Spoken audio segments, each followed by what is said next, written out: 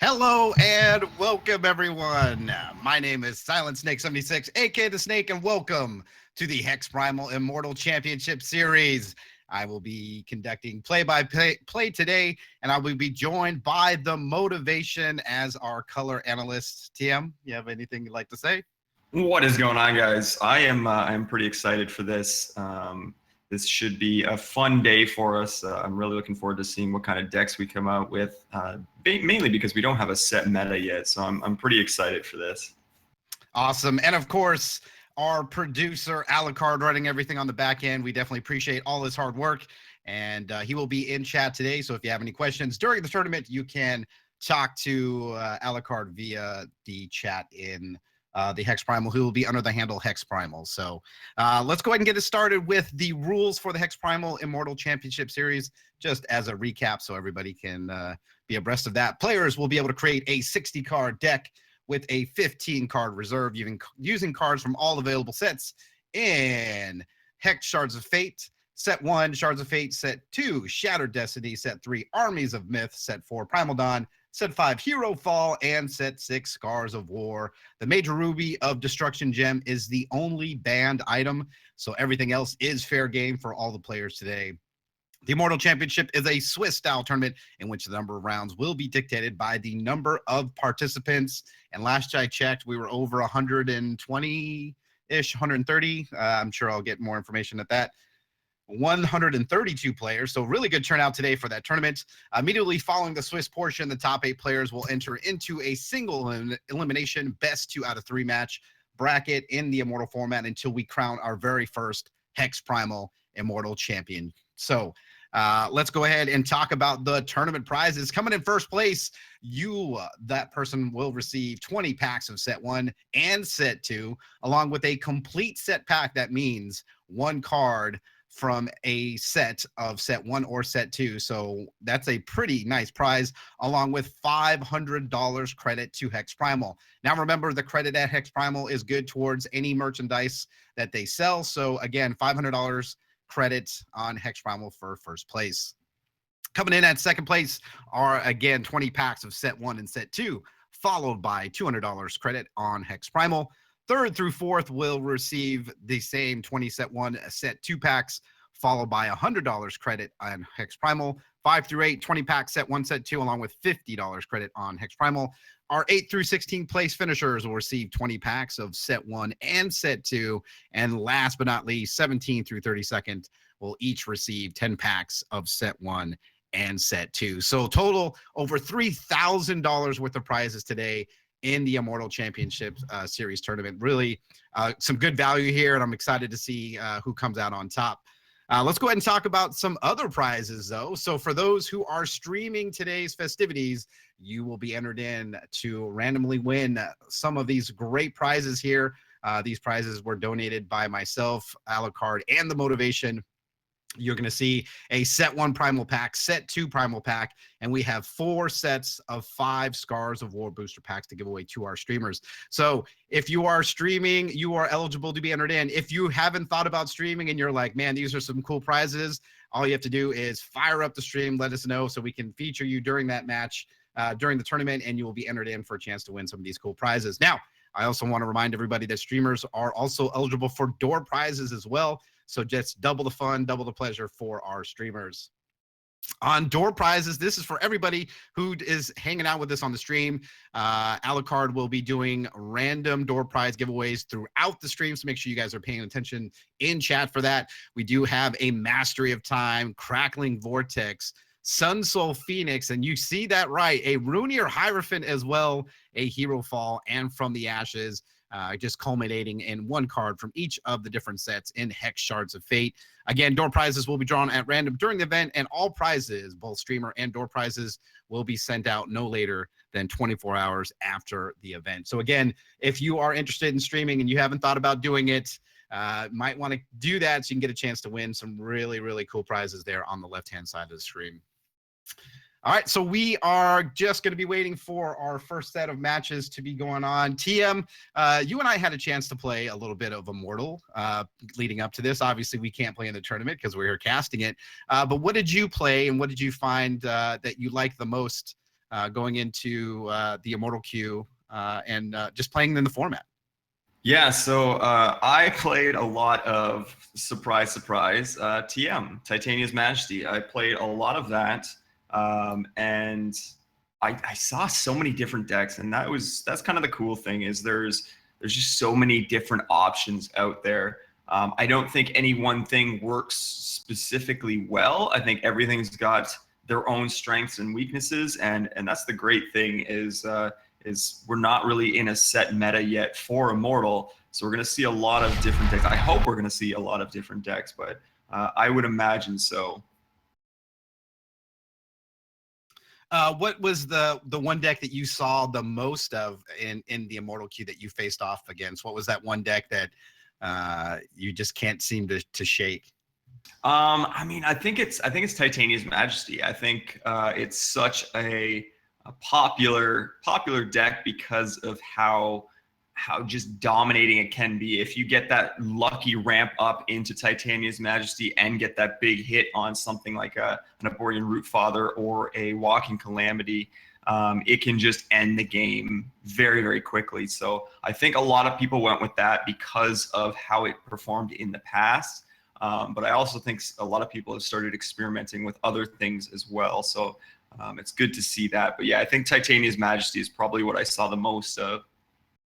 Yeah, for me, playing in the Immortal queue, I definitely saw some Titanium Majesty deck, but a deck that I actually ended up seeing the most of was the variations of the Hideous Conversion deck. That seemed to be a really popular deck. It's a kind of a cost-efficient deck, you know, a budget deck, if you will, compared to some of the other decks, and has a really good win rate. Also saw some of the Mono Ruby, which was very popular as well, and that's not too bad either on the budget side of the house. But speaking of Titania's Majesty, again, like we mentioned before, there is only one ban item, that is the Major Ruby of Destruction gem. There is cards and gems that are on the watch list, and I think this tournament will go a long way in determining whether those cards continue to stay on the watch list or are going to be going into the ban list. The cards to watch on the Immortal watch list, again, you can find this information over on the HexPrimal website, over on hexprimal.com/Immortal. I'll go ahead and put that into the chat. But Titania's Majesty, like TM said, is coming back and is definitely being watched, along with its combo card, Walking Calamity, can definitely be interesting. Hideous Conversion, Azure Fate Sorceress, and there's 3 champions also that they're going to be looking closely at: Rutherford Banks, Angus the Arsonist, and Cressida. And on the gem side of the house, the Minor Wild Orb of Conservation, which of course provides Spell Shield, followed by the Minor Sapphire of Mischief. So those are definitely going to be something that Hex is going to be looking at in the future. And coming up for our next Immortal tournament, we may see some changes to the ban watch list. What do you think is going to be something that may hit that ban list come the next tournament, TM? I think, as always, I think Spell Shield is going to be something that's heavily looked at, just because of how limiting the interactions it can be.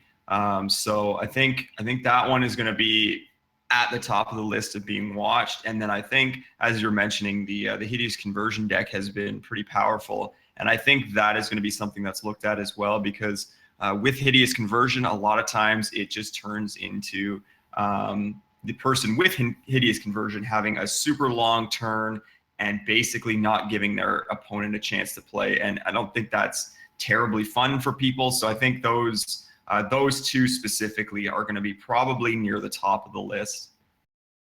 Yeah, it's gonna be great to see what comes out on top today. We'll see the matches currently on Twitch. I'm noticing there are currently 5 people, so we've got some more people streaming. So that's great. We will continue to bring you coverage as long as there is somebody streaming. Looks like Havoc is going to be part of the streaming group. Shosny, 32-Beat, Varanus, and OG Markey. So we've got 5 people streaming the HexPrimal Immortal tournament. And it looks like we're going to go to our first match in round number 1. It's going to be Hex Havoc versus Pandemonium. So we'll go straight to that match, and we'll take a look and see how Havoc is going to be doing. As we go into it, we look like Havoc is playing Winter Moon, currently at 18 health against his opponent, Pandemonium, with 22 health. The board on the opposite side from Havoc is very, very interesting. Opponent draws is with 3 cards, 2 Howling Braves, Dingler, and Carnosaurus. Activation of Howling Brave gets into 5 resources, and we see a Dreamweaver Ancient hit the field. Yeah, so this is looking like the mono wild Grandfather Elk deck. Can put down a lot of damage, and then getting that crush with the Grandfather Elk power can really put through some damage in a hurry. Activation of Champion Power from Pandemonium onto that Carnosaurus is going to make it a 5/5 with Crush. And Havoc in hand, Transmogrified, Brown Fox Scout, Sweep Away, and a Warp Steel. Trying to decide going into his combat phase. It's definitely going to have some troops coming in and he'll have to decide what he wants to do. Looks like Transmogrifade on the Dreamweaver Ancient before combat is going to turn into a Commander Prompt. That is not the greatest hit. That is a pretty strong card there in Commander Prompt. So all of his attacking troops are going to get +2 to their attack. So even that Dingler now is going to be able to put in some damage because of that Commander Prompt. Warp Steel Starsworn is going to be played at quick speed from Havoc, which is going to create a Depth Crawler. Looks like he's going to have the Warp Steel block the Howling Brave, the Depth Crawler block the Dingler. It's going to take 7, though, from that Carnosaurus and get hit for down to 11 health. Yeah, I really like the quick gem on the Warp Steel Shardsworn. As you saw there, he can kind of use it as a combat trick, and it's basically two free blockers to chump block in if you need it, and your opponent usually doesn't know that something like that is coming. Activation of Champion Power. We see Transmogrifade and Warp Steel Shardsworn go back into Havoc's deck. His draw was a Warp Steel Shardsworn, and he'll pass the turn back over to Pandemonium, who will draw, plays a Wild Shard, still has 2 cards in hand, and now another Dreamweaver Ancient will hit the field, and that Commander Prompt is going to make it even more deadlier. Yeah, this isn't looking fantastic for Havoc here. He does have a Sweep Away to try and get some of these off the board, but this is a lot of damage coming in towards Havoc here, so we'll have to see what he can do to get out of this one. Full swing from Pandemonium, so a 3/1 Howling Brave, 4/2 Carnosaurus, Commander Prompt 5/3, and a Dreamweaver Ancient as a 6/3. We see Brown Fox Scout for Havoc. He can still play that Warp Steel Shardsworn, and he does, so it creates 2 troops to block. And let's see how he's going to assign. Looks like Brown Fox Scout is going to step in front of Commander Prompt. Warp Steel Starsworn is going to step in front of the Howling Brave, and he's going to prevent that 4 points of damage from the Carnosaur with the Depth Crawler. So Havoc down to 5 health. Yeah, and because the Dreamweaver Ancient got through there, he was able to get in for 6 and gets himself a big old dinosaur there to be able to swing back in. So this is looking pretty rough for Havoc here. And that'll do it. Havoc will go ahead and toss that, and we will go into reserves. Both players will go ahead and try to find the best cards in their reserves to match up. What is Havoc going to need to do here to face off against Pandemonium with his deck? It just seemed like Havoc got a little stuck there. I think he was on 4 resources, so he might have been missing some drops there. But if he can get those shards on time, he should be fine. But I don't know what he might have in his reserves there. But things like Dingle might be great to deal with certain things like the Dreamweaver Ancient, for example.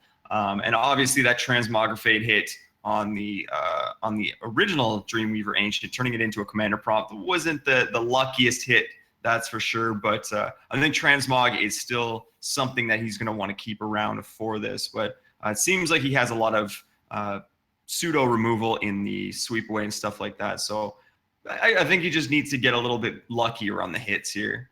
All right, so we're going to be going into game number 2. Pandemonium up 1-0 on Havoc. Havoc will have the option to go first, and he does. We'll go ahead and take a look at his opening hand. Looks like double Sapphire Shard, Howling Plains, Dingle, Transmogrifade, Console to the Silver Talent, and a Brown Fox Scout. We'll see that Sapphire Shard played, and he will pass the turn. Yes, it looks like he's got a lot of ways to at least deal with troops, turning them into Dinglers or Transmogrifating them. So I think he's looking pretty good to start here. Wild Shard for Pandemonium. No turn 1 Howling Brave. He'll go ahead and pass it back over to Havoc. His draw off the top is a Replicator's Gambit. Yeah, so Gambit could be nice here. Howling Plains Bluegrass going to go for that wild threshold, and looks like he'll probably just sit on that Brown Fox Scout and pass it back over to Pandemonium, who will draw, and he will play a Well of Savagery, so he'll be able to choose either Ruby or Wild Threshold. Decides for that Ruby. Let's see if he has a turn to play, and he does. Might Singer of Ages going to be coming down, and Havoc having to decide what he wants to do here. Yeah, I think we're going to see either the Transmog or Dingle on this. He's not in any major hurry to get this. He is only on one wild threshold, so he's still got 4 more to go before Might Singer starts getting pumped up. But it still is able to draw him cards off those wild thresholds.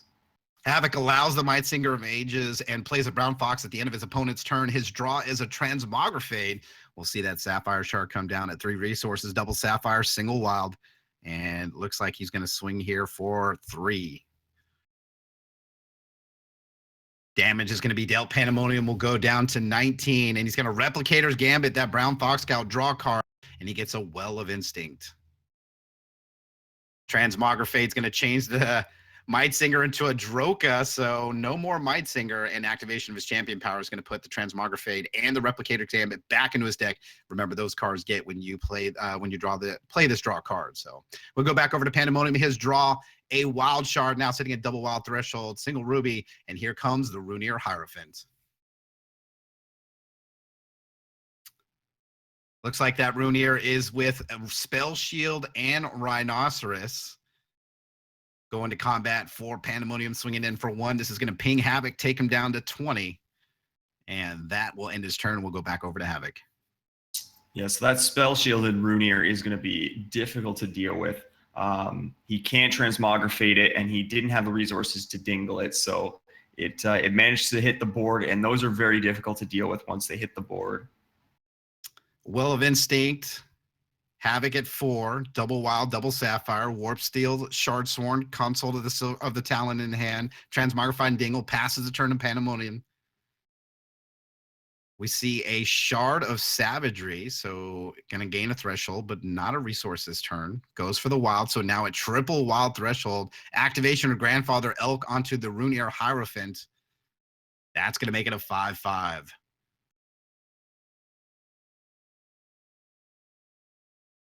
Combat phase. See a full swing from Pandemonium and a Warp Steel Shardsworn for Havoc in response. That's going to create that Depth Crawler. Let's see how Havoc wants to respond. Looks like he's just going to let that damage go through. So 6 damage is going to take Havoc down to 14. And at the end of Pandemonium's turn, looks like he's going to cycle that Rootfather back into his deck and draw a card. And we will go back over to Havoc. His draw is Deny. Brown Fox Scout at the top, but it's not the one that was replicated. Yeah, it's a shame that isn't the one that was replicated. That would be a huge, huge hit for him. That Runier is definitely getting out of control here already. So we'll have to see what Havoc can do here to get through this. Combat phase for Havoc. Rhinoceros in the way, decides that he's just going to go ahead and end the turn. Still has Denied, Dingle, Transmogrifade, and Consult the Talon in hand. Brown Fox Scout at the top of his deck. Pandemonium with a Wild Shard now at 5. And here we see the Dreamweaver Ancient join him on the field. So that means that Runier can also be pumped up by 1 once it hits. Looks like, though, Dingle on the Dreamweaver Ancient. So that is going to be a sad day for Pandemonium, but he is still going to get a +1/+1 on his Runier Hierophant. Yeah, so I think he's waiting for that Brown Fox Scout to come in here, and that could be a big hit. Attack from Pandemonium. Only the Rhinoceros coming in against Havoc. Havoc can play the Brown Fox Scout from the top of his deck. We'll see what he decides to do. He does indeed. Brown Fox Scout will come off the top of the deck. Havoc decides to just take the damage, goes down to 11, and that'll end Pandemonium's turn. As we go back to Havoc, he gets a coin, Scrius coins. So we'll see what he wants to do.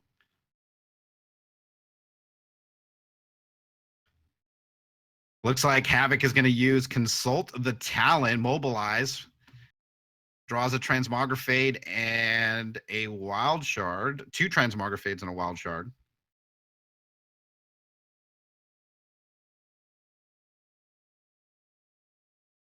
Yes, there's not many options for Havoc here in what he can do. He can use the Scry's coins to ready his Brown Fox Scout as a blocker.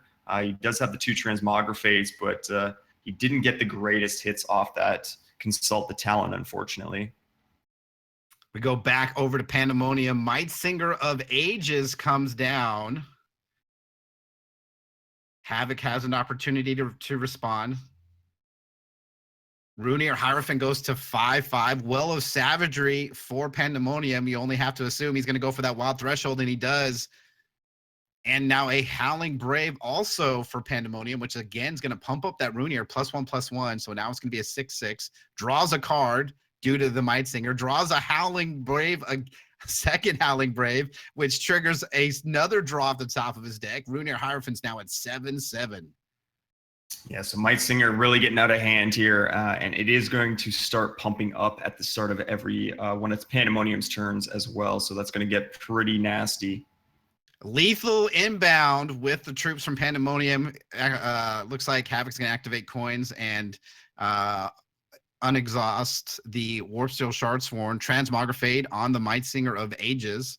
Turns it into a Starving Lich. And we'll see. It looks like Warpsteel Shardsworn is going to be stepping in front of the Roonier. 4 damage is going to take Havoc down to 7.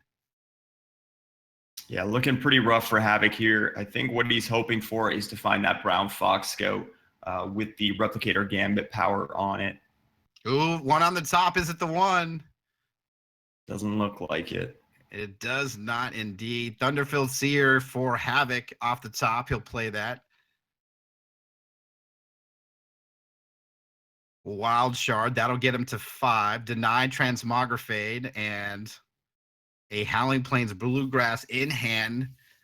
Brown Fox Scout, but non-replicated version on the top of his deck. Yeah, so I'm not sure there's much Havoc can do here to get out of this one.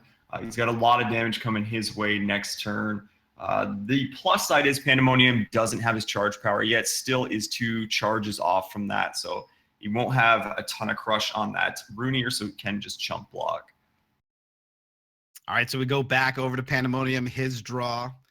His field consists of 2 Howling Braves, a Droka Outcast, a 7/7 Roonier Hierophant, Rhinoceros, and now we see that Arborean Rootfather that he cycled earlier. It is a 9/8. And we know it looks like Speed and Crush Gem on there. So Brown Fox Scout activation from Havoc off the top, and he's going to go ahead and deny the Arborean Rootfather.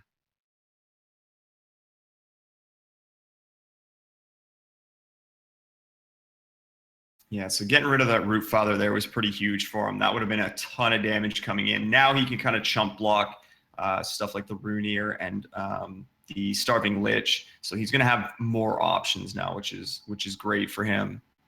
Activation of both Howling Braves sees a second Roonier Hierophant for Pandemonium. His first one now an 8/8. Swinging in with the Droka, the Roonier Hierophant, the Rhinoceros, the Dingler, and the Starving Lich. Interesting enough, the Dingler coming in as a 0/1. Havoc will have to decide how he wants to block here. Sitting at 7 health, so definitely a difficult decision here. That Rhinoceros does have Crush as well. Yeah, so even the Dingler getting in on the action here. And he looks like he's just throwing around some chump blocks here, trying to stop as much damage as possible. But yeah, he's going to hang in there, but that Roonier is getting out of control. Looks like he's going to take 2 points of damage. Goes to 5. Pandemonium will gain 2 from the Starving Lich. And that'll end Pandemonium's turn. We go back over to Havoc, trying to find an answer. Mass Polymorph Dingler off the top, but it cost 8. And he is 2 resources shy. He has 1 in hand.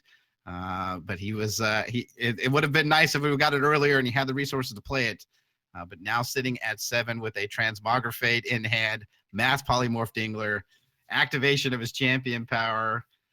Can put 2 cards back into his deck, but not sure if that's really going to be opening there. Yeah, that's really unfortunate. They're 1 resource shy of what basically would have saved him in this game. Mass Polymorph Dingler would have been great on this board, of course. One way around those Spell Shield Rooniers, but unfortunately, 1 resource too shy. All right, so Havoc, unfortunately, the only thing on his side of the board, a depth crawler, and standing across from him is an army waiting to come in, and he has an answer in hand, just nothing he can do about it. Looks like Balthazar for Pandemonium. He's going to draw 8 cards and gain 8 health. So definitely in the driver's seat here. We'll see what he wants to do. Shard of Savagery, be able to choose between either Ruby or Wild, goes for a Wild threshold. And we go directly to combat phase. And we'll see the incoming damage from Pandemonium. Yeah, so he's not necessarily dead here. He can transmog something into hopefully not damage, but there's just too much swinging in here. But it doesn't look like he swings with everything. All right, so we see the Droka Outcast, the 9/9 Runir Hierophant, a 3/3 Runir Hierophant, and the Dingler himself, the 0/1. Looks like that Depth Crawler is going to be standing in front of the Droka. This is going to be, or in front of the Runir Hierophant, so this is going to be 4 damage directly to Havoc. This will take him to 1. He is going to, looks like he's going to transmogrifade his own troop.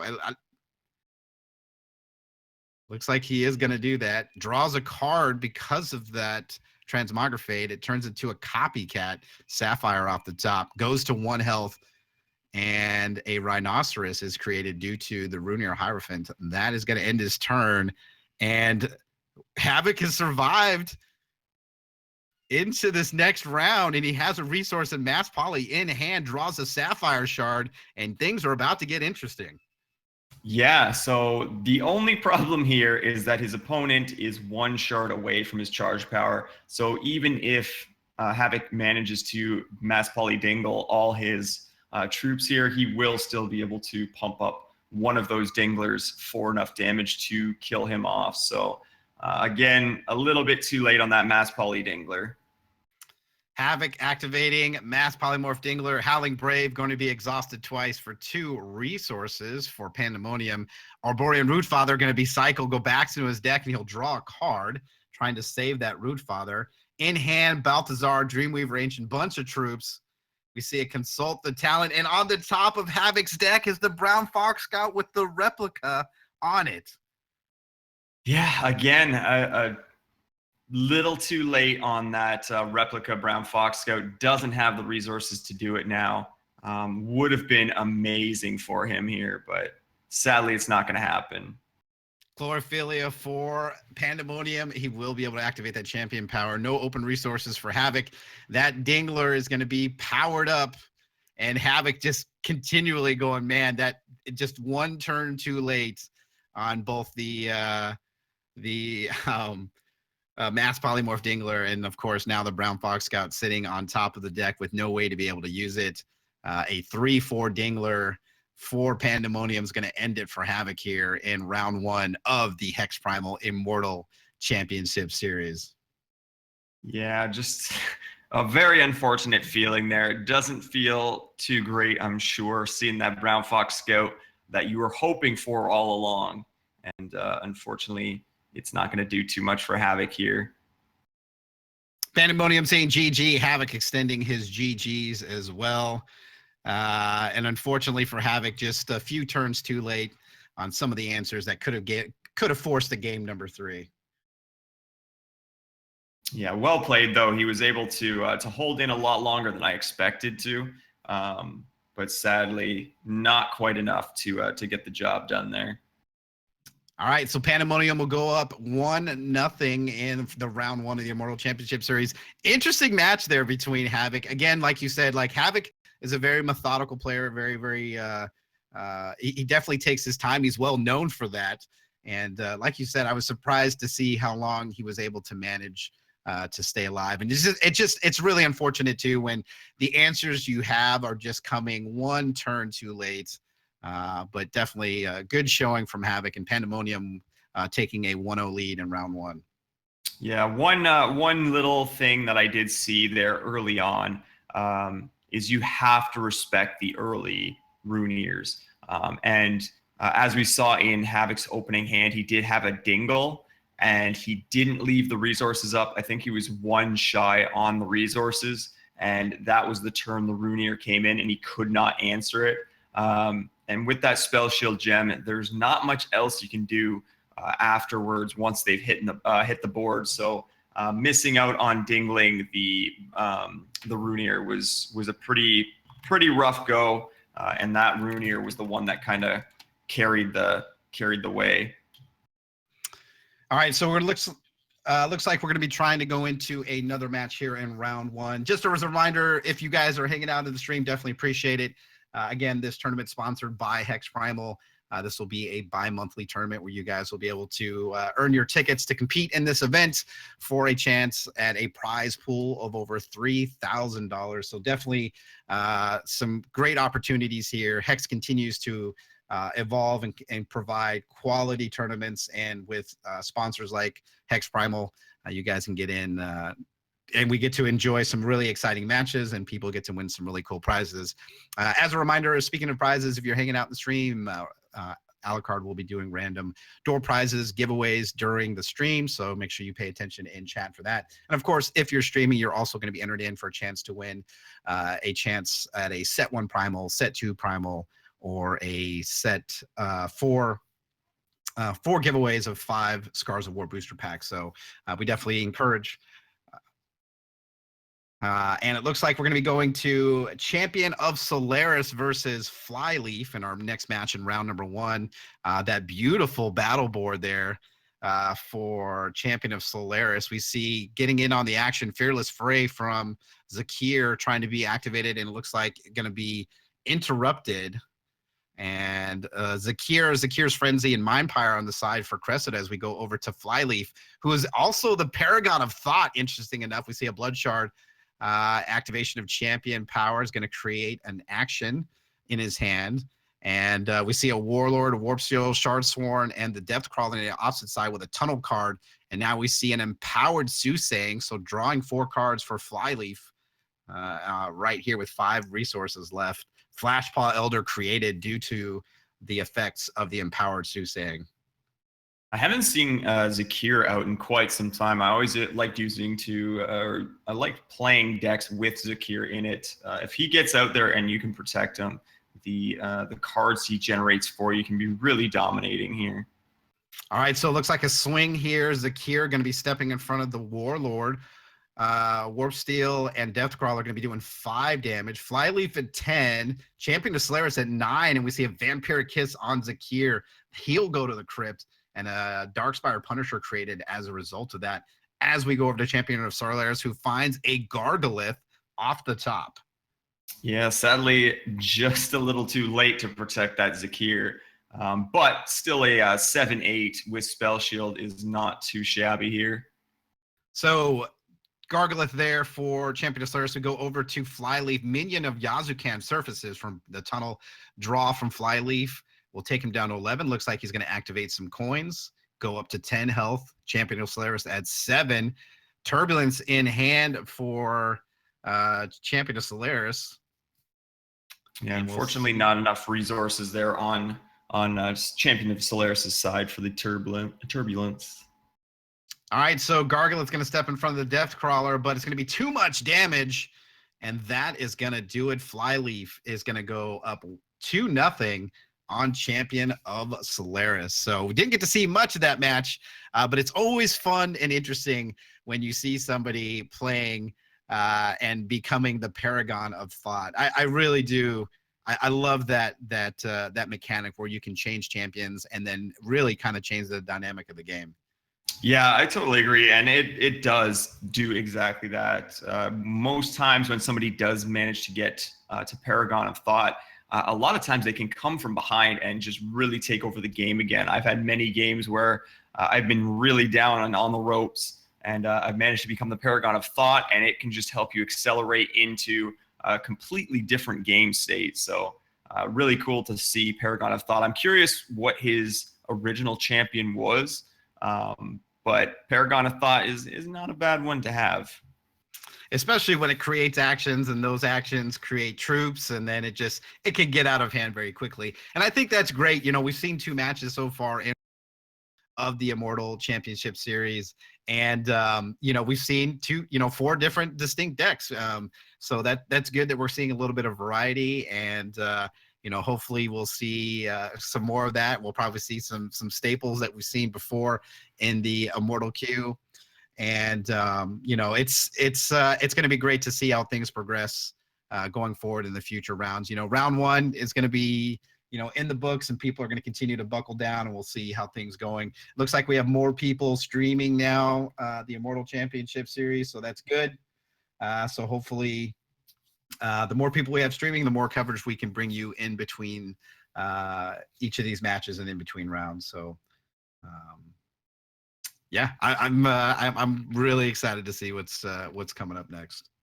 Yeah, I mean, this is what I was saying from the beginning, is it's really cool to see all the different decks, especially because, like I said, there's no real set meta yet. And I'm not sure if there ever will be a very defined meta, because it's always going to be changing with sets rotating out and different things on the ban lists. I'm really, really excited to see where people take this. We're going to have a lot more options with the decks we can make. So I don't think there's going to be any one dominating deck, so that's always good. But yeah, really cool to see that we've had so many different decks so far, and I really look forward to seeing more of them. Looks like we got about 8 more matches left in round number 1 before we go into round 2 of the tournament. So we'll just have to wait. Again, we're at the mercy of the streamers, so if we do have coverage going on, or if people that are streaming their matches, we will definitely make sure we will bring that. And it looks like we do have another match coming up. We'll go ahead and go into that for round number 1. Looks like we have Niffle Army versus Ulrika. As we join in on this matchup, it looks like we're seeing the Hideous Conversion Blood Diamond deck coming down. So Hideous Conversion, a Phantom, and a Blood Bearer on the side of Niffle Army. And on Ulrika's side, playing Cressida, we see a Periwinkle, a Howling Brave, a Drowned Stride of Uldar, and looks like something was transformed into a Monument of the Martyr. So all the troops on Ulrika's sides are +1/+1. We see a Phantom swinging in for 1. That's going to take Ulrika down to 7. Yeah, so the Hideous Conversion deck is one of those ones where you can have different parts to it, but it all generally works the same. And it can really generate a ton of resources for you, and you can get all kinds of crazy combos going. And basically, you can kind of just run out your opponent here by not really letting them do much. Speaking of combo, here we see Death Seeker activated with the Scrounge ability. Madame Anana on that Death Seeker as well. So Naive Lackey comes down, has Harvest of Sorrow and Dread Harvest activation, Hideous Conversion on that Death Seeker. Death Seeker going to be played again. And he is just going to continue to do this. Phantoms are being created. Resources are going to be generated. And he's just going to create an army here. Death Seeker created. Blood Bearer, he's gaining health as he continually does this. And this is a point in time where it's not good for Ulrika, and that's going to do it. Ulrika is going to take that hit, and players are going to go into reserves. And we see the Blood Diamond Hideous Conversion deck, and we are going to go into reserves. The match is tied 1-1, and this will be the final and determining factor. What do you like most about that Hideous Conversion deck? The thing with it is, once you get those combo pieces in order, you basically win the game. It's very, very difficult for your opponent to do anything once you get to that point, because you can just, as we saw there, he was sacrificing the Death Seeker, getting a Phantom, sacrificing it, bringing it back. You just keep doing that over and over and over again, and you just basically get an infinite amount of troops. And then you're going to have all those Phantoms in the air, so you can pass to your opponent, let them have a turn, and then you just swing in with the Phantoms. But yeah, that's the very, very strong part of the Hideous Conversion deck, but also why we're probably going to see it heavily looked at on that watch list. All right, so we're going into game number 3. Ulrika will have the chance to go first, as Cressida probably needs to get into a Titania's Majesty or something. TM, what do you think he needs to do to combat this hideous conversion deck? He can't let that hideous conversion get online and get that combo going. He has to try and kill him before any of that happens.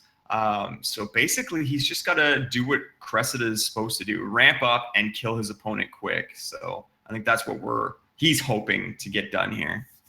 All right, so Wild Shard for Ulrika into Howling Brave, this staple turn 1 play for a Wild player. One thing of note, too, is time. Ulrika's at 10 minutes, and Niffle Army is at just under 20 minutes. So interesting to see the time disparity. Sepulka here going to go for a Blood Shard, and a couple options here for Niffle Army. Looks like Withering Touch going to be the card that's going to be played turn 1 for him. We see Heart of Embers, Wrathwood Mastermoss, Ruby Shard, and a couple Wells of Savagery for Ulrika. What do you think this is an interesting starting hand. Yeah, I mean, it's not as slow as it looks because it is Cressida and you can ramp up. I imagine we'll see him go for the Master Moss first, but yeah, not the most aggressive hand, but it's still pretty strong. So hopefully he can pull something out here. Ruby Shard and a swing for 1 will take Niffle Army down to 18. We see Cryptdust again going to choose Diamond Threshold. And he has the hideous conversion in hand. Shroomshaw. Looks like Shroomshaw going to join the field for Niffle Army. And that will end his turn and we'll go back over to Ulrika. Well of Savagery, going to be able to choose between a Ruby or Wild Threshold. Chooses Ruby. So he can go to 5 here with Howling Brave and his champion power.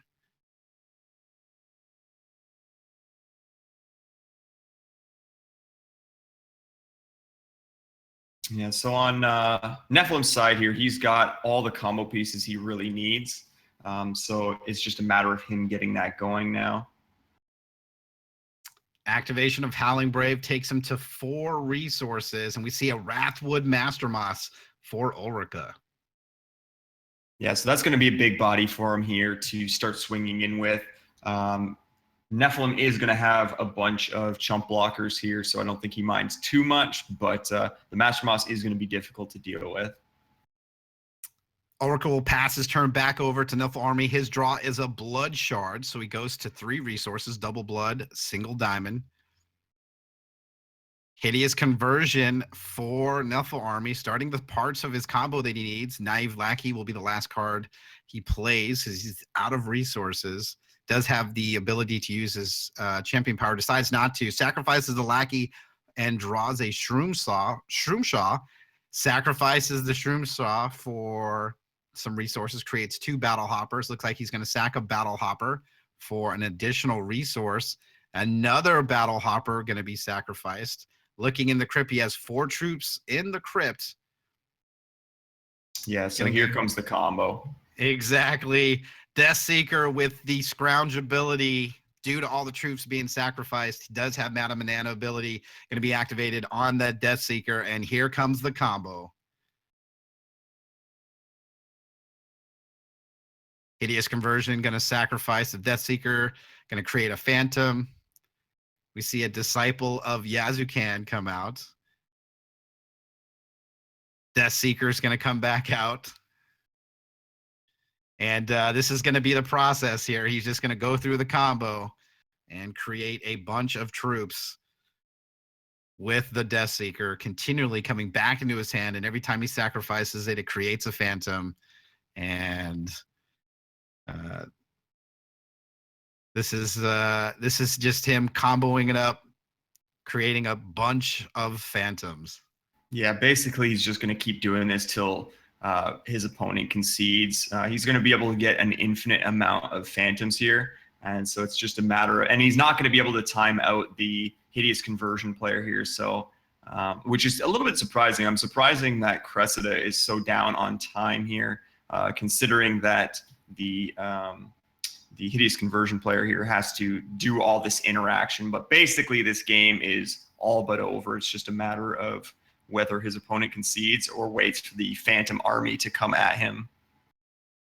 So I guess we're just going to be at the mercy of Niffle Army as he continues to sacrifice his Death Seeker. He's definitely got the time over his opponent Ulrika, 17 minutes to 7 minutes. So basically a 10-minute variance here.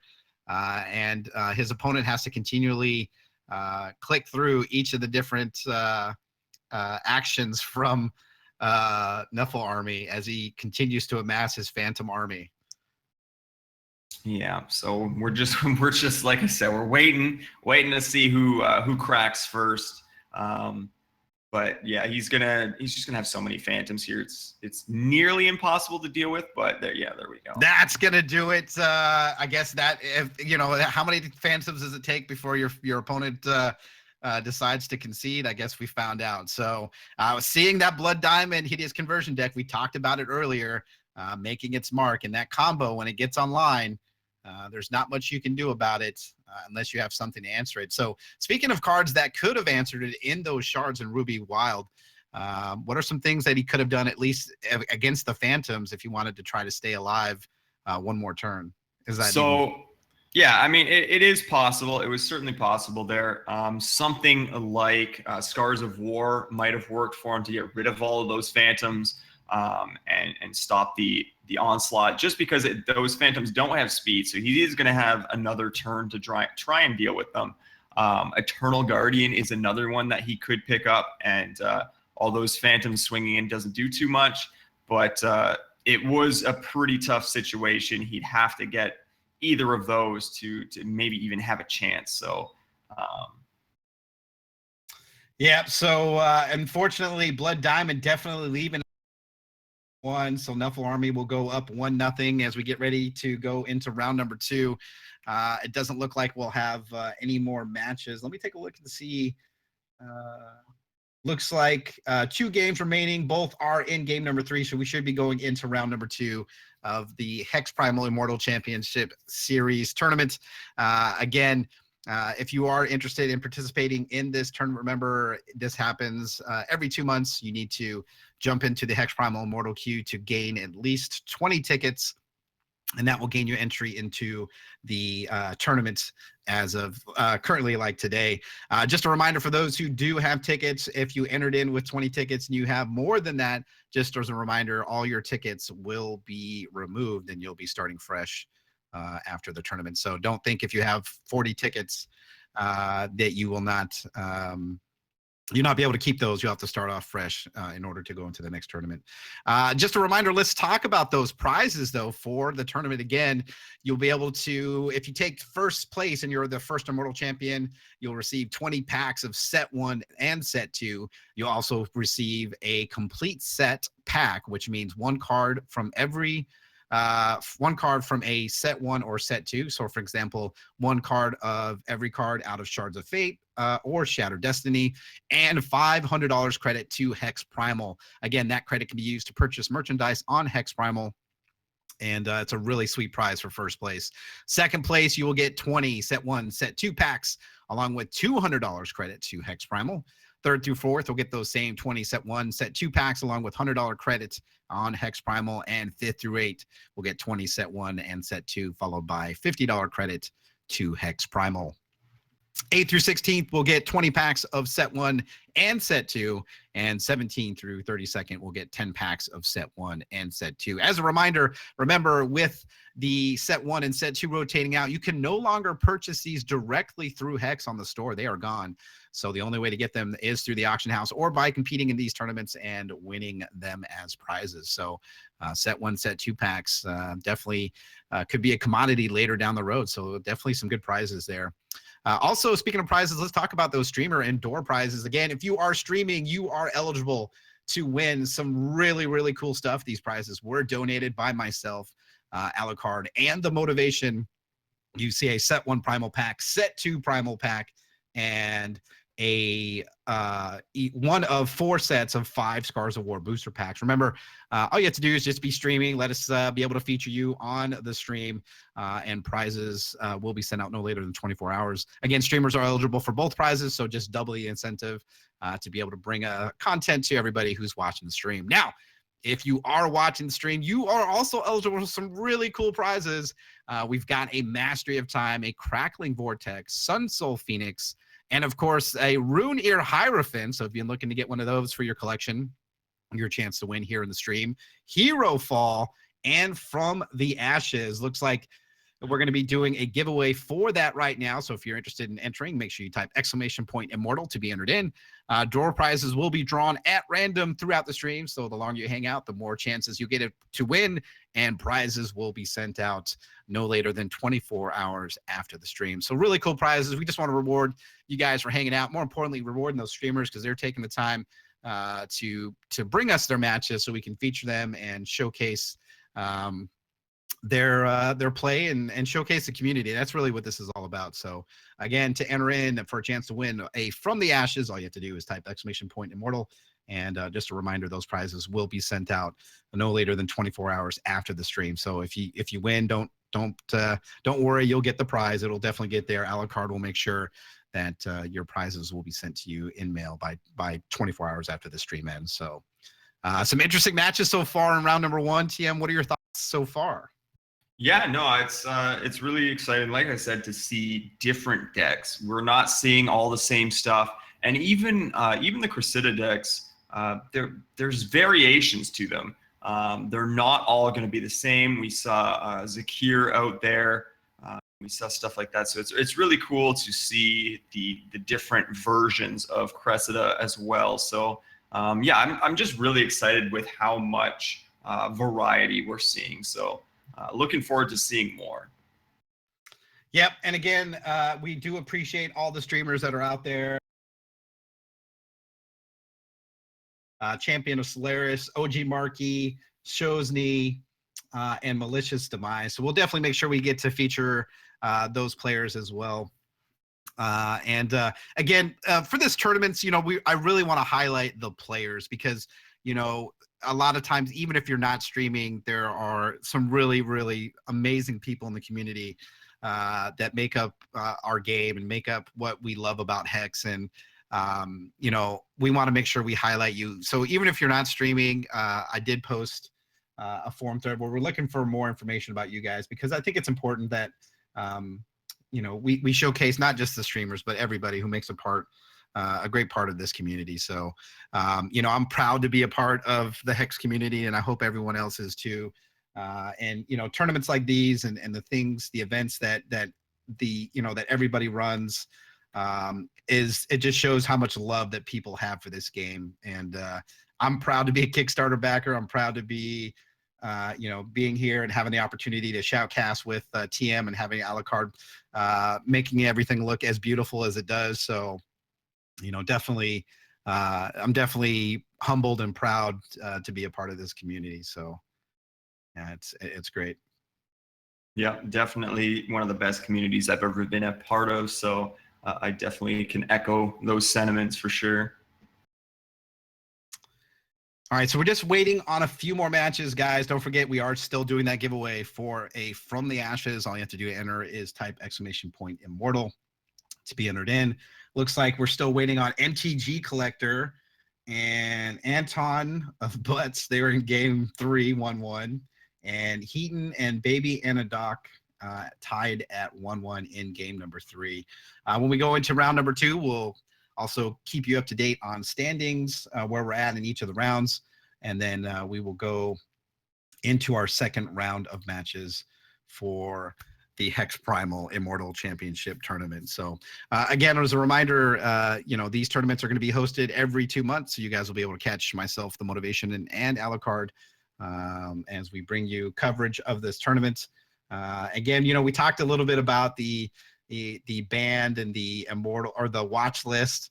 And I know Hex is going to definitely be looking at the data here. We have 132 players in our first tournament.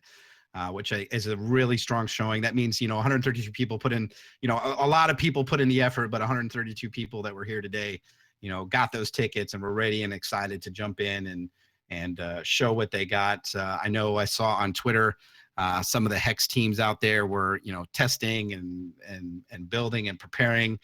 A lot of people, are interested in this format because it's basically everything but the kitchen sink, thrown in and see what you can do. And as Hex continues to evolve and grow, and as we get more and more sets, I think the Immortal format's going to be pretty exciting in the years to come.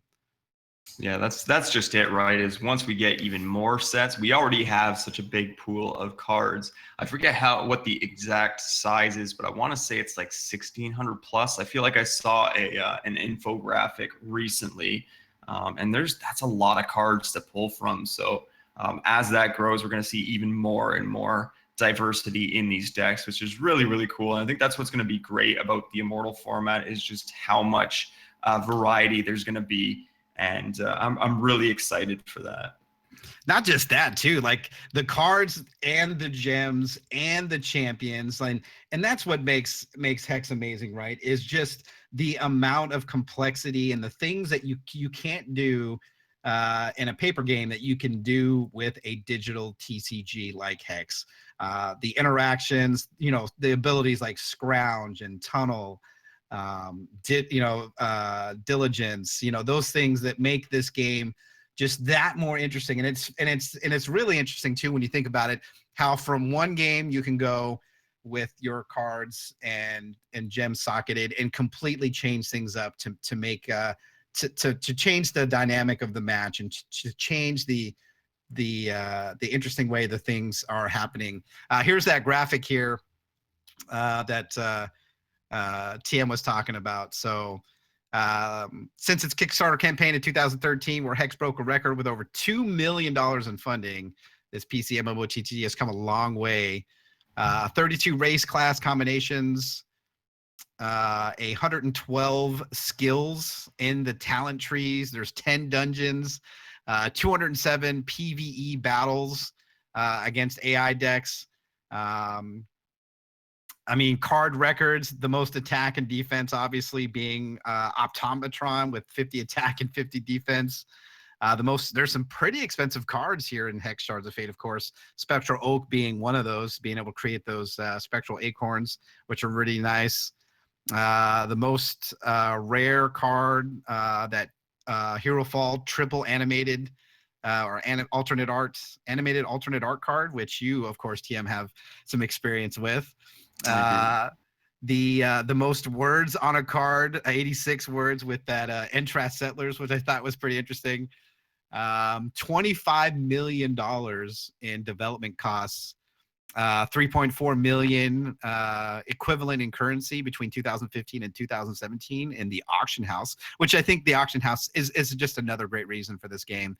The ability to buy and sell cards that you own. It's a true digital card game. Over $112,000 in PvP tournaments for cash prizes.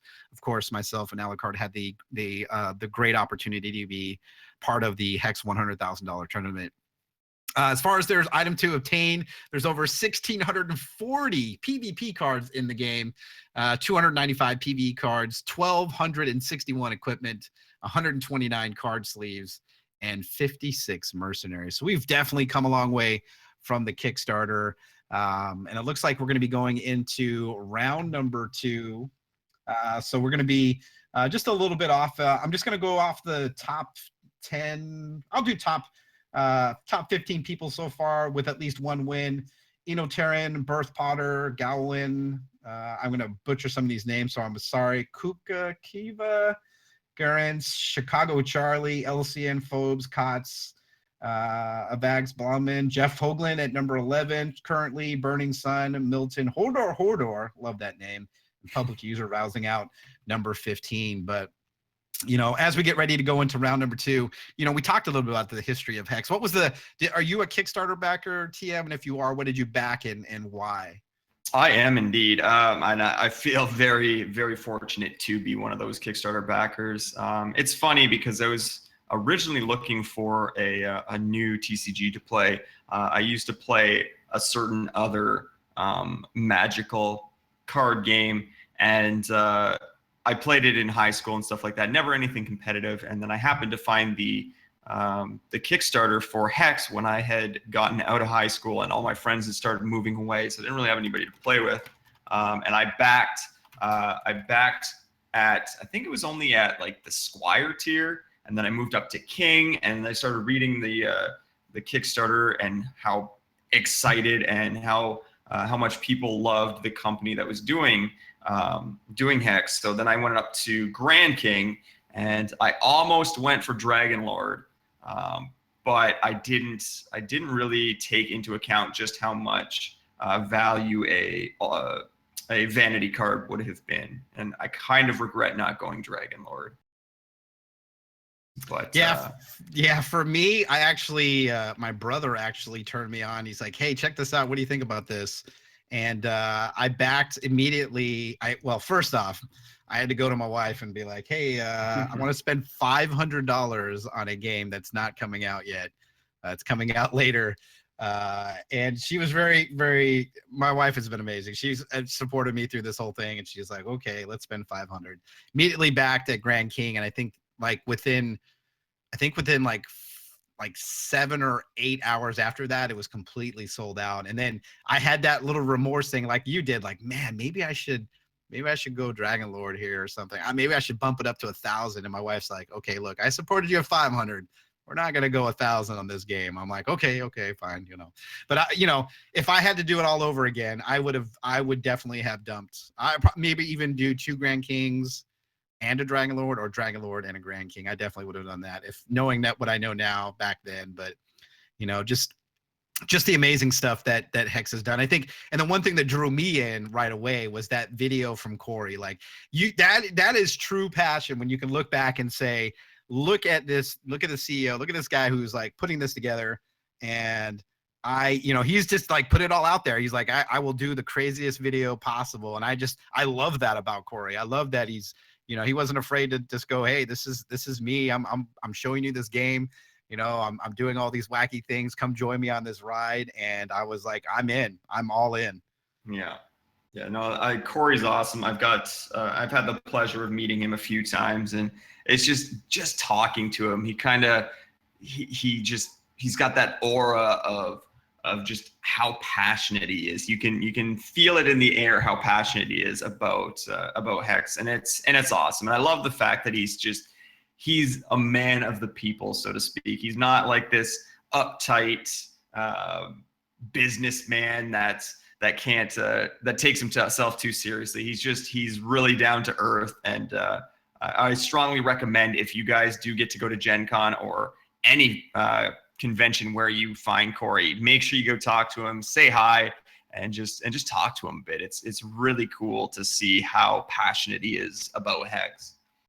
I think that's another good thing too, because obviously I had the opportunity to talk to Corey at the 100K and then at Gen Con, and he will sit down and talk to you, and he tell you about the game and tell you about how awesome it is and how much he loves it. And then when he writes his messages on the Hex main website, and he just you can tell the passion he has, and what I'm sure the countless hours that he has for the game. And then he's like, hey, I draft all the time, like I can hardly get any work done. And that's a really cool too.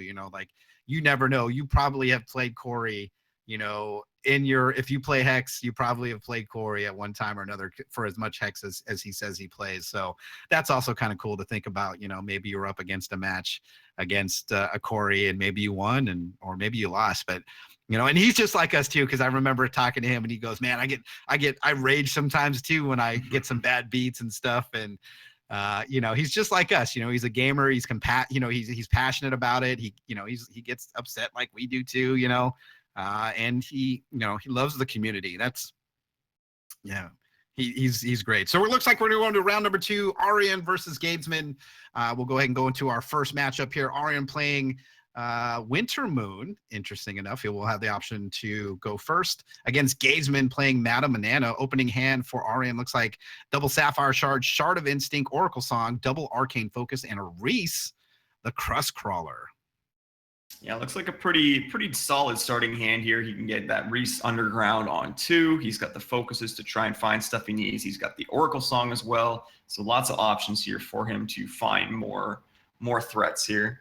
Shard of Instinct going to go for that Wild Threshold. That'll end his turn, and we'll go back over to Gabesman playing Madame Banana. 2 health difference between the 2 champions. He will draw. We see a Blood Shard on turn 1. And looks like Withering Gaze from Gavesman.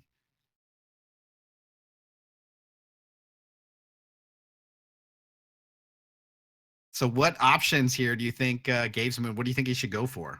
I mean, it's already done, but yeah, I figured he'd go for the Oracle Song there. Just a lot more card advantage off of that. And Arian draws a Oracle Song off the top, so don't worry, I got another one. And Reese Tunnel turn 2 for Arian as he passes the turn over to Gavesman and his draw. He plays a second Blood Shard. We'll see if he has a turn 2 play. And it is, so Hideous Conversion, turn 2 for Gavesman. Yeah, I was wondering what kind of deck this was going to be. I mean, I had a feeling, but I wanted to be sure. But it does look like it's another Hideous Conversion deck. Mansaji coins off the top. He will play a Sapphire Shard, Oracle Song, finds an Azure Fate Sorceress, and a Wild Shard. He'll pass his turn back over to Gavesman, who will draw. We'll see if he's going to start getting this combo online.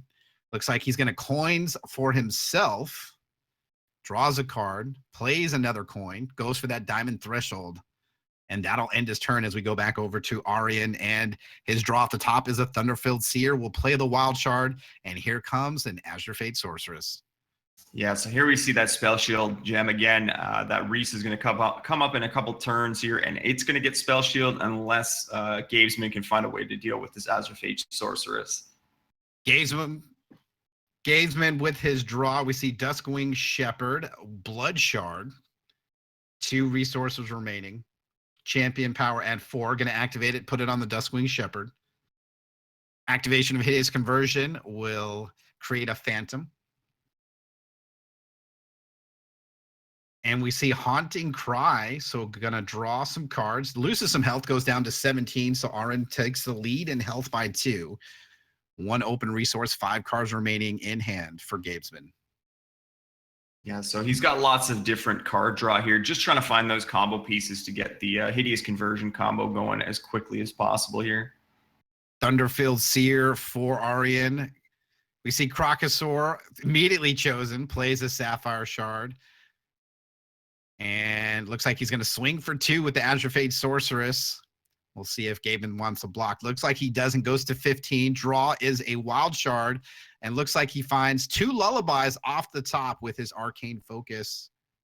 And going to activate his champion ability to put only 1 Arcane Focus back into his deck as we go back over to Gavesman. Yeah, and it looks like you got the Lullaby with the draw card from the Thunderfilled Seer. So obviously that's why he went for that one as his option. Blood Shard for Gavesman, now at 5 resources. Oracle Song. So that looks like the one that was hit by the Withering Gaze. Activation of Hideous Conversion on the Phantom. He's now at 3 resources. Looks like Dread Apprentice is going to come out, create 3 Dreadlings. Sacrifice to Hideous Conversion on one of the Dreadlings, gets him to 1. Second Dreadling goes to 2. And a 3rd activation, so now up to 3 resources. Sacrificing, now at 4. Hideous Conversion, the only card on the field for Gavesman, 4 resources, 5 cards in hand.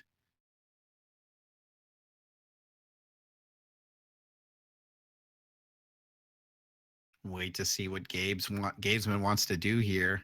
He does know that Arian does have that Reese tunneled. Yeah, and Reese will be coming up next turn and will have that Spell Shield off the Azure Fate unless he can find a way to deal with the Azure Fate here. Again, we are in round number 2 of the HexPrimal Immortal Championship Series. Our featured match is Arian versus Gavesman. We're currently in game number 1. Looks like activation. Looks like we see That is a Death Seeker. Death Seeker. Alternate art Death Seeker. Very nice. Alternate art Death Seeker. And there's no champion ability. Going to sacrifice Hideous Conversion. Goes to 4. Death Seeker goes back to hand.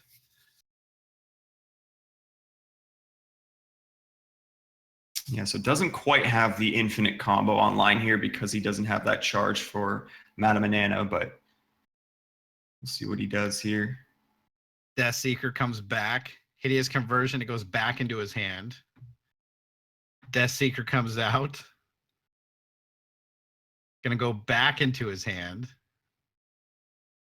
Death Seeker comes out. Gonna go back into his hand. Harvest of Sorrow draws a bunch of cards. Now he's at 13. I was wondering where that was going, but now we see. He looks like he's trying to find that other shard and get that charge going for him. Naive Lackey is played, immediately sacrificed to Hideous Conversion, draws a card, is at 1 resource, 13 cards in hand. We see another Death Seeker. And looks like that's going to end his turn. So he's got 12 cards in hand to discard down to 7. See a couple shards here.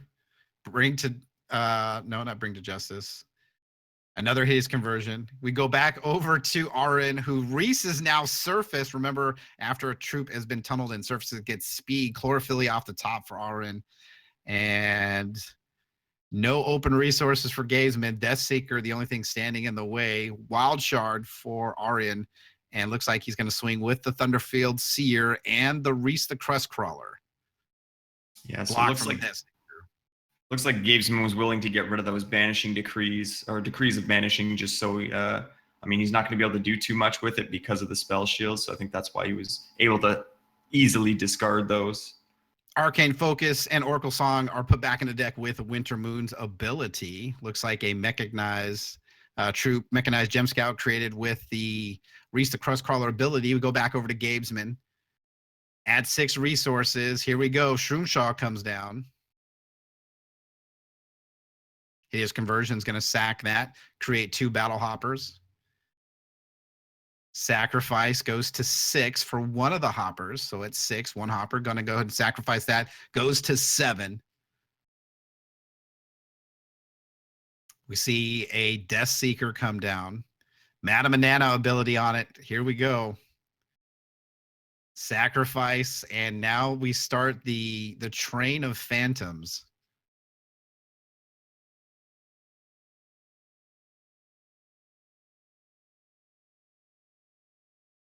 That's a little different for Aryan here this time. He's got the Lullaby to deal with the Phantom Swing, but still gonna be tough here. Wicked Web Spawn for Gazman. So 2 Phantoms, Wicked Web Spawn, 3 resources, and Hideous Conversion on the field. Still has 5 cards in hand. One of those is the Death Seeker, which he uses the ability with all the troops in the crypt. So, and now going to start sacrificing those Dreadlings to create even more resources.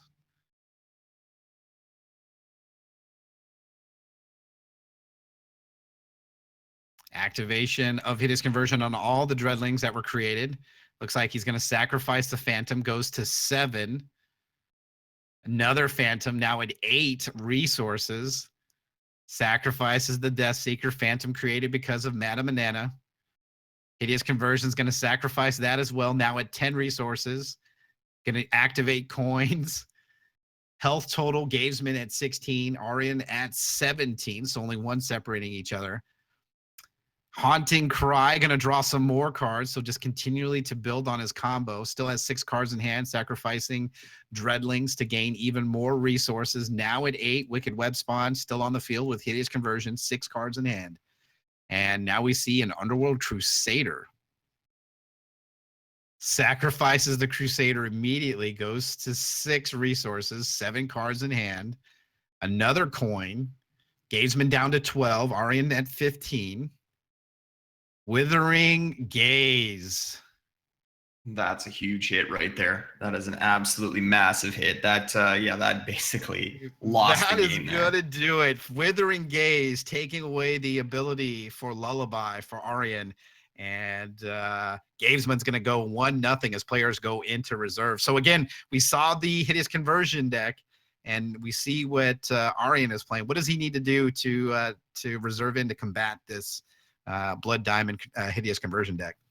Yeah, so again, a slightly different version, not very much different, but with that Wicked Web Spawn, he was able to continually scrounge with his Death Seeker, which got him 2 Dreadlings, which he could then sacrifice, which gave him more scrounge fodder to just, he was going to go for the infinite Dreadlings combo there, I think, rather than the Phantoms. And obviously that Lullaby would have been huge for Aryan there, just to stop that incoming wave. But I think in this case, it's going to be really tough to deal with that. He's going to need some kind of constant removal, some way to get rid of the Hideous Conversion. That is the major, the key piece of that Hideous Conversion deck. So interrupts can help as well.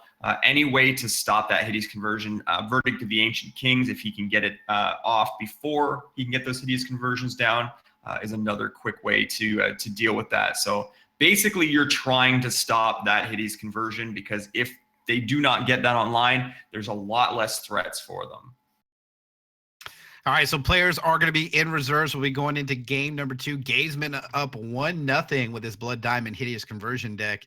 And, you know, it's just interesting to see that deck work. I mean, it can definitely, you have to be patient. You have to be smart about what you're sacrificing to Hideous Conversion, and then making those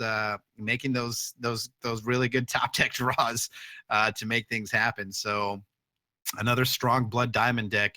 But we'll see if Arian has an answer for it as we go into game number 2 with Gavesman with that 1-0 lead on him. So, yeah, again, that's why Hideous Conversion is on the watch list. So it's something definitely that Hex will be watching. We'll see what effect it has after the Immortal Championship tournament today. Going into game number 2, Arian will have the option to go first. We'll take a look at opening hand for Arian. Looks like double Wild Shard, Lullaby, Verdict of the Ancient King, Psychic Ascension, Reese, and a Thunderfield Seer.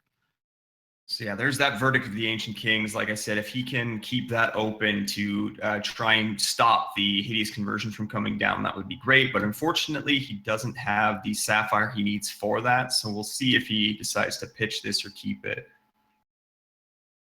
Looks like he does indeed decide he wants to keep it. So Wild Shard will go down turn 1, and that will end his turn, and we'll pass it over to Gavesman.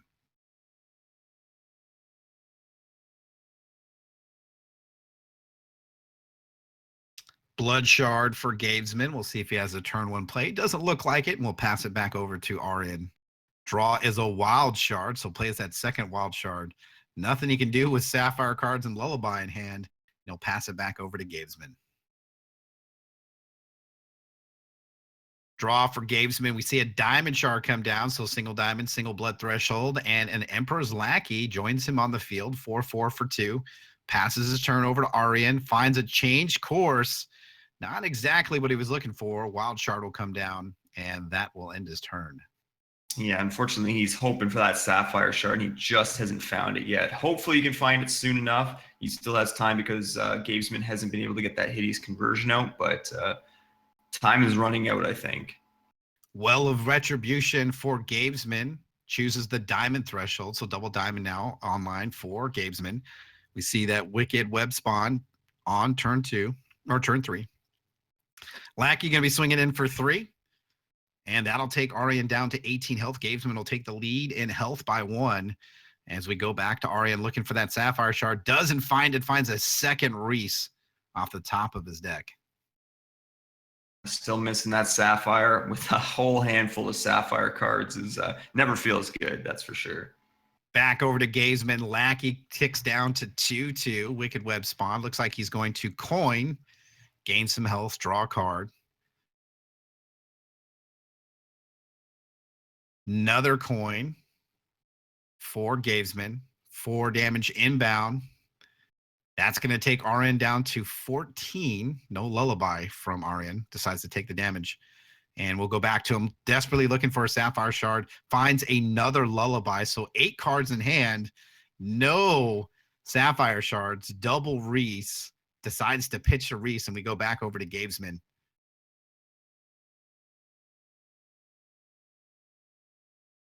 We see another coin from Gavesman, gains some health, draws a card, 2 resources left, uses those to bring out a Dread Botanist, so now has a little bit of Dreadling generation available.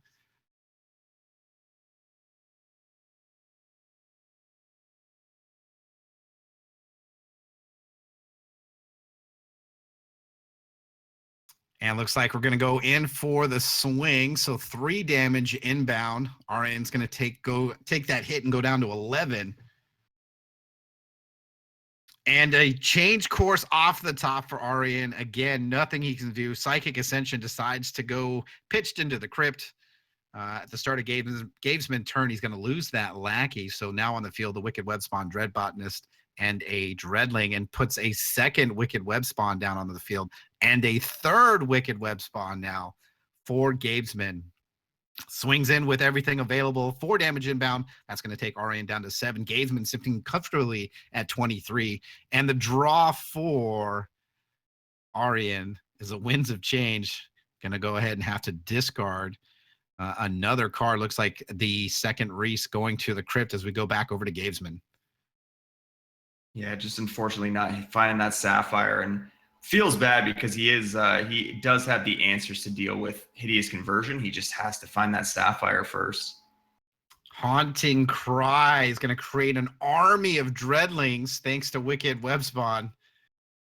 Going to draw some cards, goes to 21 health, still has 3 open resources in hand with 5 cards. And looks like a full swing from Gavesman and a low response from Arian is going to prevent that damage.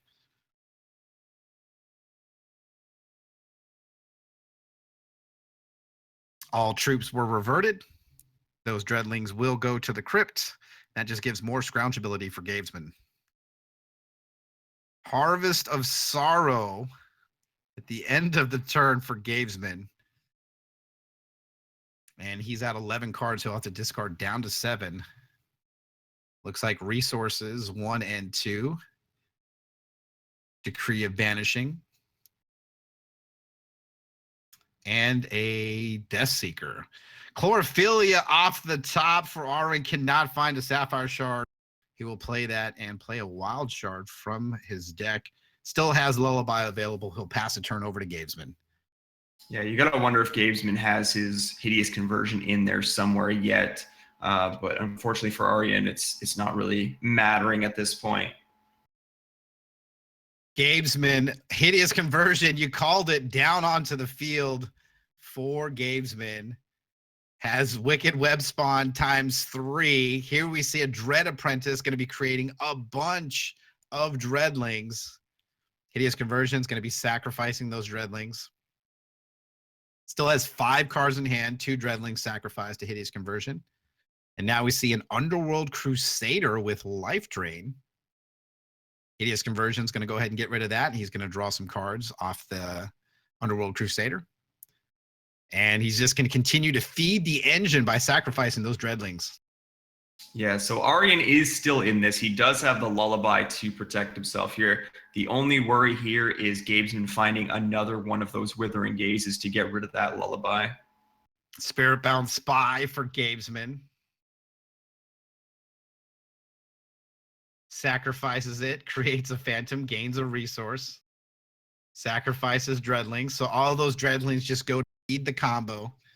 Sacrifices a Phantom now at 5 resources, 5 cards in hand. Sacrifices another, goes to 6. Uses a coin to draw a card, gain some health. Trying to find some more parts of the combo here. Conversion, sacrifices a Dreadling. And another.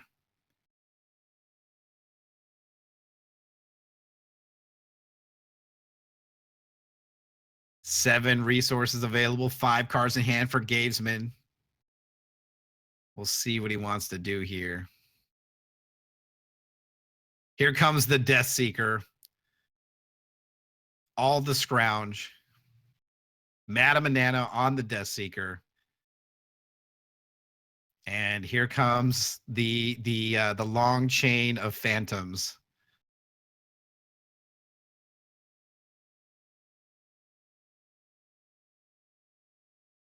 Gabe at 18 minutes on his clock. Arian at 23.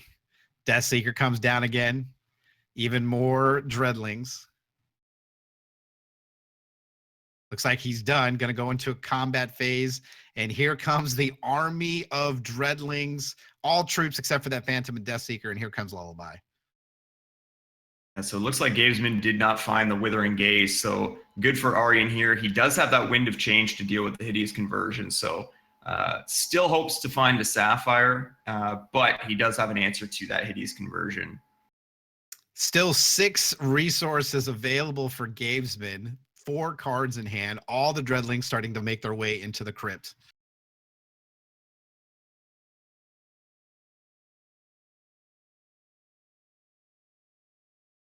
$44 cards in his crypt currently for Gavesman as we go over to Arian, who finds a Shard of Instinct, finally finds that.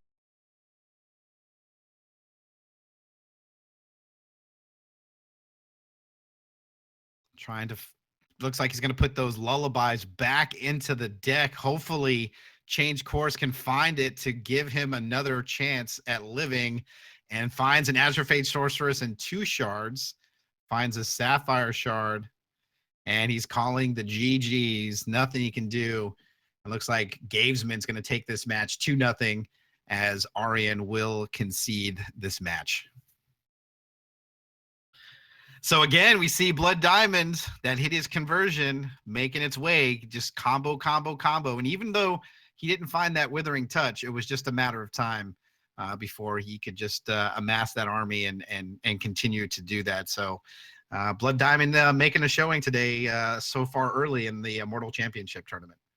Yeah, and unfortunately for Arian there, it did have a lot to do in that second game with him not finding that Sapphire Shard. And when he did finally find the Sapphire Shard, unfortunately, it was a slow shard, so he couldn't Wind of Change and hold up anything else.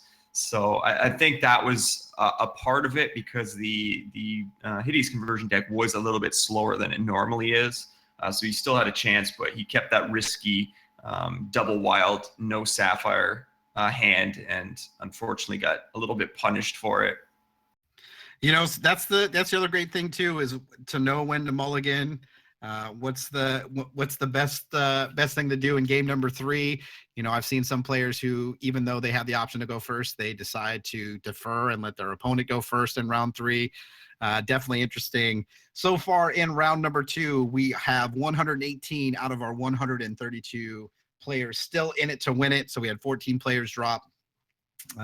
Again, we will continue to bring you coverage of the HexPrimal Immortal Championship Series as long as we have streamers out there. As a reminder, if you are streaming the tournament, you are eligible for those prizes. So don't forget about that. And of course, Alucard is doing those giveaways for the random door prizes, which are really some really cool stuff, to include a Hero Fall and a Runir Hierophant. So we will definitely find some great matches here in a short while. We're just waiting to queue those up. But again, we appreciate you guys all hanging out here today on the stream as we bring you coverage of the Immortal Championship Series. Remember, this is a tournament every 2 months where you will be able to compete for over $3,000 in prizes. So, you know, first place walking away with some really good stuff, to include 1 card out of either set 1 or set 2. 1 card to make that set of set 1 or set 2, and $500 store credit over at HexPrimal. So really cool stuff there. And again, you know, these matches continue to be, you know, we've seen a couple matches with Blood Diamond. We've seen some diversity too. And I'm excited to see what we'll bring to you next. And we will continue to bring you coverage of the HexPrimal Immortal Championship tournament. You know, what is I guess in this tournament, because TM, you recently did very well in the Clash, not last Clash, the previous Clash.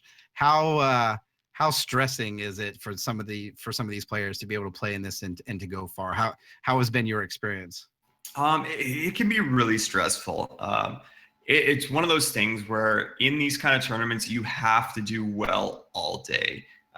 You can't just have a few good games because any single loss can really throw you out of contention. So you've always got that stress of, oh gosh, one loss and I'm in a bad spot. Two losses and I'm completely out. So that's how I kind of had the feelings I had when I was playing the Clash. The first Clash there is, I think I started 3-0, and then I lost my round 4 game, and it felt really bad because then you're kind of on that bubble, right? If you lose another game, you are probably going to be out of the contention for at least the top 8. So it's a long day too. I think I played for 13 plus hours during the first Clash. So it's a lot of wear and tear mentally on you, and it's very exhausting. But you just got to stick with it, right? And keep playing your game, because if you do get fatigued, you start making mistakes. So you just got to stay sharp and try and grind it out to the end. Yeah. We do have 8 rounds of play, so it should be a pretty long day, but not too bad. But it looks like we're going to be bringing you a deck tech for a deck called Rocket Rabbit, so stay tuned for that. And after that, we should be close to going into round number 3, so let's go to that deck tech. Hello, and welcome to Card Corner, where we take a deck and break it down into its subcomponents so we have a better idea of how it plays and how it fits into the Immortal constructed meta. Today, we're going to take a look at the Wild Sapphire Rocket Rabbit deck, which was popularized back during the Primal Dawn meta, but lost some traction when Hero Fall was released due to gem rotation. This deck focuses on controlling the board. It's all about denying your opponent the ability to get things down on the board and being able to put a couple troops on the board that can swing in and do the damage that you need to win the game. With 22 health and 4 charges to give target troop flight as long as you got that Sapphire threshold, Feather Drifting Downriver is the champion for this deck. It's great at taking the few troops that this deck has, launching them into the air, and crashing in for the kill while you're denying your opponent the ability to resolve things onto the board. The Rocket Rabbit deck has a number of actions that help you build up enough resource base to be able to play a bunch of troops and a bunch of actions to control the board. Chlorophilia is fantastic for helping you ramp up into the resources you need to get a few troops on the board while holding up some interrupts or removal. So this is a fantastic card. It also fixes your wild threshold and thins your deck as well. Transmogrifade is removal. It's particularly powerful against low-cost troops in the early game, since it is a 1-cost removal action. You're able to actually use this on low-cost troops in the early game to potentially slow down incoming damage and deal with threats that are already on the board.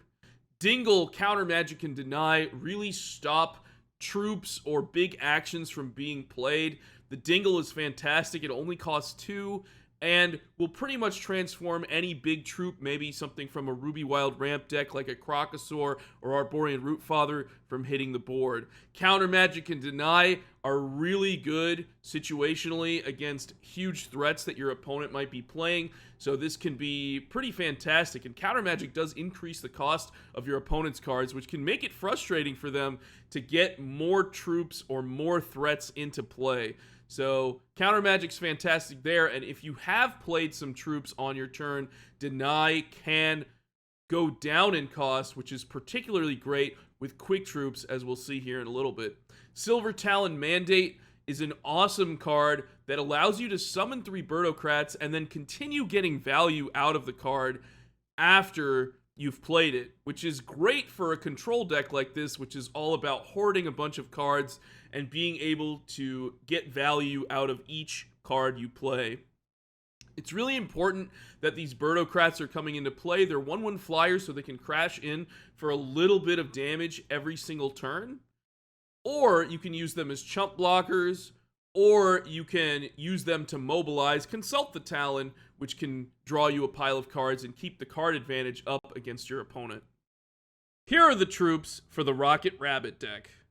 Howling Brave is a fantastic 1-drop troop that can come down on turn 1, gain you some extra wild threshold, and exhaust for an extra resource. This can help you ramp into big threats and be able to have more resources to play more actions that can help you control the board.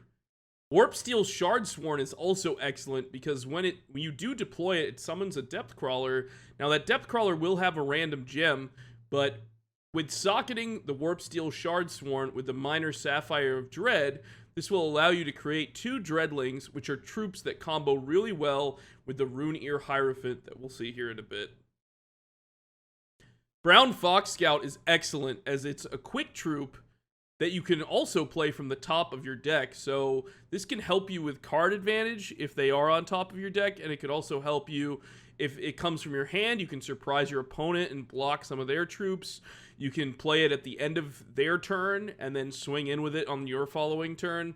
A lot of good utility with the Brown Fox Scout. Really amazing troop. I like it a lot in this deck. And here's the Rune Ear Hierophant. This is why we call this deck the Rocket Rabbit deck, because with that amazing feather drifting power, you can launch this guy in the air. You give him Spell Shield, and when you deploy him, create a random troop with cost equal to or less than this troop's cost. So you'll get a 3 or less drop. You'll get him in play, and as you're creating and playing more troops onto the field, he's going to grow in power. And with Flight and Spell Shield, he's going to be a force that your opponent may not be able to stop. You get this guy on the board, and then you keep controlling the board with cards like Counter Magic and Deny, then he's going to spiral out of control.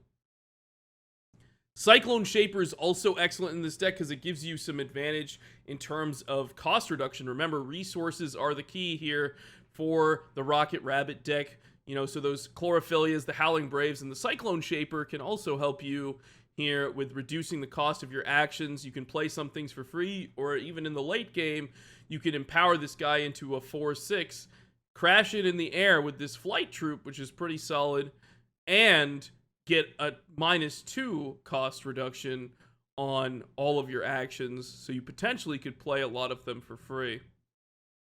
Sight of the Sun, again, more resources to help you power out troops or play more actions is fantastic, and it gives you some health gain.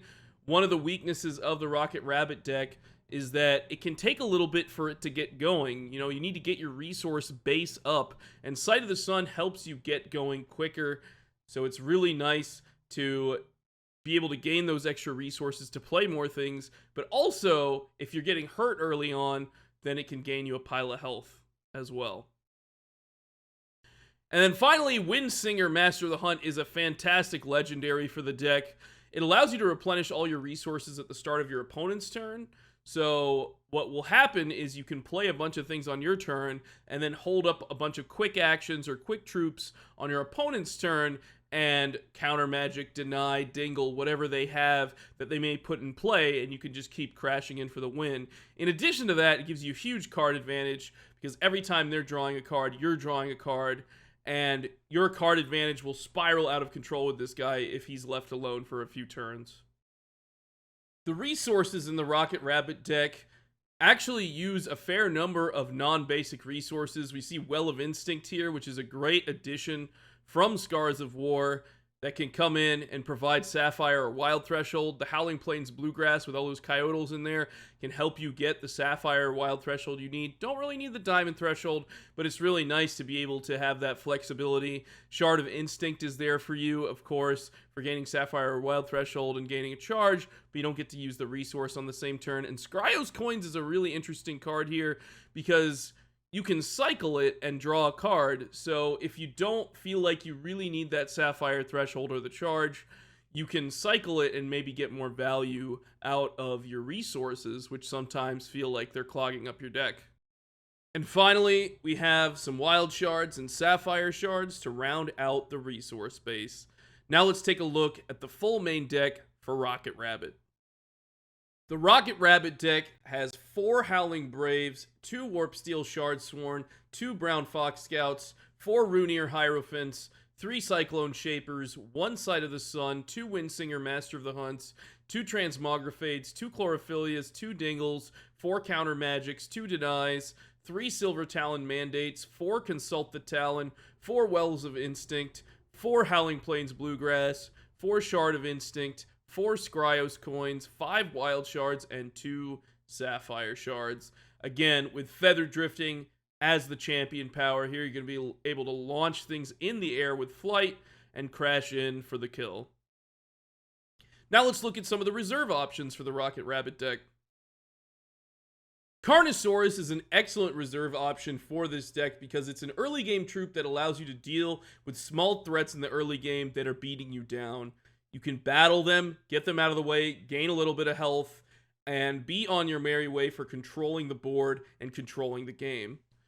Gargolith helps protect your big threats since you only have a few of them with that Spell Shield ability. From hand, you can put Spell Shield on Windsinger if they decide to kill it, or Hero Fall it, or you could potentially get this guy down on the board, swing in for 7, and give all of your troops Spell Shield, which means that your opponents will only be able to respond with things like Extinction. Another copy of Transmografade could be important in certain matchups if things are beating you down very early on and you need some cheap removal. Lullaby is fantastic against those Walking Calamities and other troops that you just may have to deal with early on that are being very aggressive against you in the game. You can just prevent all the combat damage that's coming in. Verdict of the Ancient Kings and Dingle, more of those for just interrupting what your opponent's doing. Maybe they're playing a full-on action deck, then Verdict of the Ancient Kings is there for you. And finally, Wind of Change is great against decks that are playing constants. You can use Wind of Change to gain a pile of health while destroying all the constants on the board. And while this will still destroy your Silver Talon Mandates, if you plan it right, while the Silver Talon Mandates come back to your hand, you can play these to knock out your opponent's constants and gain a pile of health. Really amazing against aggressive Angus decks that are focusing around Fury Chant and Heart of Fire. Those kind of decks can just get destroyed by Wind of Change. So that's the Rocket Rabbit deck. It's a deck that really focuses on controlling the board and ensuring that you stay in control of the board throughout your entire match. Now let's send it back to Snake and TM for some more exciting coverage of the Immortal Championship Series. All right, thank you, Alucard, for that deck tech, the Alucard corner, the card corner, if you will. Just giving a version of Rocket Rabbit. Again, just trying to give you some ideas to think about if you're building your decks for the Immortal Championship Tournament. Looks like round 3 is going to be starting, and a giveaway already going to be starting in the chat. So again, to enter in for Crackling Vortex, all you have to do is type !Immortal to be entered in. Again, this is open to everybody here in the chat. We're going to be going to Shosny in round number 3. So let's take a look at a player profile. Shosny, aka Berkeley, is 30 years old. He hails from Gloucestershire, England. His tournament history includes a recent winner of the 5 Shards Blood Cup. And a fun fact of him is he once won a trip to Hawaii for playing Pokemon. So a little bit of history about our player, and let's go ahead and go into that match with Shosny in round 3 of the Immortal Championship Tournament. Berkeley versus Karshul. Renner is his champion. For Berkeley playing Takahiro, we see opening hand of Double Blood Shard, Necropolis, Hero Fall, Tomb Swap, and Hideous Conversion. Blood Shard being played by Berkeley. And we see another Hideous Conversion deck. Yeah, a little different this time around with the Takahiro. You're able to sacrifice a troop, gain some health, and draw cards. So it'll be interesting to see how his combination works out here. All right, so over to Karlsruhe, draws a card.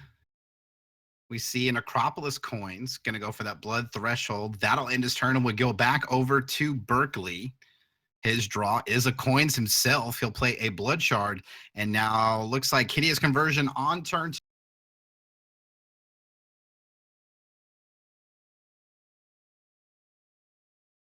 Back over to Karlsruhe, his draw. We see a second Blood Shard.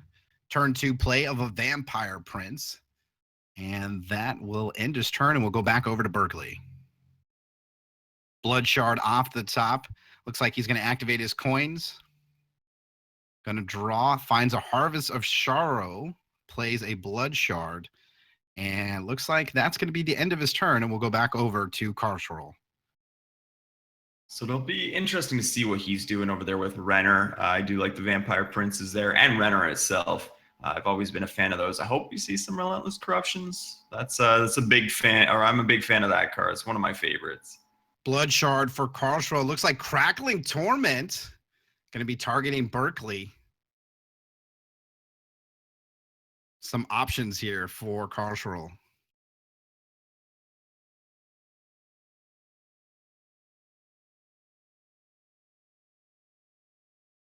So I think in this case, he's probably going to go for the, I mean, the Tomb Swap and the Harvest of Sorrows definitely helps with the combo of Hideous Conversion, but Hero Fall helps deal with all the threats that Carl might put down here. So he's got some options here. I probably want to say he'd go for the Hero Fall or the Harvest of Sorrows here. Depends on how troop heavy his deck is. He might go for the Hero Fall. Otherwise, he might just get rid of the Harvest of Sorrows and kind of cut down on some of the combo that Berkeley can do here. So definitely taking your time. Again, in these tournaments, you're trying to do as well as you can. So, you know, one choice over another can mean the difference between winning and losing.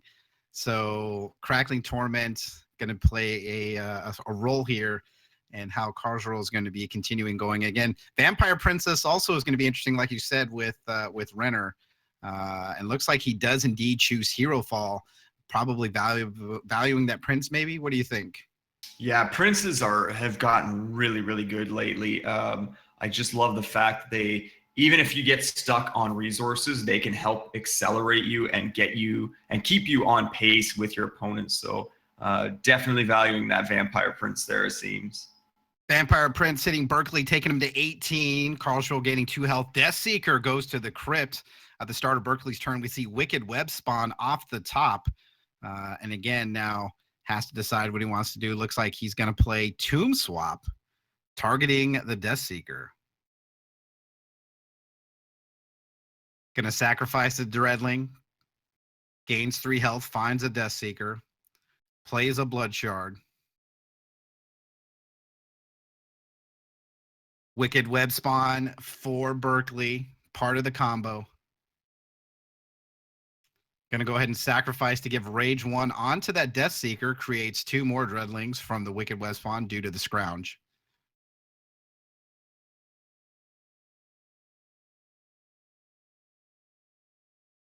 Berkeley trying to decide what he wants to do here.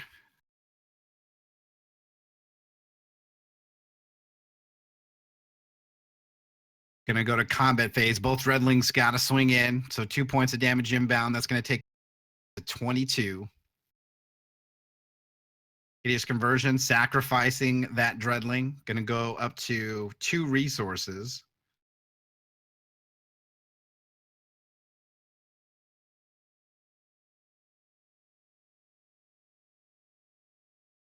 He might be trying to go for the Harvest of Sorrows here. He might be willing to sacrifice another Death Seeker there to try and get the Harvest of Sorrows off, but decides to activate the coins, finds a Blood Shard, passes the turn over to Carshroll, who will draw Vampire King in hand, 3 resources, 6, or Vampire Prince on the board, 6 cards in hand and 3 resources. We'll see what he wants to do. Is at 4 charges on his champion power. Shard of Hatred. Can choose either Blood or Ruby. Goes for that Ruby threshold. And activation of Renner is going to take the top card from Berkeley's deck, put it into Carshroll's hand. It's going to be interesting to see what he does with that Ruby. Normally, this is a mono blood deck, but I'm anxious to see what kind of additions he has with the Ruby. Vampire swinging in, taking Berkeley down to 17. Hideous Conversion off the top of the deck will go into the crypt, and Heat Wave is going to do some damage. But in response to that, he's going to use Hideous Conversion to sack the Wicked Web spawn and the Death Seeker. Vampire Prince will go to the crypt, and we go back over to Berkeley. His draw is a Blood Shard, plays a Blood Shard. And now he's going to take a look, see how many troops he has in the crypt. Looks like there is 4.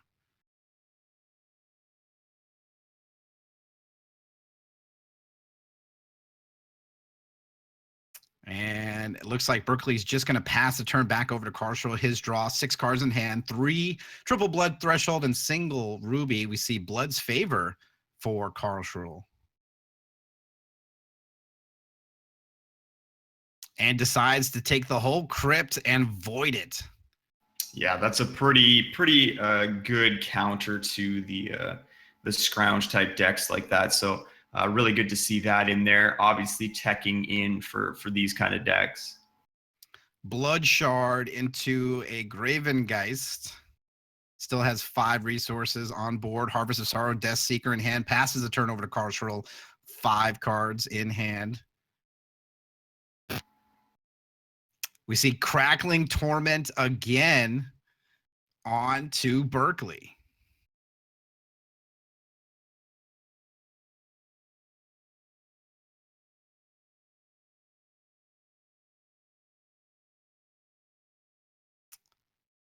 Carshall making the choice.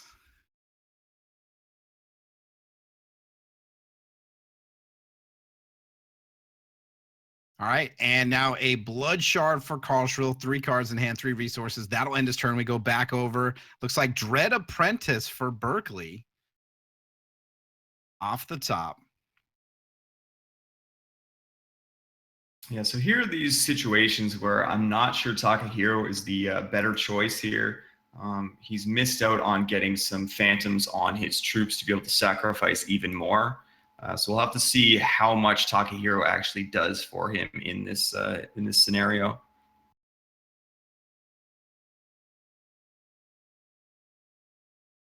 All right, so it looks like he's gonna go into combat phase, swing in with the Geist for 1. That'll ping Carshall, take him down to 25. And looks like he's just gonna pass the turn as we go back over to Carshall, draws a card.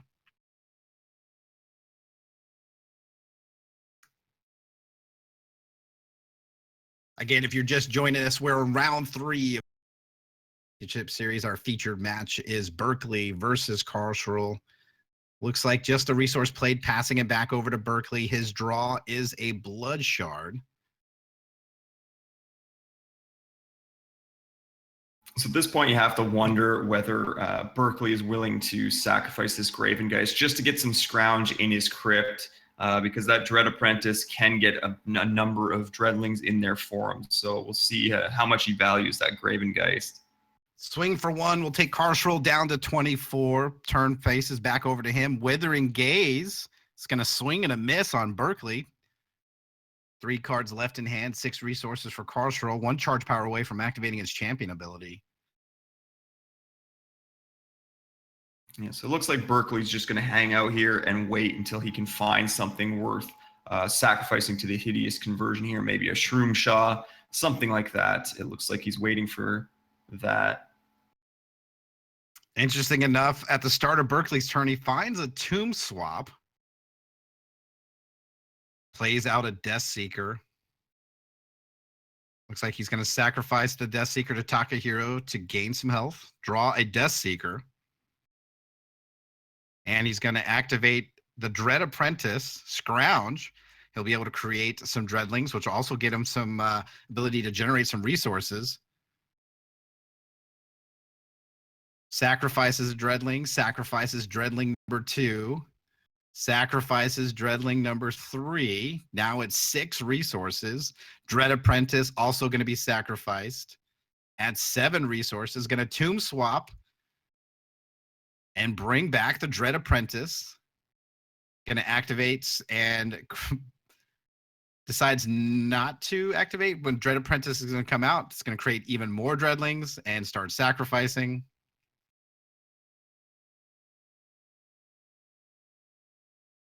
Hideous Conversion hitting those Dreadlings. Yeah, so he might have his combo online here. Again, this is a situation where I wonder if Madame Anana would have been better. but he still seems to be managing. So we'll see what he gets done here. Death Seeker coming into play. Gonna go ahead and sacrifice it. Death Seeker comes down again. Gravengeist up to 10.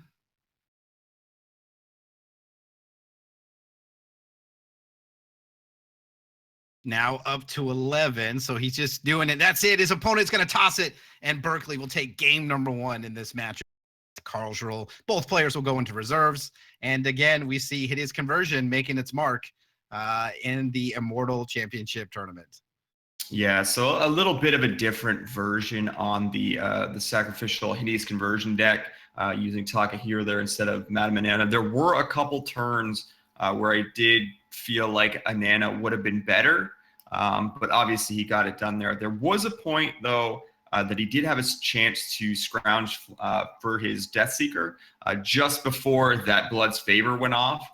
He chose not to, and then lost his crypt. Obviously, he was able to come back from that, but that could have been a bit of a rough spot for him. But yeah, it'll be interesting to see what kind of other combos he's got with this deck.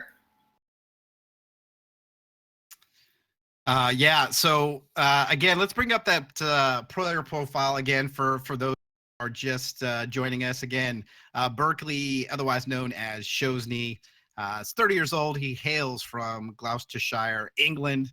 Again, he recently just won the 5 Stars Blood Cup. He's a very competitive player. You usually see him in the top 32 in most tournaments. And I love this thing about him winning a trip to Hawaii for just playing Pokemon. It just goes to show you like the opportunities that are there for esports. Very, very interesting. As we go into game number 2, again, Berkeley up 1-0 against his opponent, Karlsruhe, who had the option to go first or pass it back over to Berkeley. Again, the evolution of Hex, and we talked about this before. I just love seeing the battle boards. I think they're amazing, and just seeing Hex continue to reinvent itself and continue to grow.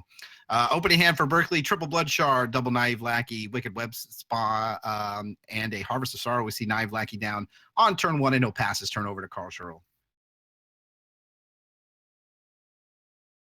So yeah, we still didn't get to see what Carl was using the Ruby for. So I'm very interested to see what that's all about.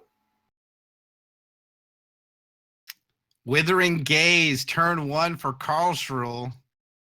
So guess we can say goodbye to one of his cards here. Harvest of Sorrow. Berkeley trying to keep it as far away from his opponent as he can, hoping he won't take it. If only it worked that way. If only you could just do that. Just take it away. Yeah, no, not going to happen. Looks like that'll end his turn, and we'll go back over to Berkeley. Blood Shard off the top. We'll play a Blood Shard. Wicked Web Spawn will join his Naive Lackey on the field. And I guess for good measure, he's going to swing with that Lackey. So here he comes. 0 damage inbound. The Lackey of Strength coming in. No damage, and that'll end his turn. Yeah, it could be trying to bluff a taste for blood or something, but not typically a card these decks run. Necropolis Coins for Karlsruhe. Going for that blood threshold. No play. Gonna pass the turn. Back over to Berkeley. Shroomshaw.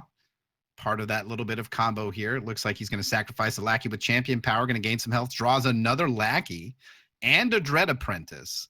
Looks like he's gonna use the Dread Apprentice. Scrounge the Lackey and be able to create some more Dreadlings. So not too bad here. 5 Dreadlings and a Wicked Web Spawn. 7 damage inbound. Turn 3. Karlsruhe going to go down to 17. Berkeley takes the lead on health, and that will end his turn. Yeah, so now we're kind of seeing the advantages of Takahiro here with those Naive Lackeys. Getting him that extra card draw really helps. So we'll see how much of a factor that is as we go on here. 3rd Blood Shard for Karlsruhe.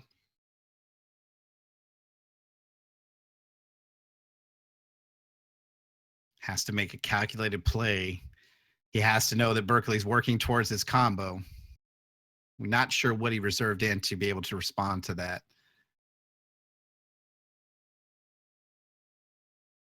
Now, luckily for Carl here, he's He's not a Berkeley doesn't have the hideous conversion, which is the main part of the combo here, but we'll see if he picks it up soon.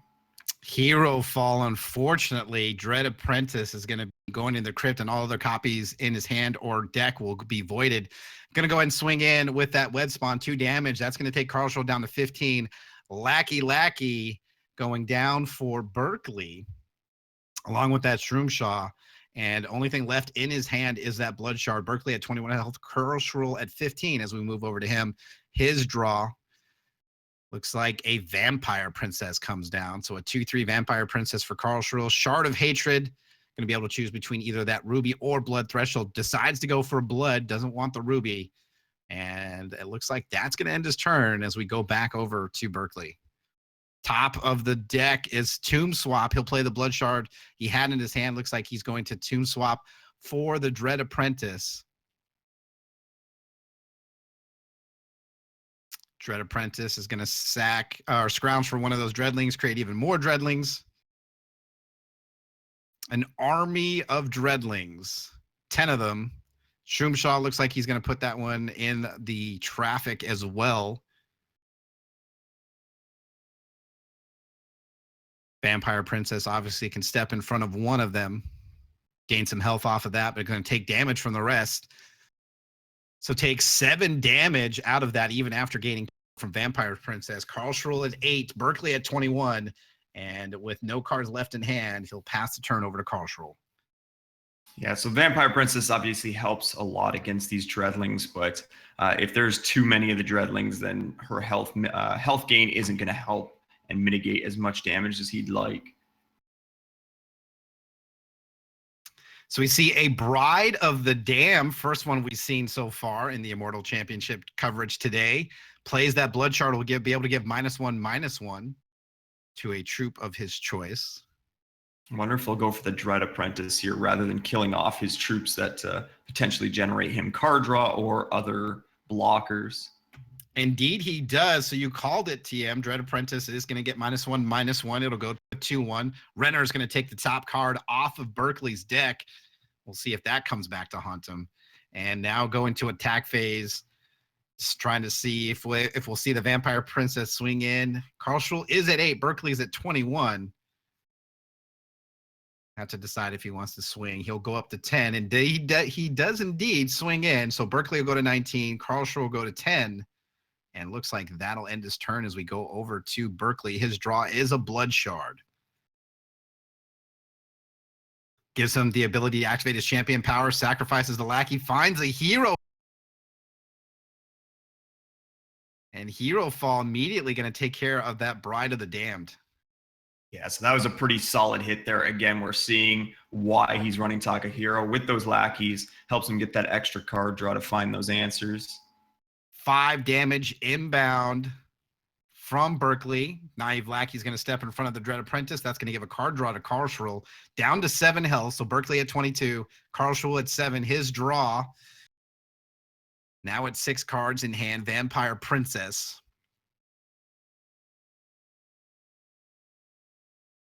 And health total's an issue here. Vampire Princess does give him the ability to gain 2 health. But at any time, Berkeley's deck can do some interesting stuff. We see the attack phase from Carl swinging in for 2. That's going to take Berkeley down to 20. Reveals the Blood Shard in his hand. Carl to 9. And Blood's favor for Carl. And this is really going to help Carl get his health back. He's going to void all of those Dreadlings and gain health for each one he voids. So way back up now. Inquisition for Carl after his Berkeley's Crypt went into the void. We see an Eternal Bastion, Harvest of Sorrow, Relentless Corruption. You were talking about that earlier. Vampire Princess and a Withering Gaze. Yeah, I really like what I'm seeing here. Like I said, Relentless Corruption, one of my favorite cards. And that Eternal Bastion gets the Renner power even cheaper, meaning you can steal even more cards. So pretty cool deck to see here. Eternal Bastion selected by Berkeley, so that'll go into the crypt. Plays the final shard in his hand, final card in his hand. Going to swing in for 5, and Carl now at 17 health, and he'll pass the turn as Carl draw a card.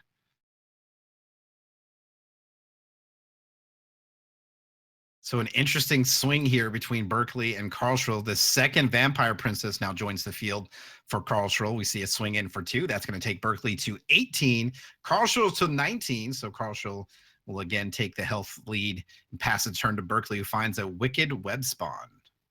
Yeah, not a terribly helpful card here, but if he can find another Dread Apprentice or get his own killed, because he did lose all his Dread Apprentices from the hero fall, but if he can get that back with a tomb swap or something, can get all kinds of Dreadlings going.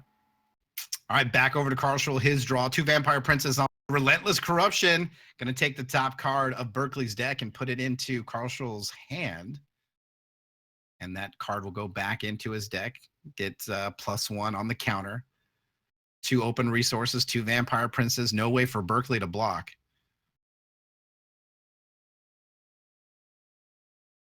Shard of Hatred for Karlsruhe. We'll see if he's going to go for that Ruby Threshold, and he does. So with 4 cards in hand, 2 resources available, we see a Gravengeist for Karlsruhe. I'm going to assume that's the card he stole with the Relentless Corruption there. I don't see any real synergy of the Gravengeist in Karl's deck here, so I'm going to imagine that's from the Relentless Corruption. Vampire Princess going to tag Berkeley, taking him to 16. Karlsruhe up to 21. Deathseeker for Berkeley. But unfortunately, the only thing in his crypt is an Inquisition. Yeah, so that Blood's Favor doing real strong work in this matchup here. Really like that tech. Shroomstraw and Dread Apprentice making their way across the field against Karlsruhe. Looks like Vampire Princess going to step in front of that Dread Apprentice, puts a troop into the crypt for scrounging. But that's going to do it for Berkeley as we go back over to Karlsruhe, who draws a card. Double Vampire Princess, Gravengeist on the field. All troops in the air, nothing that Berkeley can do. A single Vampire Princess comes across, so 2 points of damage to Berkeley. Sees the Deathseeker now, and Karlsruhe goes to 24 health, so 10 health difference between the 2 opponents here. Yeah, so this is what I was talking about earlier with the Hideous Conversion decks. If you don't have the Hideous Conversion to actually get the combos going, there's not very many threats in the deck to get you through. So Berkeley here kind of at the mercy of his top decks. All right, so just waiting for Karlsruhe to decide what he wants to do here. Looks like he's going to play an Eternal Bastion onto the field. That means those render powers are going to go down 1 every turn. Blood Shard for Berkeley off the top still has that Deathseeker in hand. And unfortunately for him, just going to have to pass the turn back over to Karlsruhe. That Eternal Bastion is going to be very good for him. Karlsruhe, Crackling Torment, going to be able to look at his hand, and Deathseeker now going to be going to the crypt. No cards remaining in Berkeley's hand, and we'll see. Looks like a swing with the Bastion, the Gravengeist, and the Vampire Princess. Lackey's going to step in front of the Eternal Bastion, along with the Shroomstraw. Looks like he's trying, and a Wicked Web Spawn. Probably just trying to get some scrounge here, and the card draw, of course, from the Lackey. Berkeley going to take 5 damage, go to 9. Karlsruhe up to 26. The draw from the Lackey was a Blood Shard for Berkeley. Looks like a Vial for Karlsruhe is going to remove all those cards from the crypt, and now he's going to have to start over again. Withering Gaze against Berkeley. Going to be a swing and a miss. And Berkeley now with a draw, Necropolis coins and a Blood Shard in hand. We'll play the Blood Shard. Going to pay the 2 for the coins and draw a card. It's a Blood Shard, not what he's looking for. Sacrificing a Battle Hopper for a draw, another Blood Shard.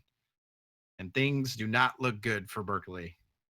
Yeah, so lots and lots of tech here on Karl's side for the Hideous Conversion type matchup. So really cool to see that with the Gravebane Vials and the Blood's Favors.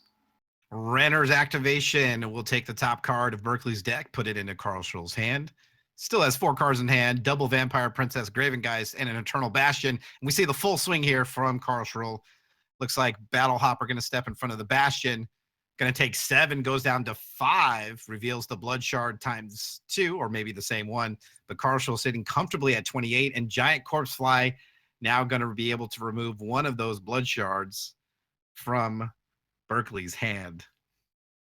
Yeah, a really tough spot for Berkeley here.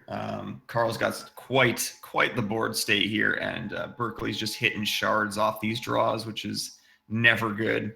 And that's going to do it. So Carlshrell evens this up 1-1 against Berkeley, as both players will go into reserves and will go into game number 3 for this matchup between Berkeley and Carlshrell. So interesting match there. It looked like Berkeley was continuing to try to build up to that combo, but some good reserves and some good tech from Carlshrell. Yeah, like I said, I really like the Blood's Favor and the Great Bane Vial here against this deck. Some of it's tech we've seen in Standard Constructed as well, having a ton of effect against decks that scrounge or have some kind of crypt interaction. So it's really doing work here for Carl, and hopefully shows he can find the combo he needs to get through this. He does. We haven't seen his Hideous Conversion there in round 2 or game 2, so maybe he'll pick it up this time around and see if he can get his combo going. So currently in our round 3 coverage, we started with 132, 23 players have dropped. We're currently at 109 players. After we get through round number 3 and going into round number 4, we'll kind of give you a gauge of where the players are currently within the standings, at least for the top. We'll give you the top 15. We'll see how everybody's doing. But again, we appreciate you guys all joining us for the HexPrimal Immortal Championship Series. And looks like we're going to be going to the game number 3, an important game between Berkeley and Carlshrell. Berkeley will be able to go first. We'll take a look at opening hand. Looks like triple blood shard, an Acropolis coins, hero fall, tomb swap, and a wicked web spawn for Berkeley. Yeah, not too bad of a hand here. Doesn't have any of his combo pieces just yet, but he's got the hero fall to deal with Carl's threats. He's got tomb swap to bring back some of his own. So we'll see how that goes. Blood shard for Berkeley, passes it over to Carlshrell. He'll play a coin for a blood threshold, and we will go back over to Berkeley's side for action. Finds a tomb swap off the top. We'll play a blood shard, and we will see Wicked Web Spawn join Berkeley on his side of the field, turn 2.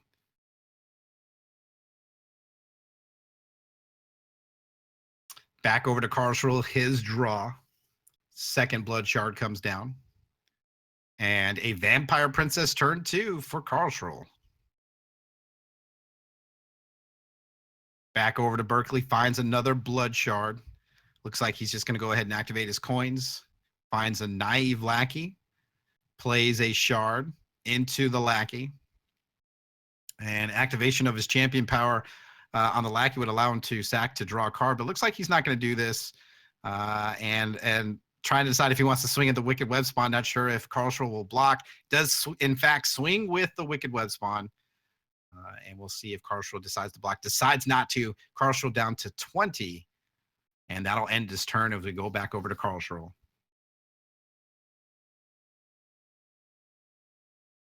Blood shard for Carlshrell now at 3. Vampire Princess. So Prince into Princess.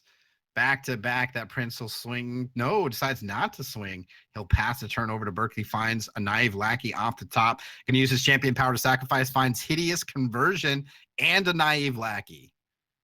Yeah, I think we're going to see that hero fall on the Princess here. With all these actions in his hand, he might go that route, but he does have 2 Naive Lackeys there and that Hideous Conversion, so he might be able to do all of it. So we'll see what he does here. All right, so Hideous Conversion, part of the combo. Lackey's going to come down. Hideous Conversion is going to sacrifice the Lackey. He's going to draw a card, finds a coin. Lackey's going to come down number 2. Going to sacrifice that. Finds a Dread Apprentice. Has 3 Naive Lackeys in the crypt. In hand for Berkeley, double tomb swap, Dread Apprentice, hero fall, and the coins. And you're right, he has to make a decision here against that Vampire Princess. Yeah, he's got to be debating using the Hideous Conversion on that Wicked Web Spawn just so he can scrounge and get that Dread Apprentice out. That's going to give him even more Dreadlings to sacrifice here, and he can actually sacrifice the Dread Apprentice too and tomb swap it back in for even more Dreadlings. And he does indeed. So Dread Apprentice comes out. Dreadlings are generated. Hideous Conversion is going to start the War Machine here, creating that resources he needs.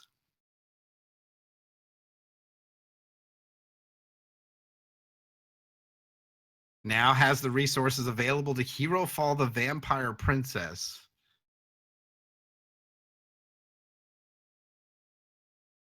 Interesting decision here.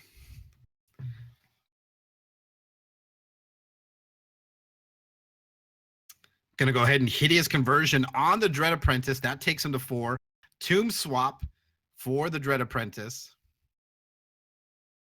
Dread Apprentice comes out. He's going to go ahead and scrounge again. That's going to create even more Dreadlings, which creates even more resources as he sacrifices them to Hideous Conversion. Yeah, so you can do this whole thing over again and sack that Dread Apprentice. He can eventually get to that hero fall. So he's got plenty of resources to work with here. So we'll see what he does. You can see here him counting the troops, trying to figure out Death Seeker off the coins. Very interesting. Sacrificing Dreadlings again to generate more resources. Now at 2. Still has 3 Dreadlings. Now 2 Dreadlings at 3 resources. So he can sacrifice the Dreadlings to get to 5 and sacrifice the Dread Apprentice to get to 6. Tomb Swap. Looks like he's going to go for the Wicked Web Spawn. Wicked Web Spawn going to come down. He can Death Seeker. And looks like he's going to go for the full bore here. More Dreadlings being generated. Death Seeker now with Rage, and when it Death Cry goes back into hand, going to go ahead and sacrifice the Death Seeker. Going to go ahead and scrounge again. Yeah, so he should have the combo online here where he can just create an infinite amount of Dreadlings here. So we'll see if that's what he's going for. Death Seeker comes out again. Wicked Web Spawn helping to generate those Dreadlings. Activating abilities. And that's what makes this deck interesting, is the amount of time. And even though he's doing all this, Berkeley still has about 4 minutes up on his opponent, Karlsruhe.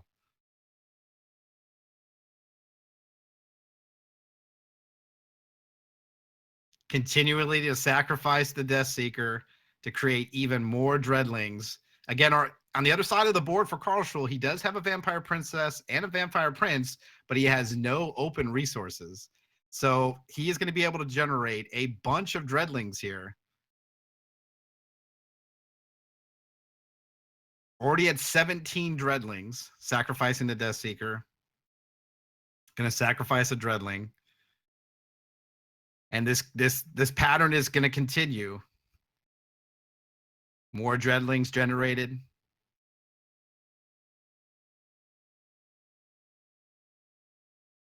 And this is going to be a process. This is not a slow process, but he's basically generating an additional Dreadling. Hero fall on the Princess. That's going to take all the princesses in the deck into the void, sacrificing the Death Seeker, sacrificing a Dreadling. And the War Machine continues to increase. Yeah, now it's just a matter of him doing the math here to get the 20 Dreadlings he needs.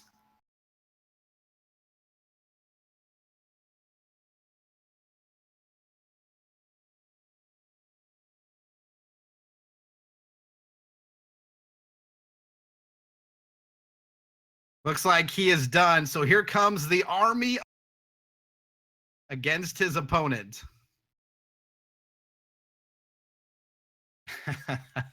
And again, Hideous Conversion, a different version of it, continuing to make its mark. And that's going to do it. Berkeley's going to go 2-1 in round number 3 of the HexPrimal Immortal Championship Series. So another version of Hideous Conversion using Takahiro. Very interesting. What do you think of Berkeley's inclusion of that champion?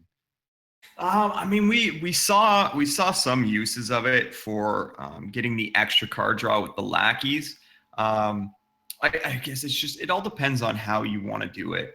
It's obviously worked for him, so I can't be critical of that. I'm not sure myself which version I would use. I haven't really played with the deck before, but either way, I probably wouldn't. I don't need carpal tunnel in my life, so either way, I like what they were doing with it. They both got their combos done, so it's just a matter of what direction you want to go with it. So currently 5 more matches going on in round number 3 before we hit the halfway mark for round number 4 of our 8-round tournament.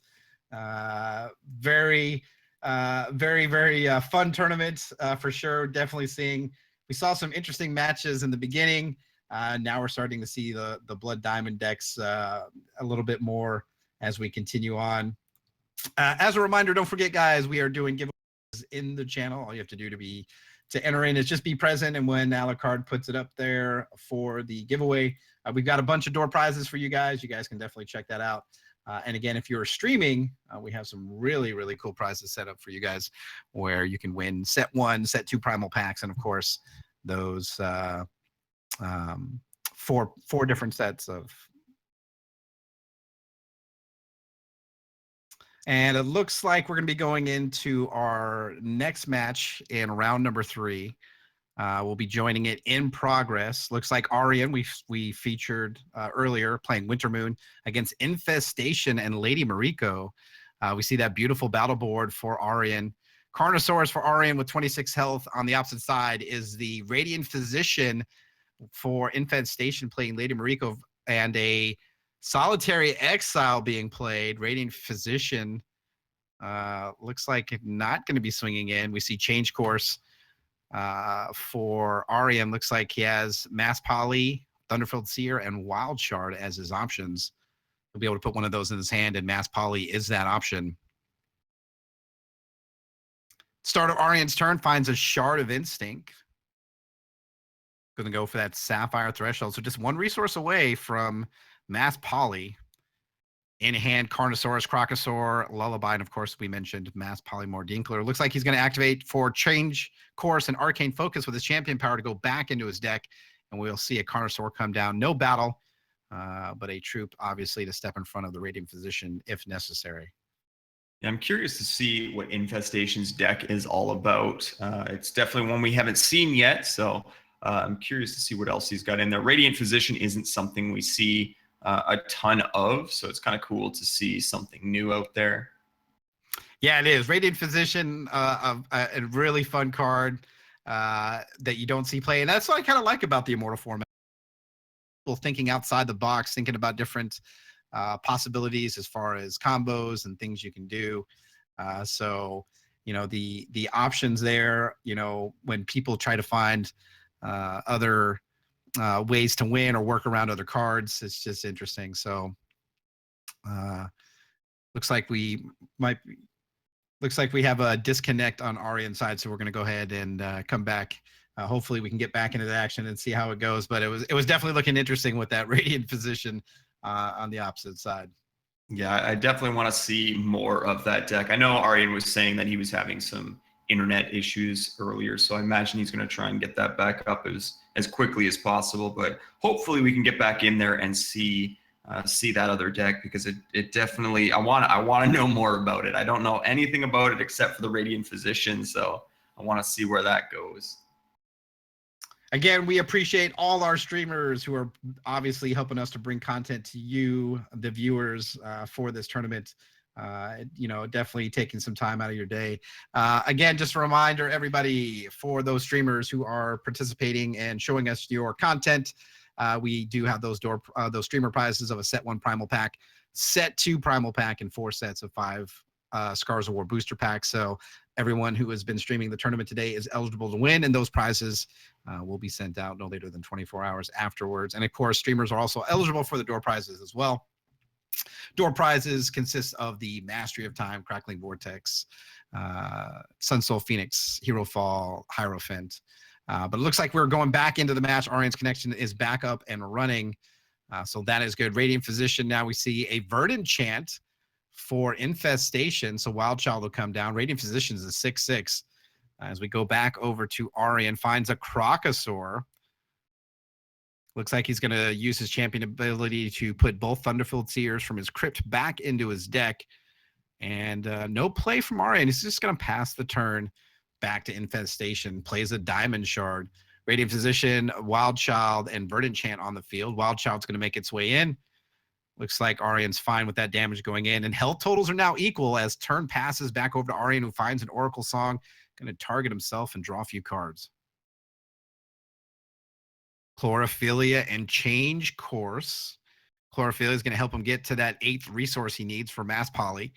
That wild resource will be played. 3 open resources remaining. Change Course finds a Lullaby, Shard of Instinct, and Wild Shard. Decides immediately snap keep that Lullaby. And looks like Change Course and Oracle Song going to find its way back into deck with draw card with Arian's champion ability, and will pass the turn. Yeah, so this Mass Poly Dingler could be pretty massive here with how few cards Infestation has in his hand now. So we'll see how that turns out. Wild Child swinging in. Arian goes to 22. Arian immediately just has that Mass to go. And here we go. Mass Poly is going to take all those troops, and Purge is in his hand. Carnosaur is going to swing in against Infestation. He's just going to let that damage go through.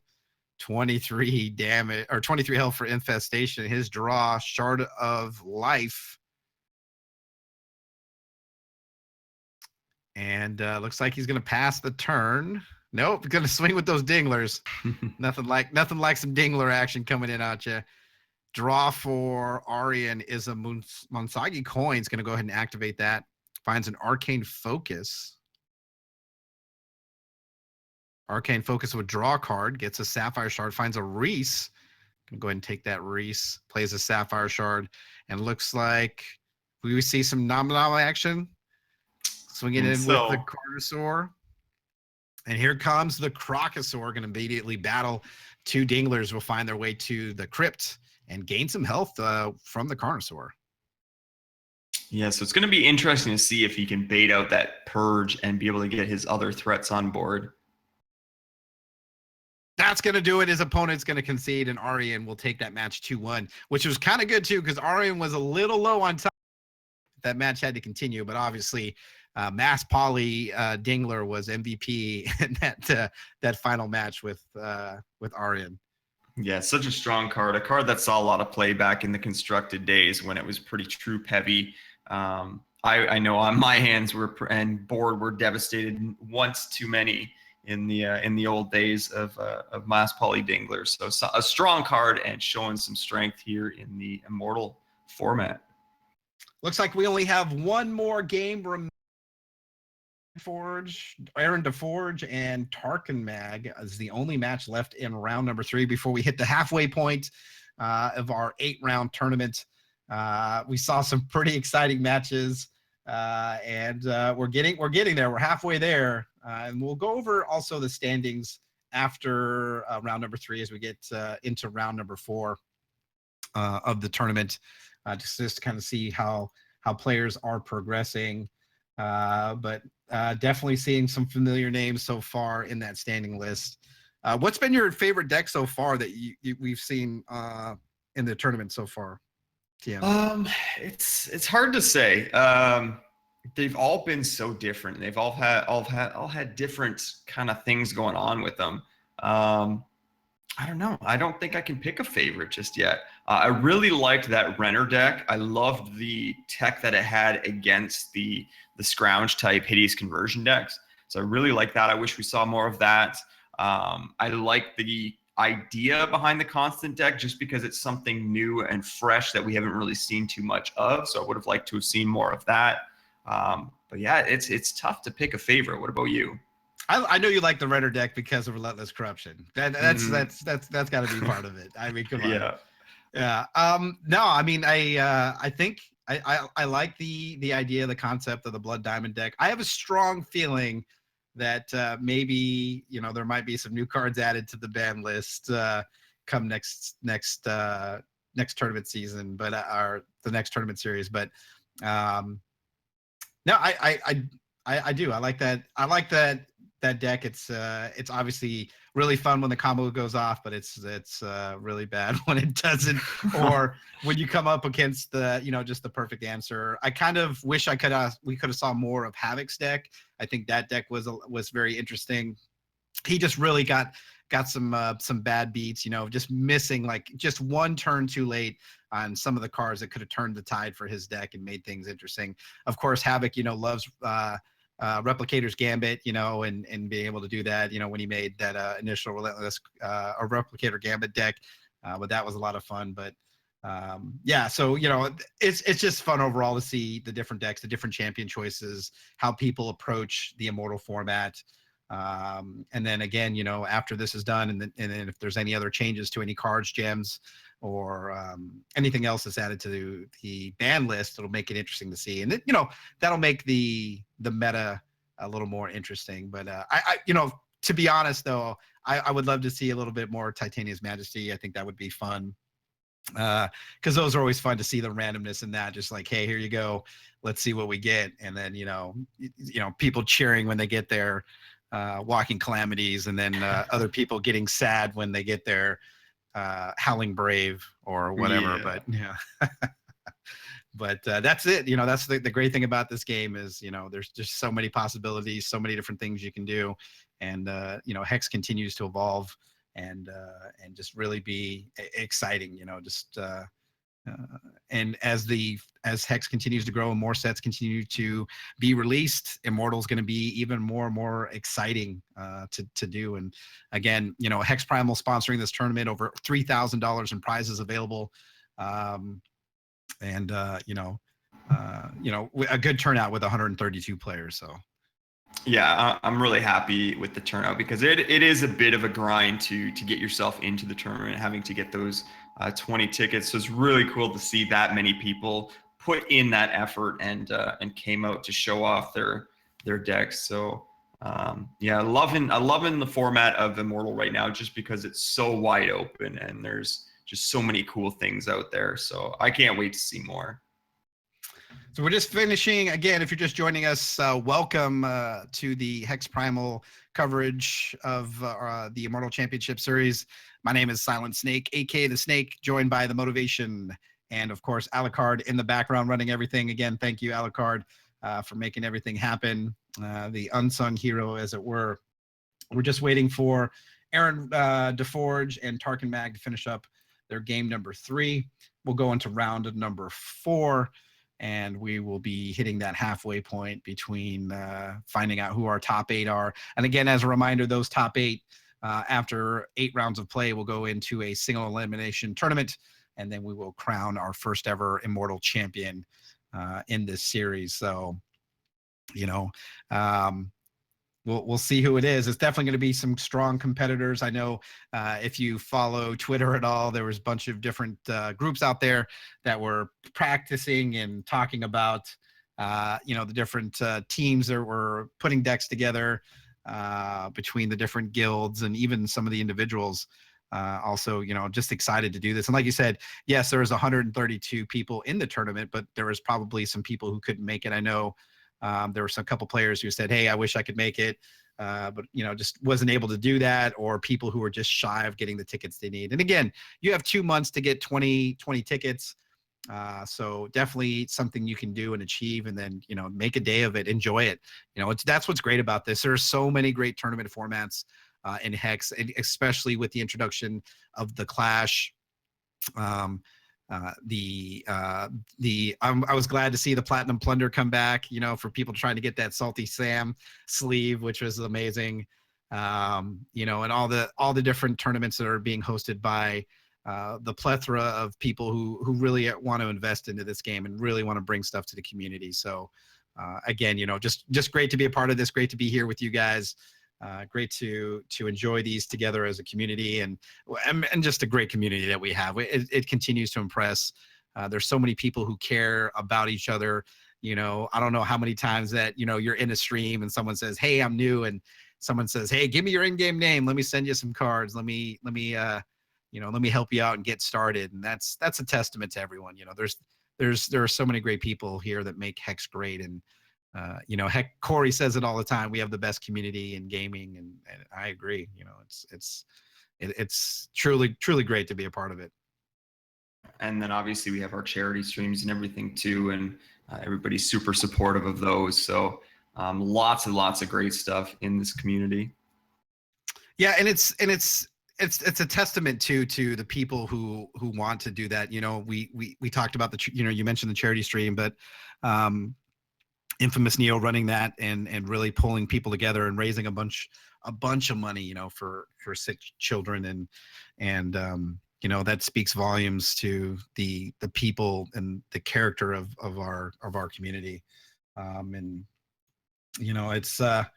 it's great. I know a lot of people are wondering if and when we're going to have our next 100K tournament. And I think that's something that, obviously continuing to grow Hex as an esports is something that's a priority for Corey. And, I'm excited when they finally introduce spectator mode, because I think that'll make jobs like ours a lot easier, where we can bring coverage a little more easier to everybody out there, and really make these events even bigger and better for the viewers.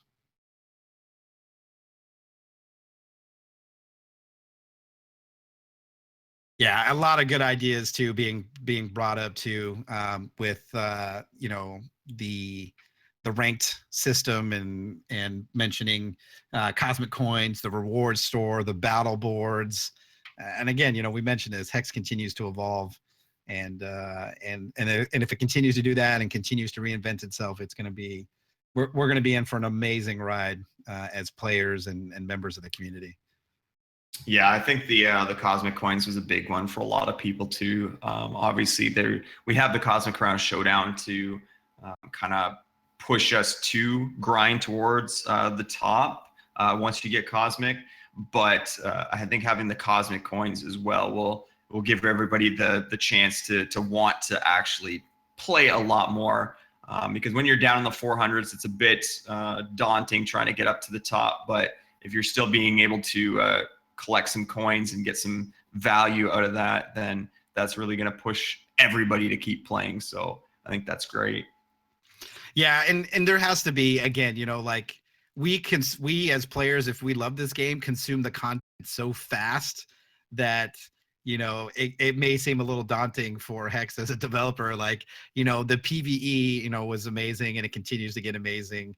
With the introduction of ranked play and all these tournaments and everything's going, we just can't get enough. I mean, literally, people can't get enough. And then if you introduce those additional things that just put that icing on the cake, makes things really, really fun. I know, people are looking for other things, from Hex as well, co-op play, other things that, guilds and all that stuff. And, that stuff is coming. I think Hex, since it went independent, it's got to think smartly about what it's going to be doing in the months and years to come. And I think, Corey's going to steer that ship in the right way. He's got an amazing team of people that make it happen.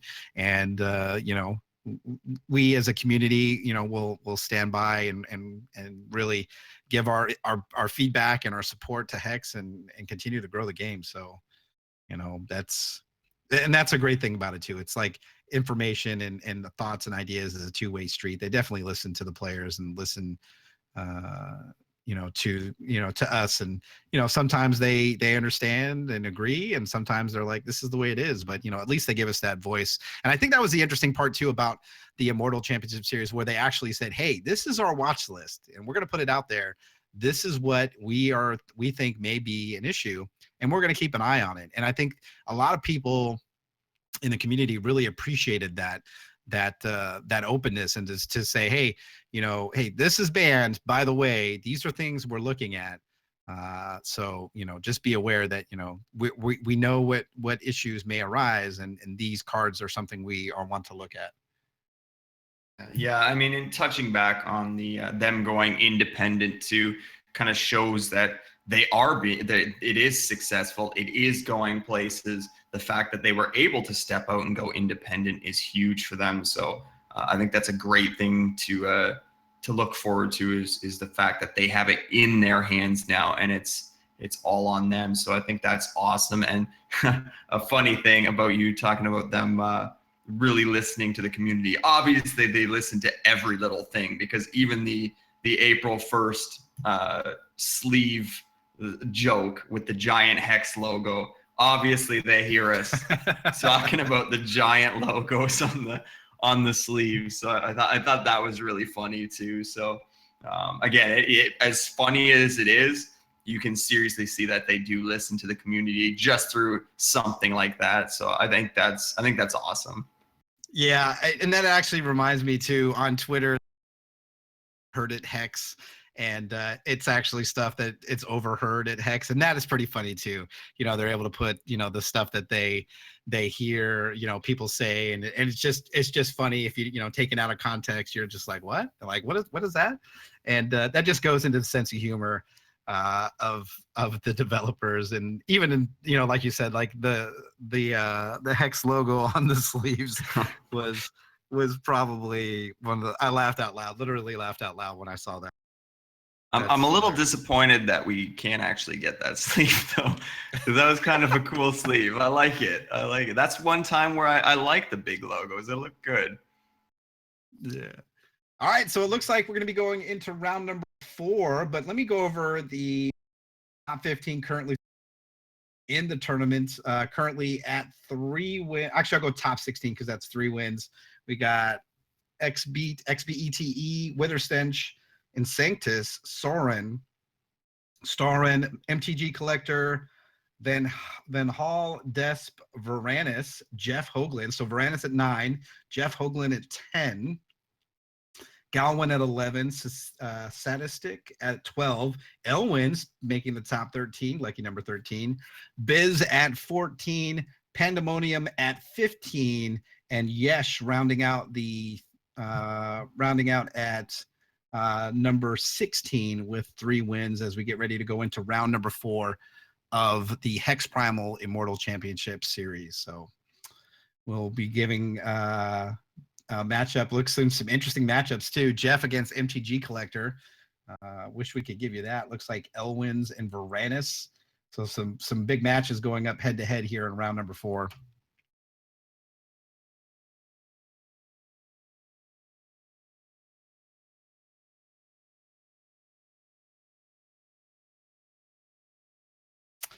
So it looks like for this matchup, we might have a double streamer showdown between Malicious Demise and Arwen. So definitely excited about that. We'll see if we'll be able to do some dual hand action for you. But if not, we'll have some streamer on streamer action. So that'll be cool between Arwen and Malicious Demise. And Malicious Demise is playing Titania's Majesty. So I did mention, looking for that deck type. So it looks like Malicious will be able to see how Titania's Majesty will hold up against Arwen's Wild Sapphire deck. Yeah, it should be interesting to see too if we can get this dual hand thing. Might give us a little bit of a look into a potential future spectator mode and how that might look. So it'll be nice to have the full information for us as well.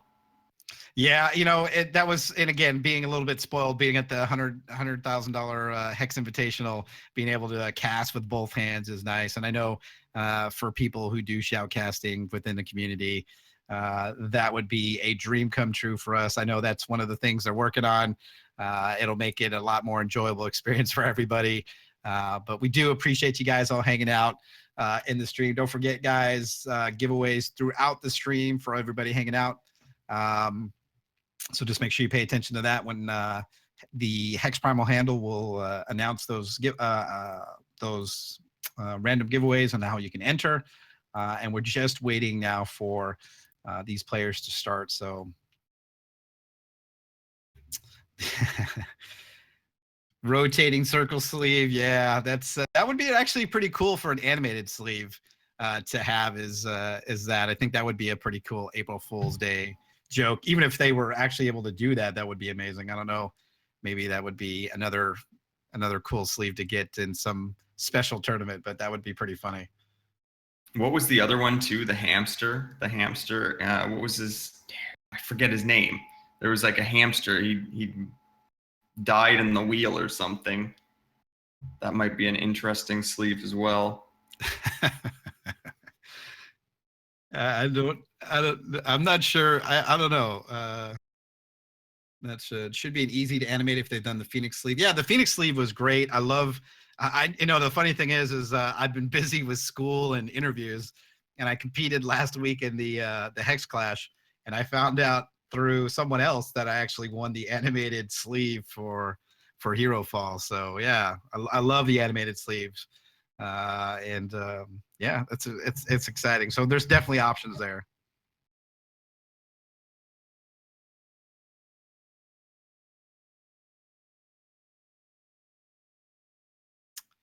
So Alucard is going to be working his magic. So hopefully we just bear with us again when we do get these matchups where we have streamer on streamer. It's always fun when we can be able to give you guys the perspective as a spectator mode where we're able to see both hands and do that. So we will try to do that through the match. Just give us a little time for Alucard to make his magic work, and we'll do our best to be able to provide that for you. So, but yeah, I think what do you think what is your favorite part of Hex? Is it favorite, I guess, cosmetic thing in Hex TM? What do you like the most? Is the animated sleeves, the animated cards, the battle boards? What is it? It's tough. It's I have a lot of favorite things. I'm very big on having exclusive stuff. I like having things that not everybody else has. So getting myself the sleeves from Gen Con for winning a draft was pretty huge for me. I use those sleeves a lot. Now I'm using the Hero Fall ones almost exclusively because I did have to work at getting those. So I like all of it. And I really like the battle boards too, though. But my main thing is exclusive things. I like having things that not everybody has. So what do you say is your most exclusive thing then? Well, either my Wizard Battle Board or my Hero Fall AAA sleeve. I think that's my biggest two. But I mean, the Gen Con sleeves might be even more rare than that. So I don't know. It's tough to say. Yeah, I definitely like the inclusion of the animated alternate arts. Like the Phoenix card is amazing. I think that's a really cool card. The capacity to do it with the sleeves, is there and it's been there. And I really am glad that they decided to start doing battle boards. I think the Wizard battle board is amazing. Yeah, so again, continuing to evolve, but here we go. We're going to go Arian versus Malicious Demise, Winter Moon versus Cressida. Arian starting with a 4-point health advantage. We'll take a look at opening hands for Arian. Looks like Shard of Instinct, Sapphire Shard, double Munsagi coins, Change Course, Arcane Focus, and a Crocosaur. The Munsagi coins here are kind of interesting. Normally in a deck outside of Kagu, you probably wouldn't play it. You don't really like throwing your own cards into your crypt. But with Winter Moon, the fact that you can rotate them back into your deck and you're taking them from the bottom, so it's going to take longer to get to them anyway. Really cool addition here. So Malicious with a turn 1 Howling Brave will pass the turn over to Arwen. We'll play a Sapphire Shard. Looks like he's going to do a Change Course. So we'll see what the top 3 cards are. Change Course, Oracle Song, and a Wild Shard. Be able to choose one of those. The other 2 will go into his crypt. Looks like he is going to choose that Oracle Song activation of his champion power. We'll put Change Course 2 and 2, number 2, or 2 of those back into his deck, and that'll end his turn. And now back over to Malicious, plays a Well of Savagery. Looks like he has Titania's Majesty in hand, tilling Arborian Rootfather, Crocosaur, and Dreamweaver Ancient. So Alucard able to pull the magic out and able to see those cards. We see Puck the Dreambringer join the field for Malicious. Yeah, very cool to see both hands now. So obviously Malicious over there with a bunch of ramp with that Puck. Potentially gets the Titania's Majesty online and has the Ruby Threshold. I imagine I'm going to see the Ruby double damage gem here. Wild Shard for Arian. Azure Fate Sorceress off the top. Going to Oracle Song. Finds Arcane Focus. Not sure if those Arcane Focus, we'll see. We'll go back over to Malicious. Activation of Titania's Majesty due to Puck finds Dreamweaver Ancient. Seems like a good hit. Wild Shard, activation of Howling Brave. Tilling the Soil for Malicious, and Dreamweaver Ancient going to be able to swing in here. 8 damage, and we see a Siegesaurus for Malicious.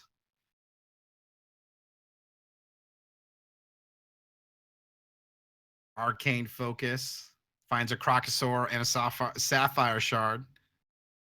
Looks like he's going to go for that Crocosaur in hand. Moonsagi or Shard of Instinct, decides to go for that Shard of Instinct. We'll see if he chooses Sapphire or Wild Threshold. Goes for the Sapphire.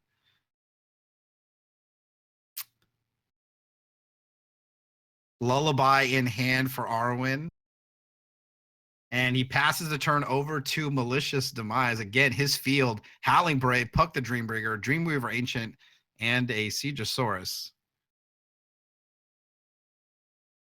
Activation of Puck is going to gain his resources up to 7. Arborean Rootfather will join the field. 9-8 speed and crush. And here comes the full swing with everything minus Puck and Lullaby from Arwen. Yes, that's going to take that double damage off the Ancient Dreamweaver Ancient as well. So that's somewhat helpful. It helps Arian for a bit here. Looks like activation of champion ability is going to put Arcane Focus and Lullaby back into his deck. Arcane Focus trying to find an answer against this board from Malicious. Finds another Arcane Focus and a Carnosaur. Looks like he's just going to go for the Focus. Focus again finds a Focus and an Azure Fade Sorceress. So going for the Focus again. Focus number 3 finds a Chlorophylla for the draw and another Arcane Focus. Sadly, I think he was looking for the Lullaby here. I think the Lullaby was all that could really save him here. That's a lot of damage coming in. So I'm not sure he can pull this out. And that's going to do it. Malicious is going to take game 1 in this match against him and Arian as both players go into reserve. And as that Cressida ramp deck, that's definitely what Malicious wanted to do, getting in this match in game number 1.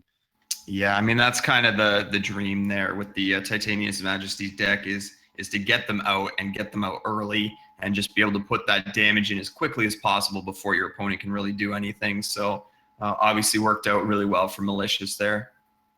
So what is Arian going to have to do here to combat this ramp deck from Malicious?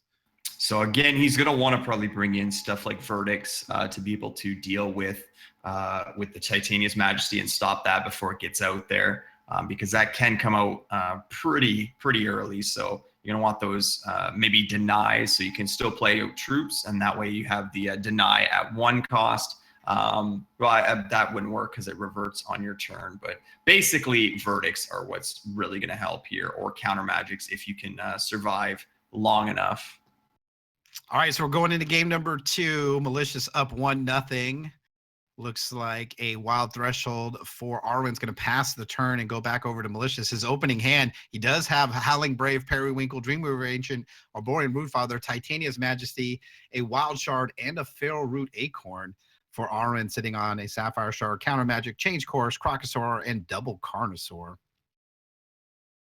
Yeah, so if Arian can get the second Wild Shard here, he's going to be looking a lot better. He's going to have the Carnosaurs to deal with both those Periwinkles and the Howling Braves. So hopefully he can find a Wild Shard soon. Lullaby off the top for Arwen. Plays a Shard. We see Change Course, Carnosaur, Chlorophylla, and Thunderfilled Seer. Looks like he's going to probably go for that Chlorophylla.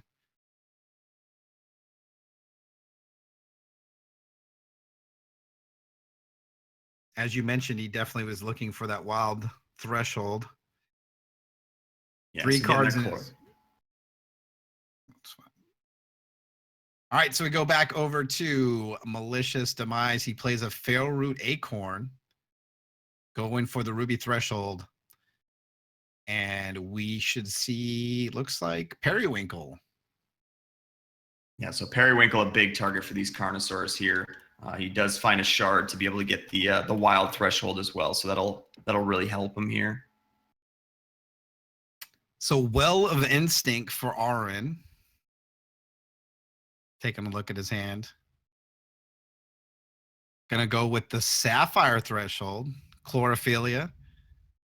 Gonna be able to play a wild shard from his deck.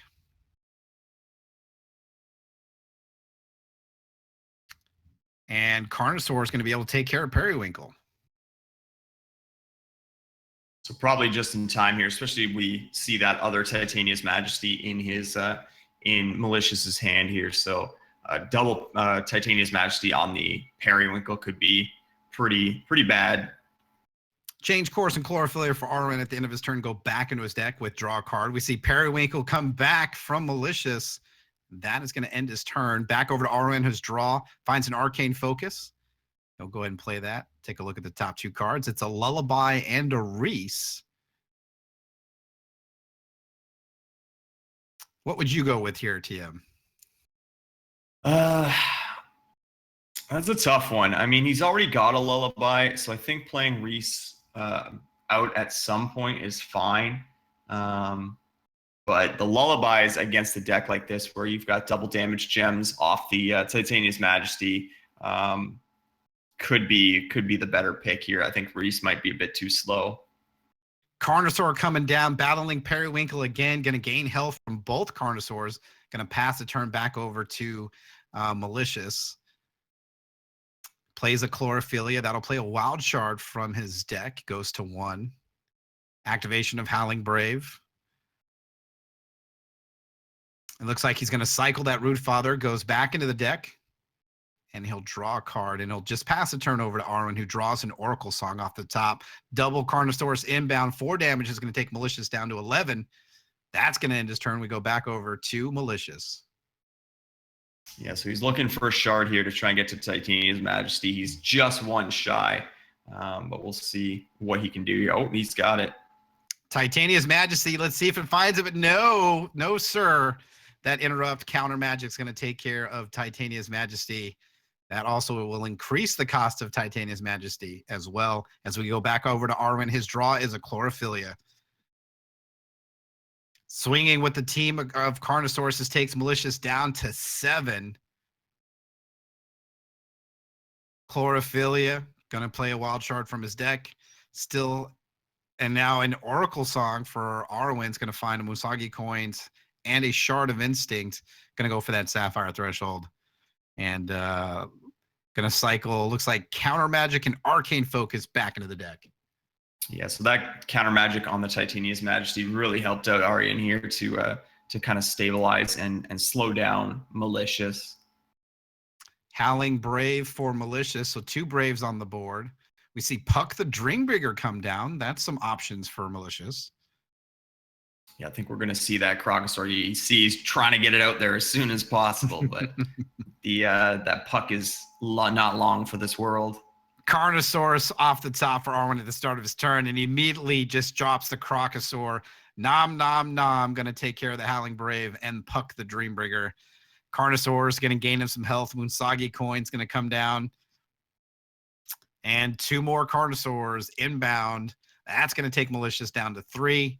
And trying to decide, looks like Oracle Song, Chlorophilia going to be activated. Going to go back in the deck, withdraw a card. And Arwen in the driver's seat as he passes it back over to Malicious. Yeah, it's going to be hard for Malicious here. Down to 3 health. Arian with plenty of health and some troops on the board to swing in here. So we'll see what Malicious can do. Borean Rootfather is cycled. And that's going to do it. So it looks like Arwen was able to tie this up 1-1 and force a game 3 against Malicious Demise. Carnosaurus definitely helping him out, but also, you know, the issues with resources for Malicious did not help him. Yeah, he definitely struggled a little bit at the start there. I mean, you don't want to do that as Titania's Majesty. You want to try and ramp up as quickly as possible. Get those Titania's Majesties out there before your opponent can get those counter magics or those verdicts ready to go and held up for those Titania's Majesties. So struggling a little bit there definitely didn't help him. Yep. So hopefully we'll, you know, it's going to be an interesting matchup here. Again, tied 1-1. Malicious will be able to go first. We'll take a look at his opening hand. Looks like a Shard of Savagery, Well of Savagery, Double Wild Shard, Crocosaur, Succulent Cluckodon, and Periwinkle. And for Arin, looks like Sapphire Shard, Triple Wild Shard, Lullaby, Mass Polymorph Dingler, and Chlorophylla.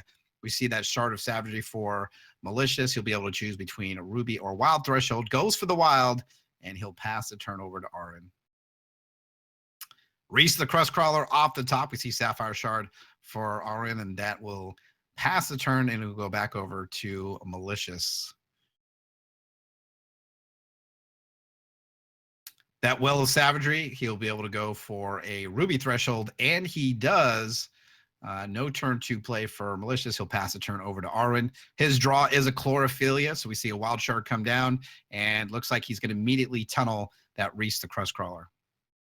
It's kind of interesting to see that Reese is still in there. I feel like Reese is a bit slow in this matchup, but we'll see if he can manage to put in some work for him. Wild Shard for Malicious. We see Periwinkle come down onto the field. Turn passes back over to Arin. His draw is a Wild Shard, so Wild Shard being played. Chlorophylla is going to play a Wild Shard from his deck. He's at 2 resources. Looks like just going to pass the turn. 1 tunnel counter on Reese as we go back over to Malicious. Going to play a Shard. Looks like he's going to activate his champion ability. And here comes Titania's Majesty ×2. Walking Calamity. Number 1. Titania's Majesty again. Double Dreamweaver Ancient. A Puck. And looks like Dreamweaver Ancient coming down. And here comes the team of the Walking Calamity. Dreamweaver Ancient. But Lullaby going to be able to save Arin, at least for this turn. Yeah, that's the dream hit right there. Unfortunately for Malicious, he had the Arin had the Lullaby there to stop it. Chlorophylla and Lullaby going to be put back in the deck in the start. We see a Wild Shard, and Chlorophylla going to start thinning out the deck. Plays a Shard from the deck, and he's going to change course, hoping to find a Lullaby. Finds a Arcane Focus, Chlorophylla, and a Shard of Instinct. Looks like Chlorophylla. That is going to come down. He finds a Lullaby off the draw of that Chlorophylla. Still going to take some pretty heavy damage here, but he might not be dead yet. Ruby Shard for Malicious. Still in hand, a Wild Shard, Crocosaur, and Succulent Cluckodon. Looks like he's going to Chlorophylla. Thins out his deck as well. Succulent Cluckodon's going to come down, gain him a little. And again, here comes the team. Everybody who can swing is swinging. 15 damage. Armin's going to go down to 6, and a Runir. Burrower is going to come down as a 5/5. We see a Shard of Instinct for Arwen. Reese is at 3 counters. Activation of Champion Power is going to put Change Course and Arcane Focus back into the deck. Yeah, so Arin really looking out on that Lullaby there and reverting the troops that came off the Titania's Majesty. Otherwise, he would have been dead there from the double damage. Wild Shard for Malicious. Going to see a swing. He swings with just the Walking Calamity, Dreamweaver Ancient, and Succulent Cluckodon. That's going to prevent the damage. Draws Change Course off of the Lullaby. At the end of his Malicious turns, we see him play that. Arcane Focus, Carnosaur, and Shard of Instinct's going to look for that Arcane Focus. And by the way, what does he have in his hand there, TM? Oh, that's a Mass Poly Dingle. We're going to see a whole lot of Dinglers here, and that's a pretty huge one for Arin here. Mass Polymorph Dingler is going to turn all the troops on the field and in Malicious hands into Dingler. We're going to see a Reese the Crustcrawler coming in for 4. Dingler is going to step in the way, prevent that damage. And a Mechanized Airless is created as a result of Reese as we go back over to Malicious with a hand of Dinglers. Titania's Majesty finds a Howling Brave. Nothing of use. Unfortunately, not the card he was looking for. And with an army of Dinglers on the field, 2 in hand that he can't play, we go back over to Arin, and he draws Looks like he's going to change course and Lullaby with his champion power to go back into his deck. Those cards will get when you play this, draw a card. Swinging in with both Reese and the Mechanized Airless. So 7 damage inbound to Malicious. Still sitting pretty well at 21 health and some blockers on the field. Going to step in front of the Reese. Does have to be careful with that Lullaby, though. If Malicious swings in with the Dinglers as well, the Lullaby will revert them back to their former forms. Crocosaur is found for Arwen. Going to go ahead and battle some troops. Looks like he's going to go after the Brave and the Dingler. One of the Dinglers. Only 2 Dinglers left. Map Boss is created as a result of Reese the Crustcrawler. Walking Calamity in Malicious' hand, but he can't do anything with it.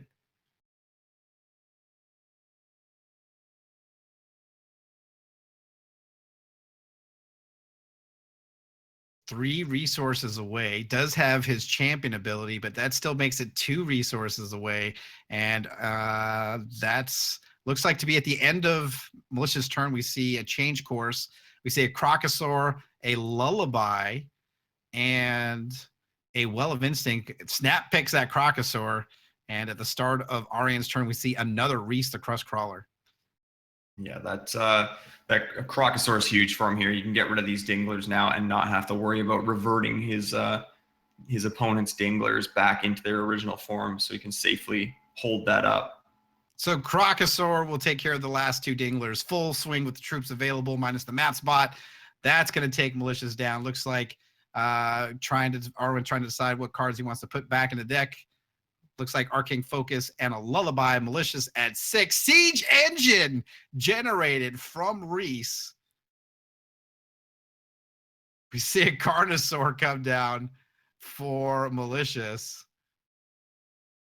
Gonna battle the map spot, and that's gonna do it. Arwen's gonna pull it and go 2-1 over Malicious, playing Cressida Ruby Wild Ramp.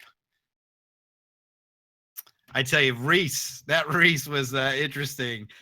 Map spot into the Siege Engine Gemini. Not that he needed it because he had double Crocs, but it was definitely a thing. And Mass Polymorph Dingler MVP for Arwen in game number 3.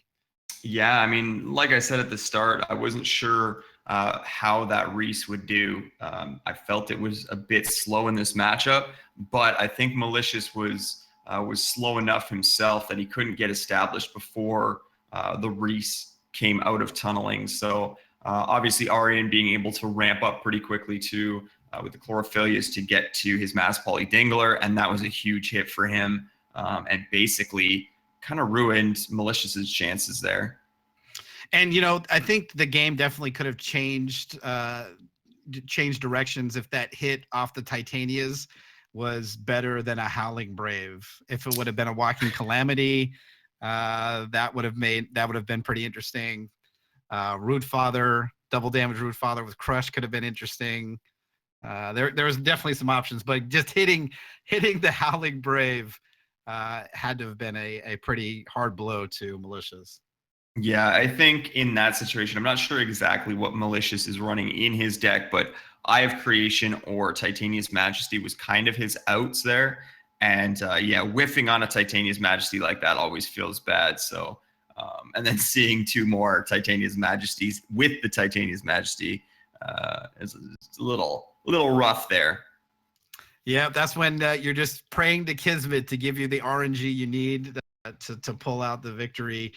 Strong showing in game 1 for Malicious. Are able to force a game 3 with that win in game number 2, and then just not getting the cards he needed at the right time to pull out the win for Malicious. But good games nonetheless.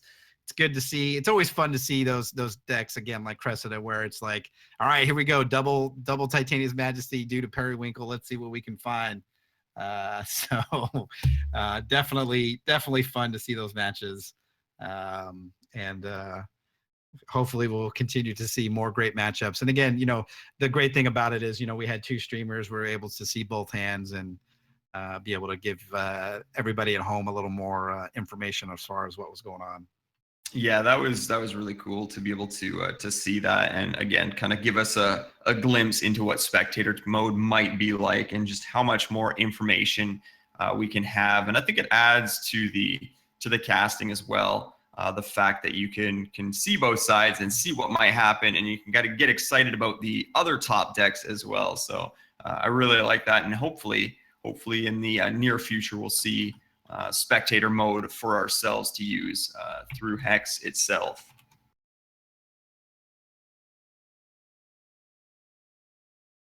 So it looks like we are going to be tuning into Varanus playing Uzu the Bonewalker against Elwins in this matchup.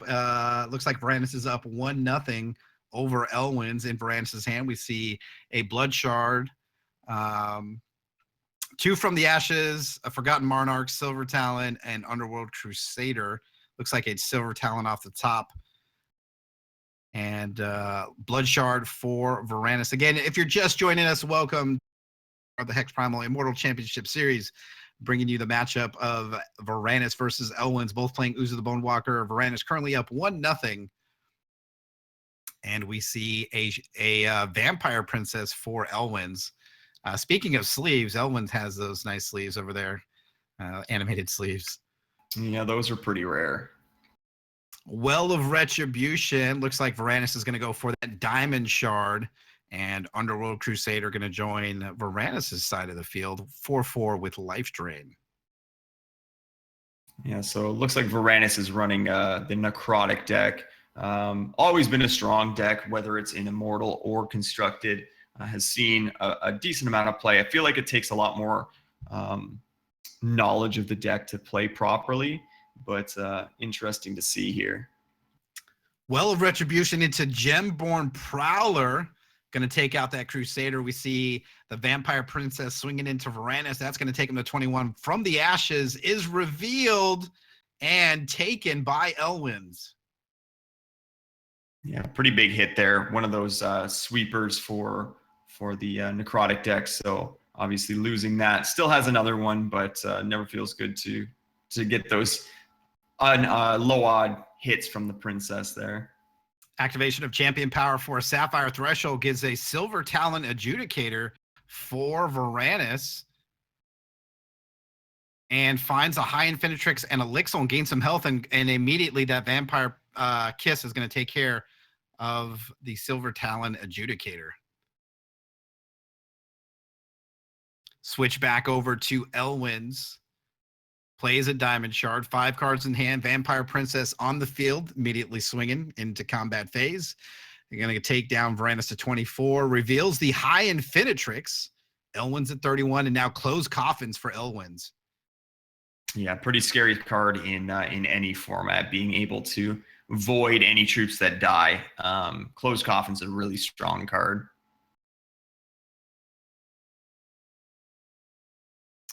All right, so see a Blood Shard here. So definitely some options here for Varanus, but obviously Closed Coffins is going to be a problem.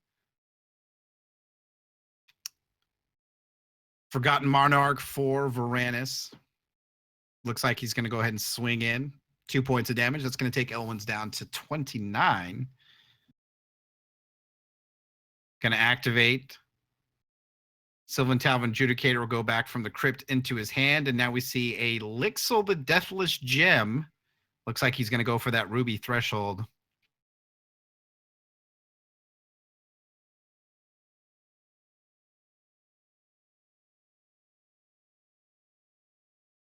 Back over to Elwin's. Hero Fall is going to take care of that Lixil the Deathless Gem. Swinging in with the Vampire Princess. 2 points of damage. Silver Talon Adjudicator is revealed. Elwin sitting comfortably at 31. And it goes back over to Varanus. We see Midnight Gatherer off the top. Swing in with that Forgotten Monarch. Going to hit for 2. Silver Talon Adjudicator. Going to be able to gain Varanus at least some health. Still has more cards in hand than Elwin's, and he'll pass the turn. Elwin's will draw. Activation of Uzu is going to gain him a Sapphire Threshold. Looks like Hero Fall, Wakuna coins. And a swing from Vampire Princess going to reveal that high and again. We turn back over to Varanus. Sepulchra Crypt Dust. Varanus going to be able to select that Wild Threshold.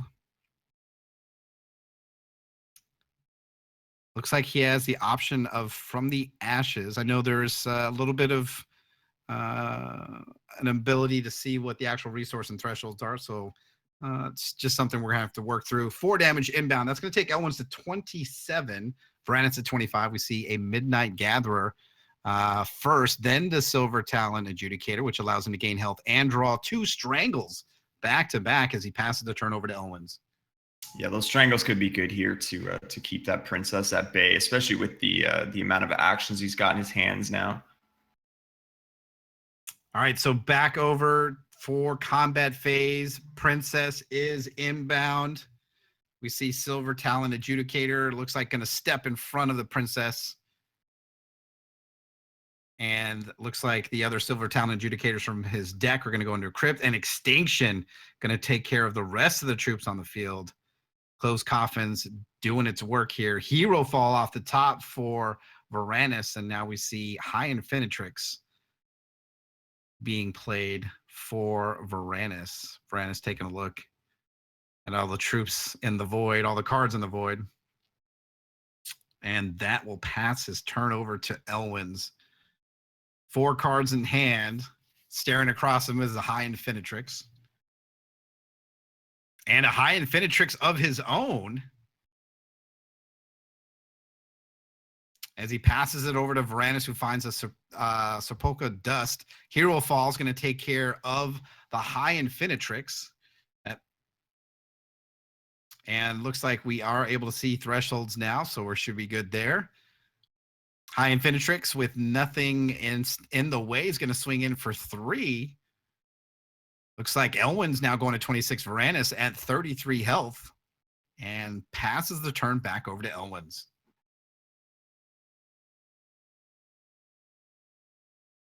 So I'm not quite sure what thresholds Elwin's is running here. Looks like it's Blood Diamond. And Steel Intel from Elwin's is going to take the Hero Fall against him on his own High Infinitrix. And that's another fun part about the digital mechanics of Hex. Your opponent's got a super rare AAA Hero Fall card. Why not just take it and use it against them? So Diamond Threshold here for Varanus. Sitting with Double Strangle from the Ashes and Gemborn Prowler in hand. He just forced to pass the turn back over to Elwin's. He draws. And we see an Eye of Lixil come down for him. And a Gemborn Prowler. So just trying to play the Prowler out. It's a 3/3 with Life Drain. And looks like that's going to end his turn. We're going to go back over to Varanus. His draw is a Necropolis coin. He's going to go ahead and use its ability. Going to draw a card. It's a Well of Retribution. He'll be able to play that out for either a Blood or Diamond threshold. Chooses Diamond. It looks like he's going to play From the Ashes. So troops are going to go to the Crypt, and he'll be able to select one and be able to put it into play on his side. Decides to go for that Gemborn Prowler. And looks like that is going to end his turn as he goes back over to Elwin's. Yeah, Varanus surprisingly holding up well here despite that closed coffins and kind of taking a bit of a beating there. Really holding on. Lixil, the Deathless Gem for Elwin's. Goes back over to Varanus. His draw is a Diamond Shard. Looks like he's going to strangle the Lixil, the Deathless Gem. It'll go to the Crypt. Gemborn Prowler able to swing in freely. So 3 damage inbound. More importantly, 3 health gained by Varanus. 36 for Varanus. Elwin's at 21. Plays his Gemborn Prowler of his own. And passes the turn over to Elwin's.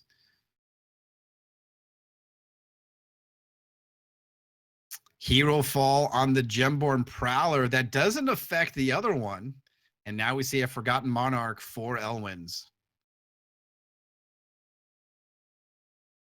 Immediately reacting to it, Strangle on the Forgotten Monarch. That will go to the crypt. One card left for Elwyn's as we pass it over to Varanus. Draw off the top is an Underworld Crusader. Here we go, swinging in, combat phase, 3 damage into Elwyn's. That's going to take him down to 18, and an Underworld Crusader for Varanus.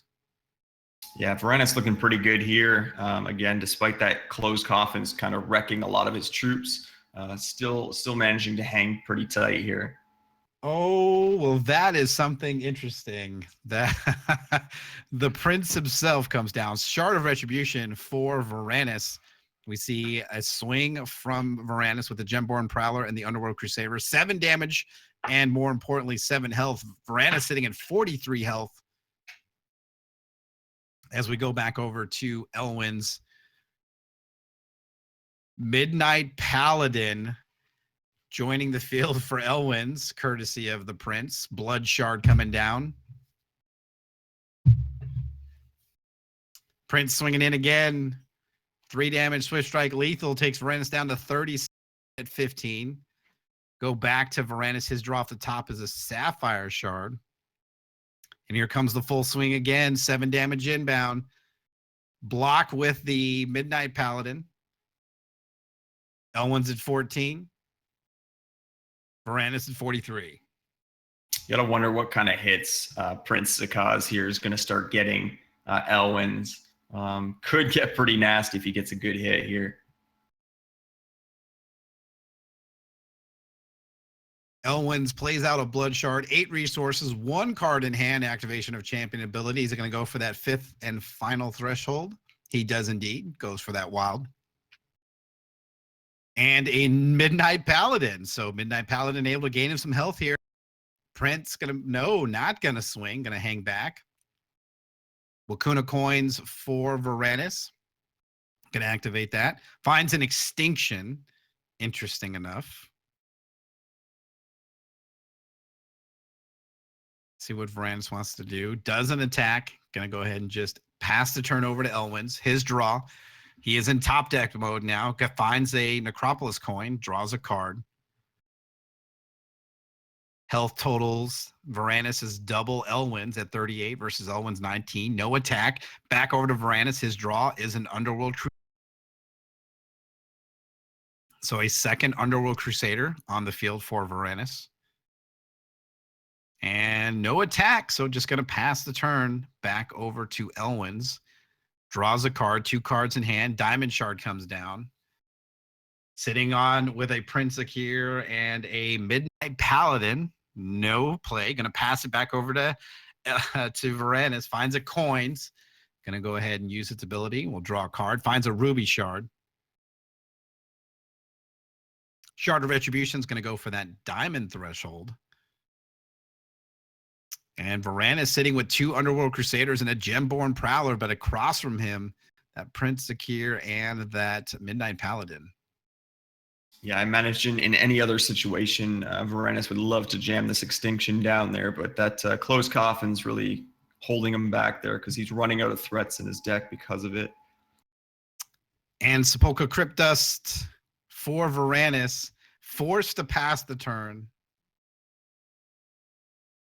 Back over to Elwyn's. Plays a Midnight Shepherd. And things are about to get interesting. Hero Fall, though. Hero Fall. Looks like he's going to go ahead and take care of the Midnight Shepherd versus the Prince.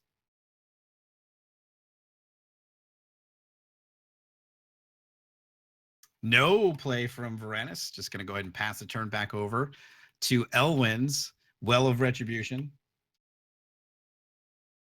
Yeah, that Midnight Shepherd could have been pretty nasty there.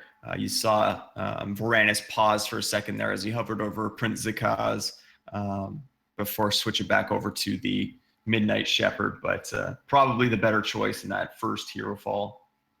Hero Fall taking care of Prince Zakaz, and here we go. 2 Underworld Crusaders, Gemborn Prowler inbound, 1 card in hand for Elwyn's. Midnight's going to step in front of the Underworld Crusader. Elwyn's at 12, and now it's on him. Draws a card, see a Well of Retribution, 1 card left in hand. He's at 13 resources.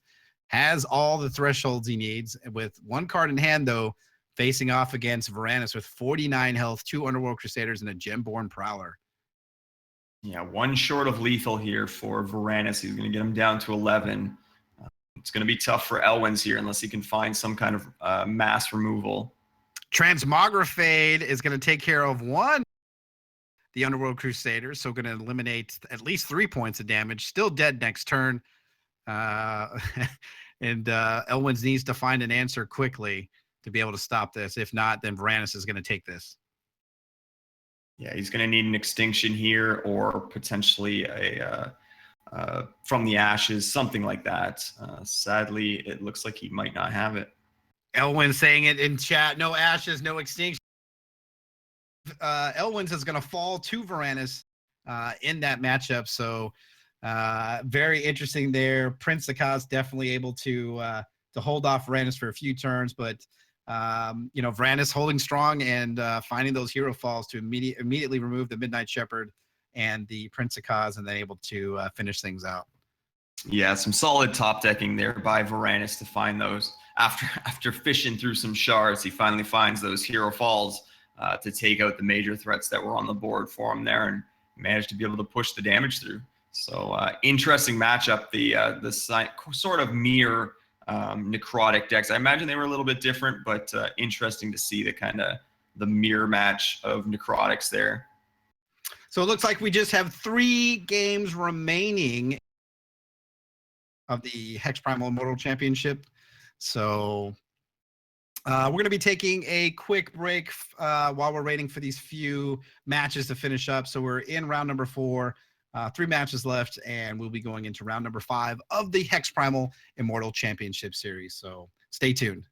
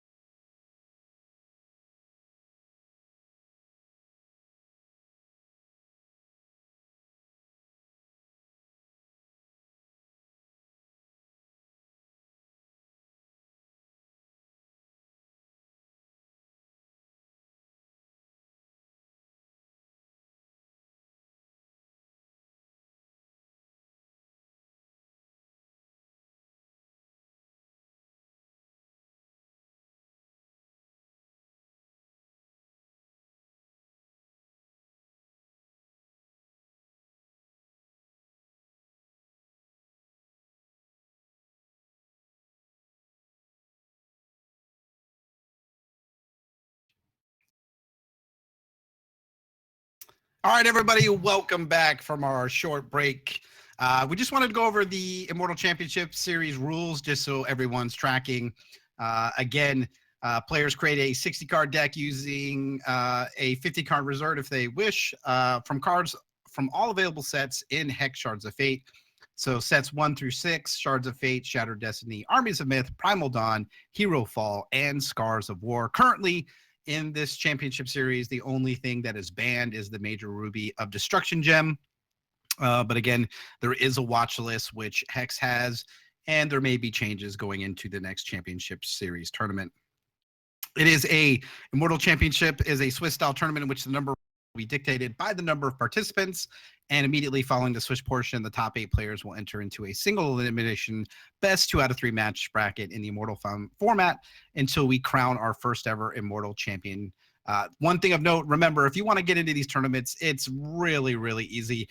All you have to do is put together a deck, join the queue in the Immortal queue. It is a non-ranked queue. And then just accumulate 20 tickets. And once you have your 20 tickets, you will be able to enter into these tournaments that are being held every 2 months and compete for a chance at a prize pool of over $3,000. Just as a reminder for those who have the tickets, if you have more than 20 tickets after the tournament starts, those tickets will go away. You will have to start from scratch and earn your 20 tickets again. Again, you have 2 months in which to gain those 20 tickets. So if you push yourself and get ready, you will be ready for the next championship tournament on June 17th. So again, the Immortal Championship Series is an ongoing event and will reset every 2 months. And the next tournament will be on June 17th. Let's go over prizes once more. Again, first place is a pretty substantial prize. You'll get 20 packs of set 1 and set 2. You also get a complete set pack. That means one of each card in either set 1 or set number 2. You also receive a $500 credit from HexPrimal, which you can use to buy product on hexprimal.com. Second place will get 20 boosters of set 1 and set 2 and $200 credit. Third through fourth, we'll get 20 boosters of set 1 and set 2, along with $100 credit to HexPrimal. And fifth through 8, we'll get 20 packs of set 1 and set 2, as well as $50 credits to be spent on HexPrimal. 8th through 16th, we'll get 20 boosters of set 1 and set 2. And 17 through 32nd, we'll get 10 packs of set 1 and set 2. Just a reminder, remember, because we rotated sets, you can no longer purchase the set 1 and set 2 boosters from the store. So the only way to get them is by trading or purchasing them off the auction house or by competing in the Immortal Championship Series and making the top 32 in order to get some of those packs. So another incentive to play in the tournament and get some of those older packs. Let's talk about our streamer and door prizes. So again, for all our streamers, we definitely appreciate all your support during the event. You make this event even better by giving us content that we can provide for the viewers out there. You will be entered in for a chance to win a set 1 primal pack, a set 2 primal pack, or one of 4 sets of 5 Scars of War booster packs. So some really cool prizes. For those of you hanging out in the stream, don't worry, we've got you covered too. We have a Mastery of Time, Crackling Vortex, Sun Soul Phoenix, Runar Hierophant, Hero Fall from the Ashes that we're giving away during the stream. Again, those will be random. We have already given some of those away. That Runar Hierophant, though, that's pretty amazing. And again, all prizes will be issued out no later than 24 hours at the end of the stream today. And again, as streamers, you're eligible for both prizes. So again, we just want to make sure we definitely want to appreciate all our streamers who are providing the content that we're going to bring you today. So last call to win a Hero Fall card. All you have to do is type !Immortal to enter, and all our card will do that giveaway here shortly. Again, we're in round number 4 of the HexPrimal Immortal tournament. Looks like we only have 1 game remaining. It's in game number 2, though. River versus Grayskull. Interesting enough. Going over some of the matches in round number 4, looks like Jeff is continuing his streak. Went 2-0 over MTG Collector. Biz over Sadistic. 2-0. Looks like X-Beat 2-1 over Witherstench. We saw Varanus take that match 2-0 on Elwins. And looks like Van Hall 2-0 over Yesh. and Sanctus 2-1 over Soren. Starro 2-1 over Galwin. So interesting enough, some of the top players here making their way. Jeff Hoagland still undefeated. Varan is still undefeated. XBeat still undefeated. So things are going to get interesting here as we move out of round number 4 and into round number 5 of 8 of the HexPrimal Immortal Championship Tournament. It looks like it is starting right now, so we'll be bringing you action here shortly as players are obviously on a delay, and we will bring you coverage of our next match. Of the again, if you we definitely appreciate everyone hanging out here today stream. Hopefully you guys are enjoying the content. One thing of note, we will be putting up a forum post on the forums for you guys to provide your feedback. We definitely want to improve this, make sure this is better. This is, you know, a community tournament. We want to make sure you guys have some input as well, so we can continue to evolve and get better and bring you excellent coverage of the Immortal Championship Series.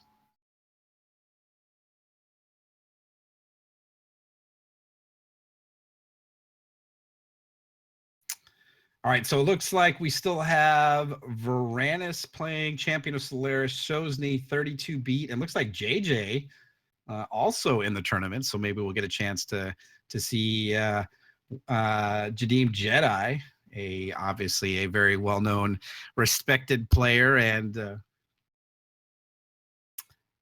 runner-up for the Hex $100,000 tournament. So very excited to see what JJ is playing. Yeah, so I've been talking to JJ a little bit on the side about what he might be running and stuff. So there's some ideas there. Obviously, I don't want to share just yet. Hopefully, like you said, we'll get to see him somewhat soon here.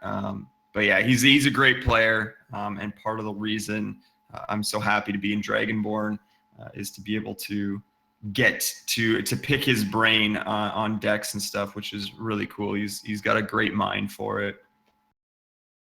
Yeah, I mean, and that's, you know, that's the one advantage of being in a clan or guild, is to be able to collaborate and do some crazy stuff and put it together. And JJ obviously is a phenomenal player. People joke with him that he gets second a lot, but I mean, second is still pretty darn good. And when you can take home some good money and be a very solid and consistent player, that's definitely somebody whose knowledge you should definitely try to glean as much as possible. Yeah, for sure. And he's a great guy too. He's great to I get to hang out with him at Gen Con and stuff like that as well. Just an all around good guy as well. So hopefully we'll get to see some more of him here today. So we're just waiting on our matches to start. We are going to be going to JJ here in round number 5 of the HexPrimal Immortal Championship Series. Round 5 of 8, players competing for a prize pool worth over $3,000. And it looks like it's going to be JJ versus Metronomy. So that'll be a very exciting match between these two players. And to see what JJ has brought to the table. We've already seen some interesting matches already. So I'm just excited. I'm really to see what's going to happen. Yeah, I want to see if he's running a specific deck he was talking about running that definitely looked interesting. So hoping he's running it. But yeah, we'll have to wait and see. As a reminder, prizes for the door prizes will be given away 24 hours. Looks like Jakisha has won the Hero Fall, so congratulations to you, Jakisha, on that. Congratulations. Still have that Rooney or Hierophant hanging out there, so that'll be given away today sometime on the stream. And of course, those streamer prizes are pretty nice as well. Yeah, some really cool stuff. I kind of wish I was in this tournament now.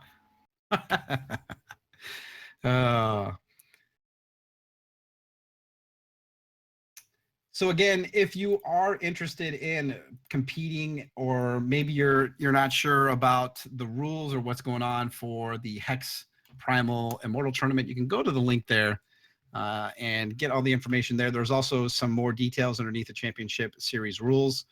And make sure you stay up to date with this. Obviously, as this tournament ends, and if there's any changes, you'll see that over on hextcg.com.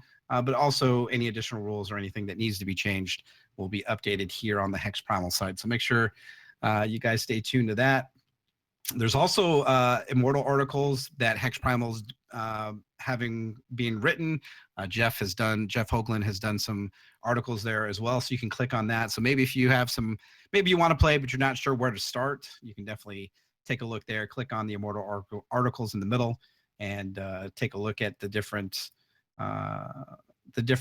decks. And again, with the meta possibly changing for next season, continue to take a look at that and see the updates and changes as they happen. So here's a question for you, Snake. Mm-hmm. If you could ban one card, what would it be? None of them. None. I would not ban a single card. I think I think Titania's Majesty is fine. It's like gem or card, you know what I mean? That makes it interesting. So I don't think there's a single card that I go, that card is just completely broken by itself. So I don't know. That's just me. But looks like we're going to be going into our match. Jadeem Jedi, aka JJ, playing Feather Drifting Downriver with 22 health against Metronomy, playing Uzu the Bone Walker with 23 health. Opening hand for JJ is going to be a Sapphire Shard, Shard of Instinct, Well of Instinct, Wild Shard, Sentry of Nolzon, Runir Hierophant, and Arcane Focus. Okay, so he is playing the deck that he has been talking about. So this is going to be fun to see. Hopefully Metronomy is online. Maybe he's having some that happens from time to time. So we'll give it a little bit. Nope, looks like it's good. It might just be that thing is going to be in the way, which is going to be a little bit unfortunate, but we'll go through it as we can. Arborean Rootfather off the top for JJ. We're going to see Sentry of Nolzon being played after that Wild Shard. And unfortunately, I think that's something that just can't be removed unless he actually restarts his client. So that's I think we can just stick with it. Maybe it'll go away after reserves and come back, but I'm not sure. So we'll give it a shot and see. It does obviously makes things a little hard, but it looks like Midnight Gatherer for Metronomy.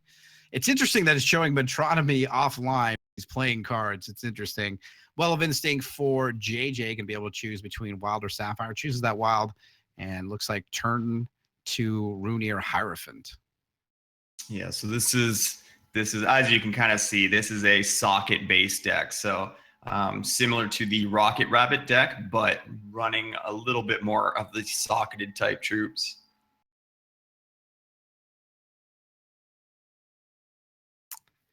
And again,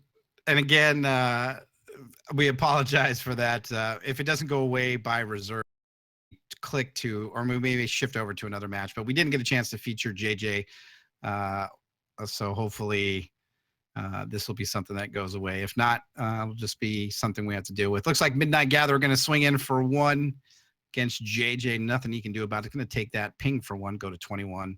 Sapphire Shard for Metronomy. And we see an Underworld Crusader. So yeah, obviously Metronomy, I believe he won the Ruby Cup in the Immortal format. So he's no stranger to Immortal here. Shard of Instinct for JJ, going to go for that Sapphire Threshold. Arcane Focus finds a Well and a Wild Shard. Goes for that Well of Instinct.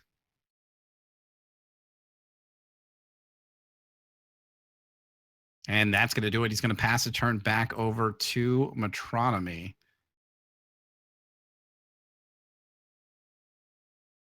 So Midnight Gatherer and Underworld Crusader is underneath the unfortunate your opponent disconnected.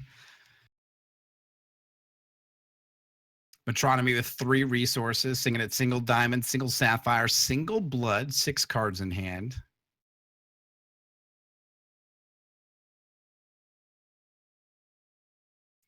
And it looks like maybe working on some technical issues here. So we'll go ahead and cut back to this. Maybe JJ is deciding to restart his client to get rid of that. So we'll give it a couple minutes and see how it's going. If we can fix it, if not, then we will go to another match. So again, thank you guys for joining us in the HexPrimal Immortal Championship Tournament. My name is Silent Snake 76, 8K the Snake. Joining me is the motivation, and of course, running everything on the backside is Alucard, everyone's favorite Clampion.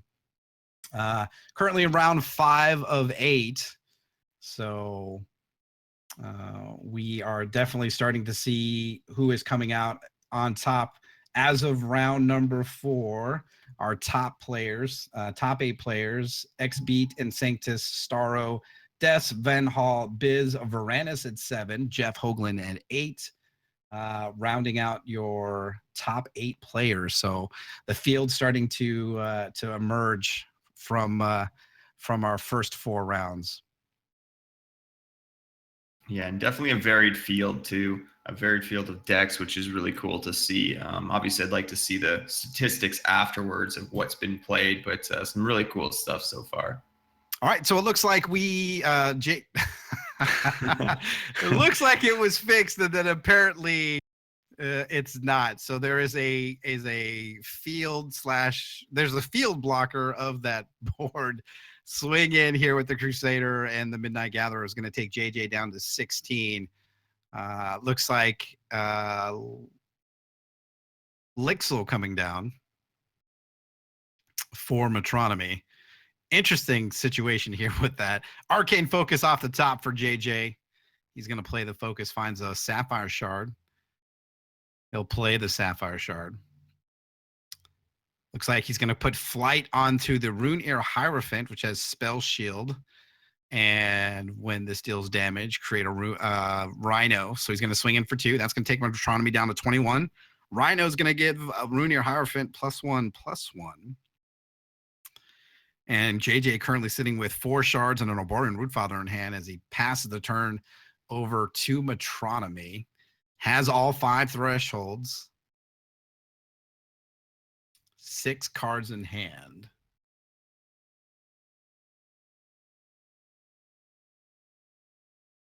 Yeah, so you got to wonder here if Metronomy here is going to use that Midnight Gatherer to stop the Rune-Ear from getting in and creating more Rhinos.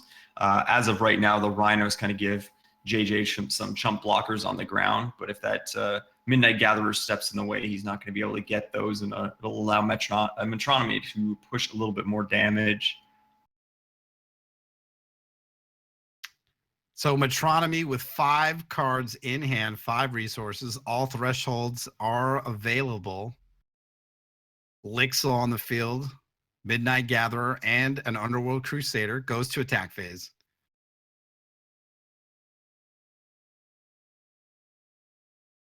Looks like the Gatherer just coming in with the Underworld Crusader, so 5 damage inbound. JJ going to have to decide how he wants to block the Crusader.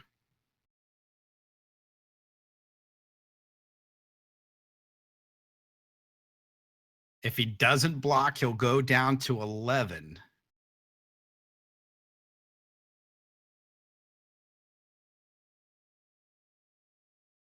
And he does. Metronomy now up at 25 health.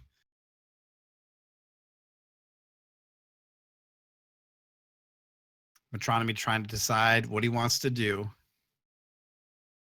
That Rune-Ear Hierophant with Flight. Yeah, and I imagine we're going to see the cycle off this Rootfather here. JJ needs to try and find an answer, especially with that Infinitrix coming down now.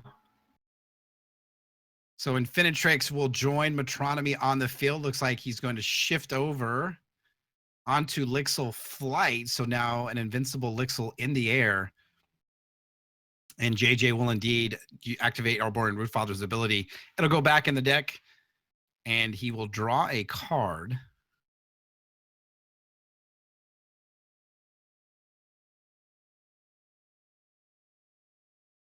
Just waiting for Metronomy to hit confirm, so this action can go through, or this activation will go through from the Root Father. So yeah, I think JJ's looking for something like a transmog here, or even maybe a lullaby could help him with this. But as of right now, he's in a tough spot because that Infinitrix is getting all its power shifted over to the Lixil, which can't be destroyed. So Lixil can get pretty out of hand here. Not sure if Metronomy is having some connection issues, so just bear with us. I would assume that he would have already clicked through if he could. He has no resources available. And it's at the end of his turn, so not sure. Again, connection issues happen, so we'll just give it a few minutes and see.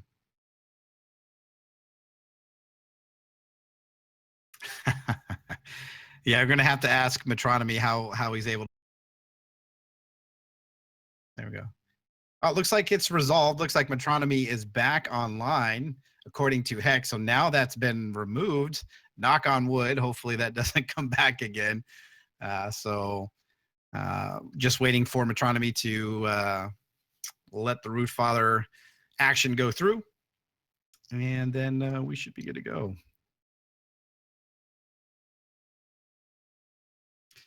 Maybe when he's online, he's actually offline. And when he's offline, he's actually online. It's reversed for him. It's reversed for him, yeah. All right, so finds a Sapphire Shard from the Root Father. Finds a Wild Shard off the top. So JJ with a handful of shards. And not in a good spot here. Yeah, flooding out a bit here. Unfortunately for JJ, I'm not sure there's much he can do with all those shards littering his hand.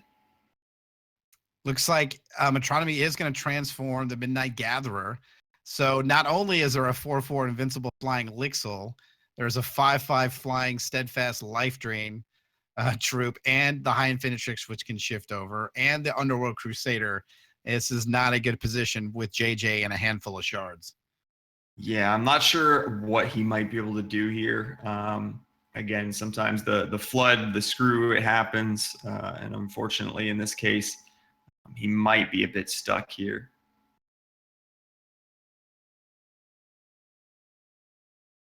On the plus side, he can play Mass Poly Dingler at some point.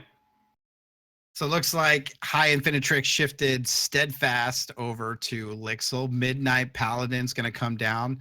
That's going to reset High Infinitrix. Metronomy's going to gain some health off of that as well. So he's at 30. JJ's at 6. Shifting over from High Infinitrix over to the Underworld Crusader. Now 3 troops in the air, 15 damage inbound. Only a single Runier stands in the way. JJ's going to take it, and Metronomy is going to take game number 1 in this matchup against Jadim Jedi. And players are going to go into reserve. So what does JJ need to do? Obviously, having a handful of shards didn't help, but what is JJ going to be looking to reserve in against this matchup? Yeah, outside of drawing less shards in that situation, he's going to want things like Lullaby to revert the Lixil. Once it gets all those Infinitrix powers on it, he's gonna want Transmographates. That's one of the only ways he can deal with Lixil at this point. He could get he might have Dinglers or Dingle in reserve. That would be helpful against Lixil. And then Mass Polymorph Dingler could be another big one there if he can get that late into the game. But any sort of transmog type effect is probably what he's looking for here. All right, so both players will be going to reserves. JJ will hopefully anything other than a shard to keep him in the matchup. But Metronomy up 1-0 against JJ. Metronomy, like you said, a very good player, very methodical player. JJ, strong player. So it's good to see these 2 players going at it against each other. And we'll see if JJ is able to force a game number 3. Yeah, definitely a good matchup here of 2 great players. Like I mentioned, I believe Metronomy was the one who won the Ruby Cup. So that was an Immortal format as well. And he was running, I believe, this same deck, maybe some changes and stuff that he made afterwards. But the Necrotic deck at the base is what he was running. So he's obviously got a good knowledge of this deck. So we'll see how he plays out this next game. Both players will be finishing up the reserves. We'll go into game number 2, and here we go. JJ will have the option whether to go first or to pass it over to Metronomy. I have a feeling he's going to choose to go first. Again, battle boards making their way here. Opening hand for JJ, Sapphire Shard, Well of Instinct, 2 Wild Shards, a Warp Steel, Aspect of the Squirrel, and Transmogrifade. Some interesting stuff in there. Those Warp Steel Shardsworns might have the quick gem on them, which can be pretty fun at times, but also help pump up your Runear, so you can play them out quickly and pump up your Runear as an unexpected combat trick almost. Sapphire Shard for JJ will pass the turn over to Metronomy.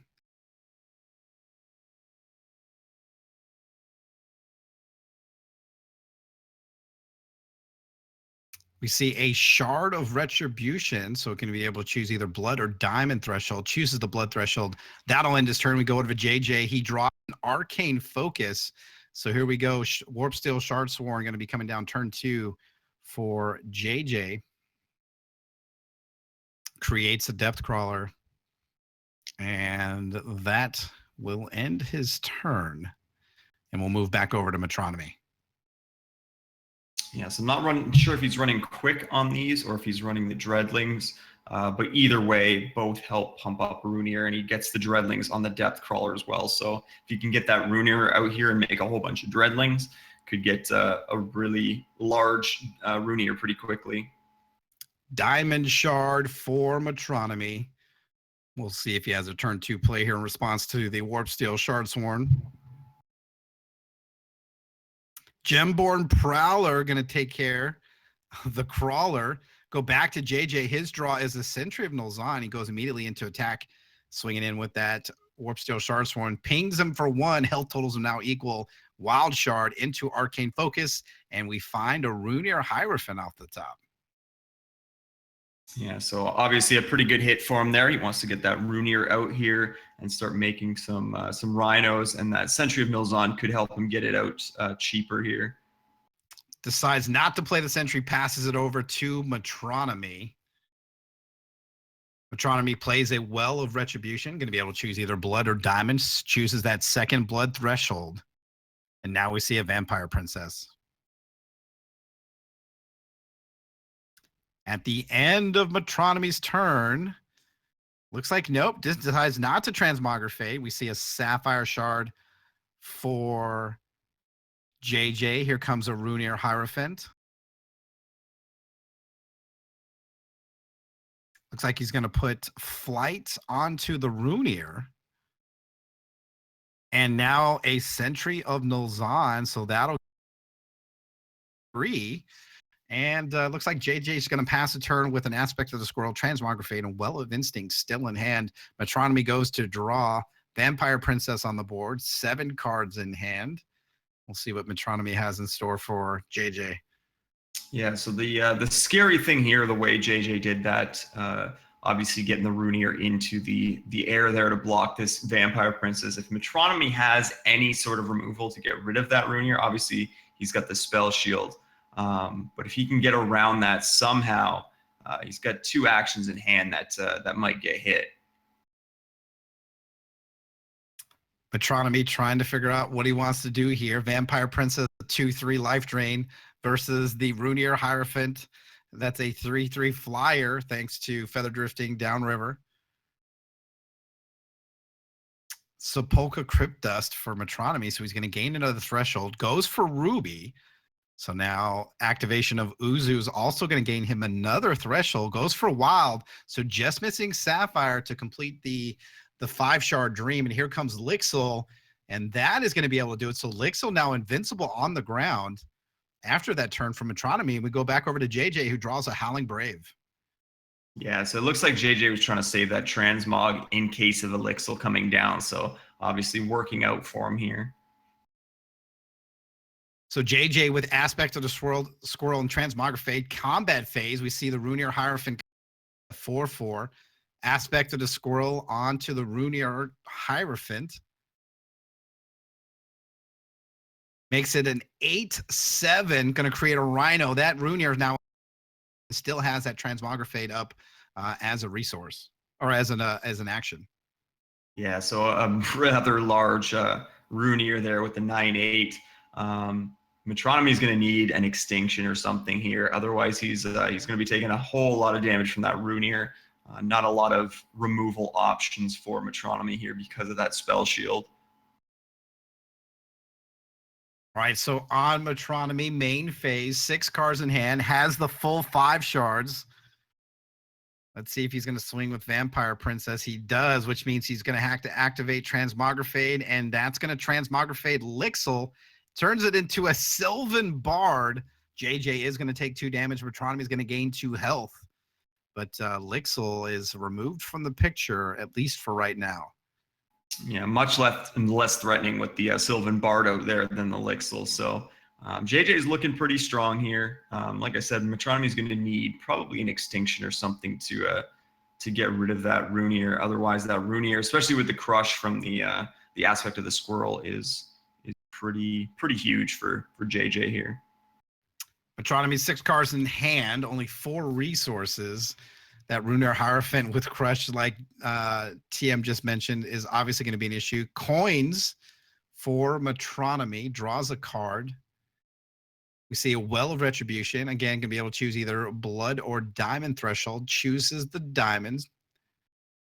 3 resources remaining, 5 cards in hand, but pretty scary board on the other side, and a Vampire Princess for Metronomy.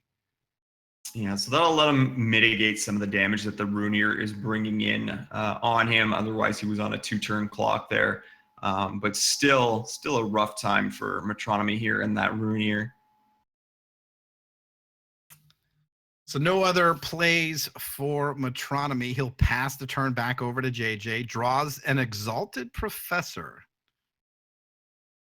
It's another interesting addition here to the deck. Like I said, it's a little more socket based, so pretty interesting to see. JJ going to be swinging in with the Runier Hierophant and a Rhino. 12 damage. Looks like Metronomy's just going to take it. Goes to 6. Rhino generated because of the Runier Hierophant, and will pass the turn over to Metronomy. Pivotal point here for Metronomy.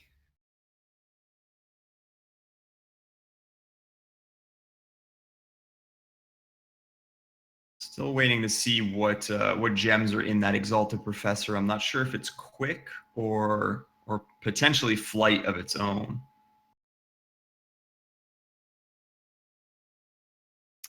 Metronomy, as a player as he is going to take his time, figure out whatever the line of play is going to be. If you notice the time disparity here, JJ's at 23 minutes and Metronomy's at 16 minutes. Of course, Metronomy did take game number 1, so Metronomy doesn't want to go into game number 3, especially against an opponent like JJ.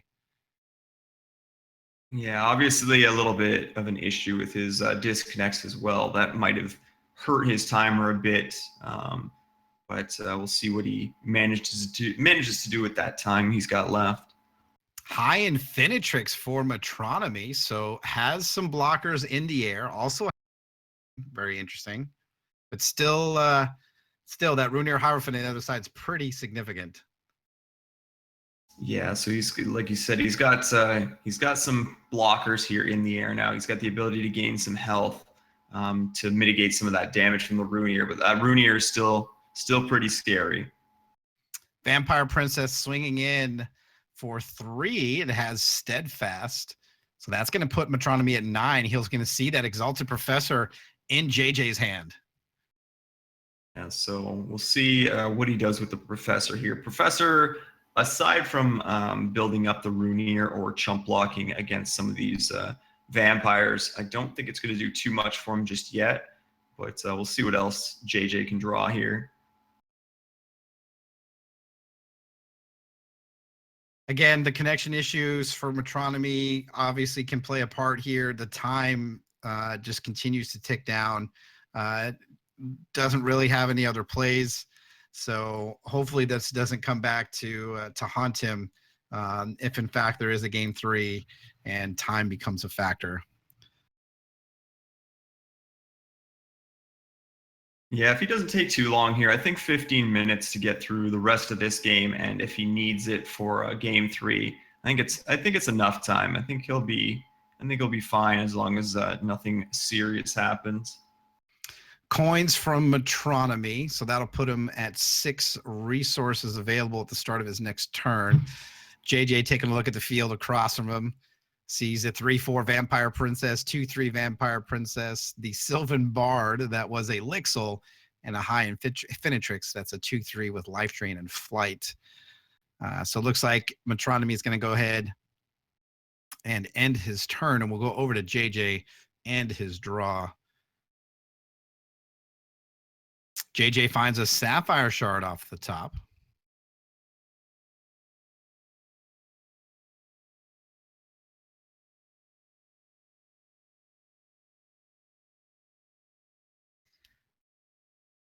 JJ taking a look at it. There is that 3/4 Vampire Princess, so that makes things interesting with the Rhinos, I would assume.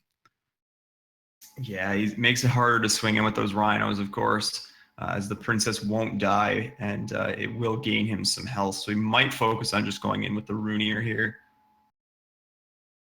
JJ going to combat. Looks like Runier. Oh, and it looks like he is going to swing with those Rhinos. Interesting.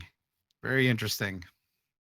Yeah, I mean, it mitigates a bit of damage for him with that Princess, but he's still pushing an extra 3 damage in as well. So it makes Metronomy have to decide whether he wants to block with either the Infinitrix, the other Princess, or the Sylvan Bard as well. All right, so swing with the 10/9 Runier Hierophant that has Spell Shield, Crush, and Flying, as well as 2 Rhinoceros with Crush. Vampire Princess will step in front of one of them, killing one of the Rhinos. The other Rhino will take out the Sylvan Bard. Metronomy goes to 7 health. Rhino created as a result of the Runier Hierophant doing damage to Metronomy. And we go over to Metronomy, sitting at 7 health. Vampire Princess, 3/4, Flight, Life Drain, and Steadfast. And a high Infinitrix, that's a 2/3, Flight and Steadfast. And 4 cards in hand, 6 resources. What does Metronomy need here? He needs a From the Ashes or an Extinction. I think those are his major outs right now. I'm not sure if he runs all of those. I think he normally does run the Ashes as well. So I think those are the 2 hits he's looking for. Otherwise, he's just chump blocking to try and delay to get to that point. Looks like he is going to shift over to the Vampire Princess from the high Infinitrix. Looks like he shifted over Life Drain and +1/+1. Yeah, he might have a Necrotic in his hand here to revert the high Infinitrix to give him bigger bodies to stop more damage here. We'll have to see. He could have a Lixil as well. If he can pick up a Lixil and then be able to shift all the Flight and such over to the Lixil to block the Runier, that could be a pretty big one for him as well. 12 minutes for Metronomy. We see a Forgotten Monarch, so that will reset the high Infinitrix or revert it back. Going to swing with Bull, so this is going to be a good health swing for him. Going to deal 7 damage. That takes JJ down to 10. He's going to gain 7, so Metronomy is going to gain the health lead here. And now Lixil, the Deathless Gem, will join Metronomy on the field.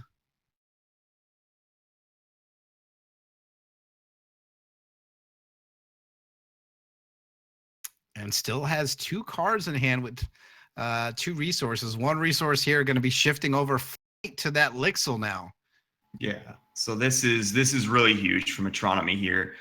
Getting that Lixil with the Flight on it can now block that Runier and not take all the crush damage. So that was actually really, really huge for him. JJ is going to need to find a transmog or something to try and get through that now. So JJ plays the Exalted Professor. Runier Hierophant will go to 12-11. No swing from JJ. And how the tides have turned as we go over to Metronomy and his draw.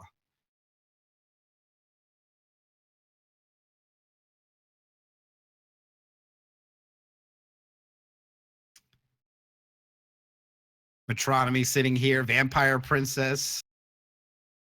High Infinitrix now going to be shifting over that life drain and +1/+1 to the Lixil. So now it's a 6/6 invincible, flying, steadfast life drain troop. Yeah, so he's going to be able to start swinging in with that and at least start regaining some of his health. Obviously, JJ can block the Lixil for now and not take the damage directly, but eventually that's in Infinitrix, if he can keep reverting it and shifting over to the Lixil, she's just going to get too big for the Runeer to handle. And here comes the Lixil 6/6 inbound. Runeer Hierophant's going to step in the way, but that's not going to stop Metronomy from gaining 6 health. Goes up to 20 and now has a double health lead on Jadim Jedi, sitting at 20, while JJ is sitting at 10. And now we see a subtle striker. So that means no activation of champion abilities for JJ. Yeah, I'm not sure that's too much of a concern for JJ now that he has his big Runeer in the air.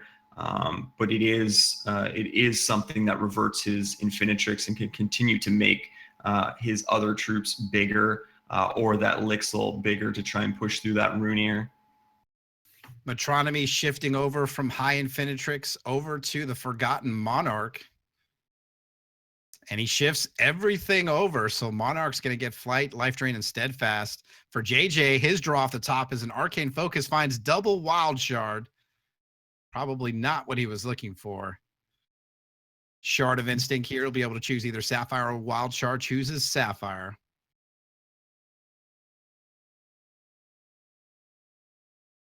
And that will end JJ's turn. We go back over to Metronomy and his draw. Diamond Shard comes down at 7, 2 cards in hand. And a pretty formidable side of the board for him. Yeah, that Lixil really changed things for Metronomy here and gave him a way to stop that Runeer from getting in. So at this point, JJ's looking for a way to remove that Lixil. Obviously, the Forgotten Monarch and the Vampire Princess are still big threats. But yeah, once that Lixil's gone, JJ might be able to do a bit more here. A Midnight Paladin's going to hit JJ hard, taking half his health, goes from 10 to 5. And unfortunately for JJ, there was a lot of troops in the air over there from Metronomy. Yeah, even if JJ is able to block here, if Metronomy swings with everything, there's just too much damage coming in here, unfortunately, for JJ. So just waiting for combat phase for Metronomy. Exalted Professor, Runeer Hierophant in the air to block. Looks like he's going to shift over from High Infinitrix over to the Subtle Striker, giving it flight. Also +1/+1, so a 3/3 flying Subtle Striker. We'll see if Metronomy, nope, decides not to shift anything else over. And now we're going into combat phase for Metronomy. Here comes the team, minus the Midnight Paladin. We see the Runeer Hierophant blocking the Forgotten Monarch. Exalted Professor blocking against Lixil. Looks like double block against the Infinitrix. Still not going to matter. There's just too much in the air for JJ to have to deal with.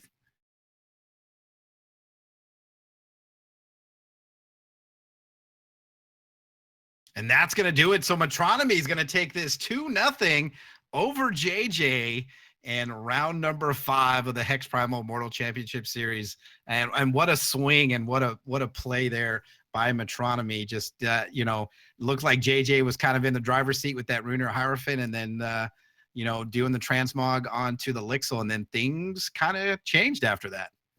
Yeah, that huge draw by Metronomy to get the other Lixil really turned things around. And it kind of shows why Lixil is such a strong component of the Necrotic deck. Once she's out there and you can shift things to her, she can really, really swing things for you in your favor if your opponent can't deal with her. Just a really, really strong card. Interesting enough, though, you know, there were some options there that if JJ could have had in hand to be able to at least survive a turn. I know mentioning in chat that Lullaby could have been an option that could have given JJ a little bit of a reprieve, at least for one turn, maybe try to find an answer. I'd be interested to know what other cards are in JJ's deck. Do you know if he runs Mass Poly in that deck, or? I'm not positive. I don't know if that would have helped as much just because it was a bit too slow. But yeah, I'm not positive if he runs that or not. He might. But yeah, I think Transmog and Lullaby were his biggest outs there, and unfortunately, he just couldn't find them. All right, so it looks like we are down to 2 games. It looks like 2 games left in round number 5.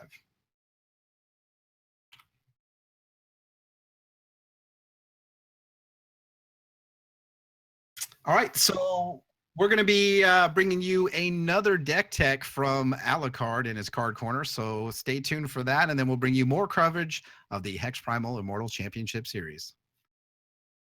Hello, and welcome to Card Corner, where we take a deck and break it down into its subcomponents so we have a better idea of how it plays and how it fits into the Immortal constructed meta. Today, we're going to be taking a look at the Ruby Wild ramp deck, which was popularized back in the Armies of Myth meta, but quickly fell off the scene as a critical card in this deck, Titania's Majesty, was banned from the standard constructed meta. However, Titania's Majesty is available in Immortal and is an important and critical part of this deck. At the core of this deck lies Cressida, a champion with 17 health, and for 3 charges allows you to gain an extra resource as long as you have that Ruby Wild threshold. She is important here because this deck is all about ramping into big threats. So she allows you to gain a bunch of resources along with some other cards that we'll take a look at and play some powerful troops that will win you the game in one fell swoop. So let's take a look at some of these ramping options. Howling Brave is a 1/1 for 1, and when it enters play, gain a wild threshold, and you can also exhaust it and gain a temporary resource, effectively doubling your resource output on turn 1. Fantastic option for ramping into big threats. Chlorophilia, likewise, allows you to play a random wild shard from your deck, so you're not only gaining extra resources, but you're thinning the deck so you can draw your big threats. Puck Dreambringer is fantastic because it's a turn 2 drop that can potentially gain you a ton of resources by turn 3, because when you exhaust it, you gain a resource for each troop in your hand with cost 5 or greater. Let's take a look at some of these troops that might be in your hand that Puck can help you ramp into. So here are some of the major threats in the deck. Titania's Majesty is probably the biggest one because it allows you to search the top 5 cards of your deck, create a copy of a revealed troop with this action's gems, and put it into play. And tossing the major Ruby of Twin Strike that allows you to deal double damage on that troop is amazing on troops like Walking Calamity, Arborian Rootfather, and Jadim. Walking Calamity and Arborian Rootfather pack a huge punch because they can come in with speed thanks to the minor Ruby of Ferocity for Arborian Rootfather, and the +1 attack and crush effectively make these troops swing in for 18 or 20 damage with that Titania's Majesty double damage gem. So it's a huge combo. You can crash in for a ton of damage, and if they kill your Walking Calamity, when it dies, it's going to deal double damage as well from its deals 10 damage to each opposing champion and troop effect. So it's a fantastic combo. It allows you to hit really hard, and there are not a lot of answers for when you get this to resolve. Jadim is also an interesting option for this deck because it puts an evasion troop on the board that your opponents can't block, and potentially on the next turn, if you play a large troop or any non-resource card, Jadim's going to power up and probably go in for the kill. Eye of Creation is another huge threat to ramp into because it allows you to potentially put multiple large threats in play simultaneously that can kill your opponent in one shot. Here are some of the supporting cards for the Ruby Wild ramp deck. Crocosaur, Carnosaurus, and Balthazar are important here Crocosaur and Carnosaurus really focus on dealing with your opponent's threats. If your opponent is swinging in with a bunch of smaller troops, Crocosaur is great for just clearing the board and getting rid of them because he can battle two things and take care of them swiftly. Carnosaurus is great against those early game threats, or potentially in the mirror match against other players who might be using Howling Brave and Puck Dreambringer to prevent them from getting their combos off. And Balthazar allows you to sustain into the late game by drawing you a pile of cards and gaining you extra health. So these are really important for the deck and should not be underestimated. Now for the resources of the deck. This deck does play 4 Well of Savagery, 4 Shards of Savagery, a bunch of Wild Shards, and a bunch of Ruby Shards. The Well of Savagery is a nice addition to this deck from Scars of War because it really does help you with that threshold fixing that this deck critically needs. This deck does require double Ruby Threshold from Walking Calamity, and Ruby Threshold is required to activate that Cressida Champion power. And you do need triple Wild Threshold to get Jadim or Crocosaurs on the board from your hand. So here's the main deck for the Ruby Wild Ramp deck. Consists of 4 Howling Braves, 4 Chlorophyllias, 3 Puck Dreambringers, 4 Titania's Majesties, 4 Walking Calamities, 4 Arborean Rootfathers, 1 Jadim, 2 Eye of Creation, 4 Crocosaurs, 4 Carnosaurus, 2 Balthazar, 4 Well of Savagery, 4 Shards of Savagery, 10 Wild Shards, and 6 Ruby Shards. Now let's take a look at some of the reserve options for the Ruby Wild Ramp deck. The troops in reserves are the Succulent Cluckodon, Wrathwood Mastermoss, and Chompasaur. Succulent Cluckodon is particularly good against aggressive matchups that tend to play a lot of troops, especially Angus decks, because they're going to be hitting you hard with a lot of direct damage. Cluckodon can help you sustain with some extra health gain, and if they are playing small troops, you can have them battle it. Plus, Cluckodon comes in with 4 defense and 4 attack, so it's a formidable foe to a lot of troops out there. Wrathwood Mastermoss is particularly good against those Mono Blood and Blood Diamond decks that tend to run Extinction or any other mass removal, or even single target removal, because the Wrathwood Mastermoss will transform into that Wrathwood Mossling, and if you connect with it, you'll just get your Mastermoss back and basically deny them their removal. Chompasaur is a fantastic option against artifacts and constants, because when it comes into play, it can destroy one of those, and you gain a pile of health equal to the destroyed card's cost. Scorn of Oberon serves a similar function here, in that it does still destroy an artifact and a constant, but in addition to that, interestingly, it does allow you to revert a target troop, so this can be valuable against the Lixil matchup, where maybe your opponent is shifting a bunch of powers over from Infinitrix onto Lixil and trying to kill you with that threat. So, has a lot of flexibility. It's a valuable card for reserves. Drowned Shrine of Ulthar is particularly good against decks that tend to draw a lot of cards like Wintermoon decks, or really anything that contains Lanapaw's Sight, which is a popular card in the meta right now. Denying your opponents from drawing a lot of cards can be really critical in a controlling meta. Turbulence is also a fantastic option against any deck that's playing a bunch of flyers. Vampires come to mind. This can take care of a Vampire King or Vampire Queen in one shot, and it does so really well and really efficiently. Our final reserve card here is Heat Wave, which deals 2 damage to each troop, which is invaluable against aggressive matchups that tend to throw a lot of small troops on the board, like Shinhair's creating a bunch of Battle Hoppers that they're powering up, or maybe a robot dwarf deck that is putting a lot of worker bots and transforming them before they can get their combo off. Maybe you play the Heat Wave and you deny them their dream. So that's the Ruby Wild Ramp deck. It packs a punch if you can get all your resources assembled and ramp into those big threats, because it'll generally one-shot your opponent. Now let's continue our live coverage of the HexPrimal Immortal Championship Series.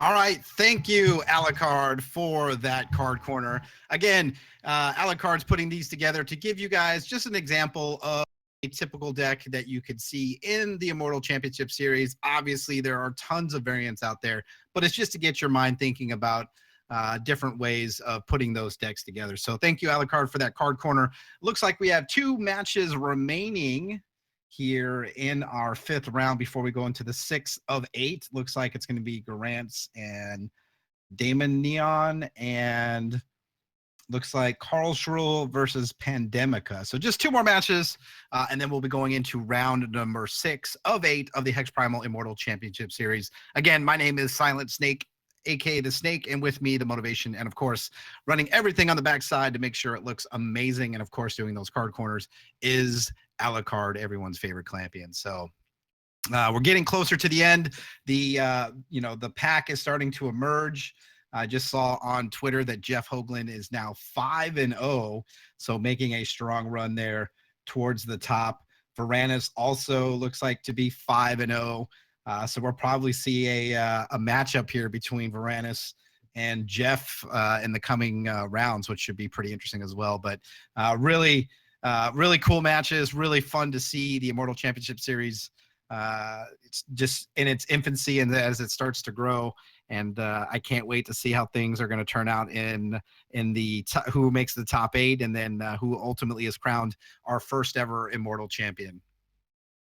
Yeah, so lots of, like you said, lots of great players here. Hopefully we can get some of these great matchups. Something like Jeff and Varanus would be really, really cool to watch. I know what Varanus is running. I'm not sure what Jeff is running, but yeah, I'd love to see what those guys are running as well. Great minds for decks, so it would be really cool to see them in a matchup.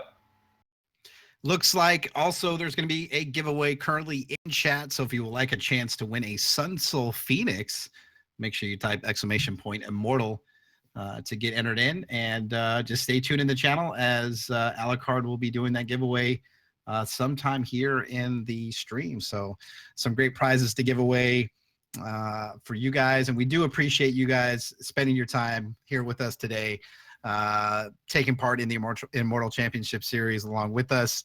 As a reminder, you can be in this tournament as well and competing for a prize pool of over $3,000. Again, after the championship tournament series today, your tickets will reset and you'll get a chance to go after it. But again, tournament prize is that first place, knocking it out of the park and being crowned the first ever Immortal Champion, getting those 20 packs of set 1 and set 2, that complete set pack of either set 1 or set 2. That'll be one of each card, and $500 credit over on hexprimal.com. Again, that's for merchandise on the website. So not too bad. You can buy cards, all kinds of stuff there. So $500 can go a long way on the HexPrimal site. Second place will net you 20 packs of set 1 and set 2, along with that $200 credit over on HexPrimal. Third through fourth will get you 20 packs again of set 1 and set 2 and $100 credit over in HexPrimal. And 5th through 8 will get you 20 packs of set 1 and set 2 and $50 credit over on HexPrimal. 8th through 16th will still nab 20 packs of set 1 and set 2. And for our 17th through 32nd place, you'll be able to receive 10 packs of set 1 and set 2. And again, like I said before, the only way to get these packs now, because they are out of circulation on the store, is either trading for them, buying them on the auction house, or competing in events like these, which will reward you with these set 1 and set 2 packs. So getting those 20 tickets within that 2-month time frame, can be really easy. There's some good budget decks out there that can get you there and just grind your way there to get those tickets. So looks like we are down to just a final game before we go into round number 6 of 8 of the tournament. So hopefully we'll be able to bring you coverage. Looks like we are going to be going to feature next round Champion of Slayers, who is playing a Ruby Wild deck. So we just got done doing a deck tech for that. So we'll be able to see a variant of that deck being played in round number 6. So we'll see that. Looks like we still have some people streaming, doing JJ Shosny, 32 beat, Champion of Solaris, and Varanus. So still some good people streaming out there. Again, we want to reward all our streamers out there, giving us the content that we can provide you guys to show that. So again, great prizes for everybody in the stream, and importantly, as well, those streamer prizes, being able to give away that set 1 and set 2 primal pack. Who knows what you could pull out of there? The Vampire Kings, the Reeses, pull out some Extinctions and some other great cards, as well as we're giving away those 4 sets of 5 Scars of War booster packs. Again, if maybe you weren't so sure about streaming this time, trust me, these prizes were all donated by myself, Alucard, and the Motivation. And we're looking to make things fun and exciting for everyone. Even if you're not playing in the tournament, there's still a chance for you to win some cool prizes, and, just show your support for the Immortal tournament and just hang out with us. So, like TM said, if I wish I was streaming and doing this stuff and winning some cool prizes too. So I'm glad that we're able to do that and provide some cool prize support for you guys, and just show our support to you as you show your support for us.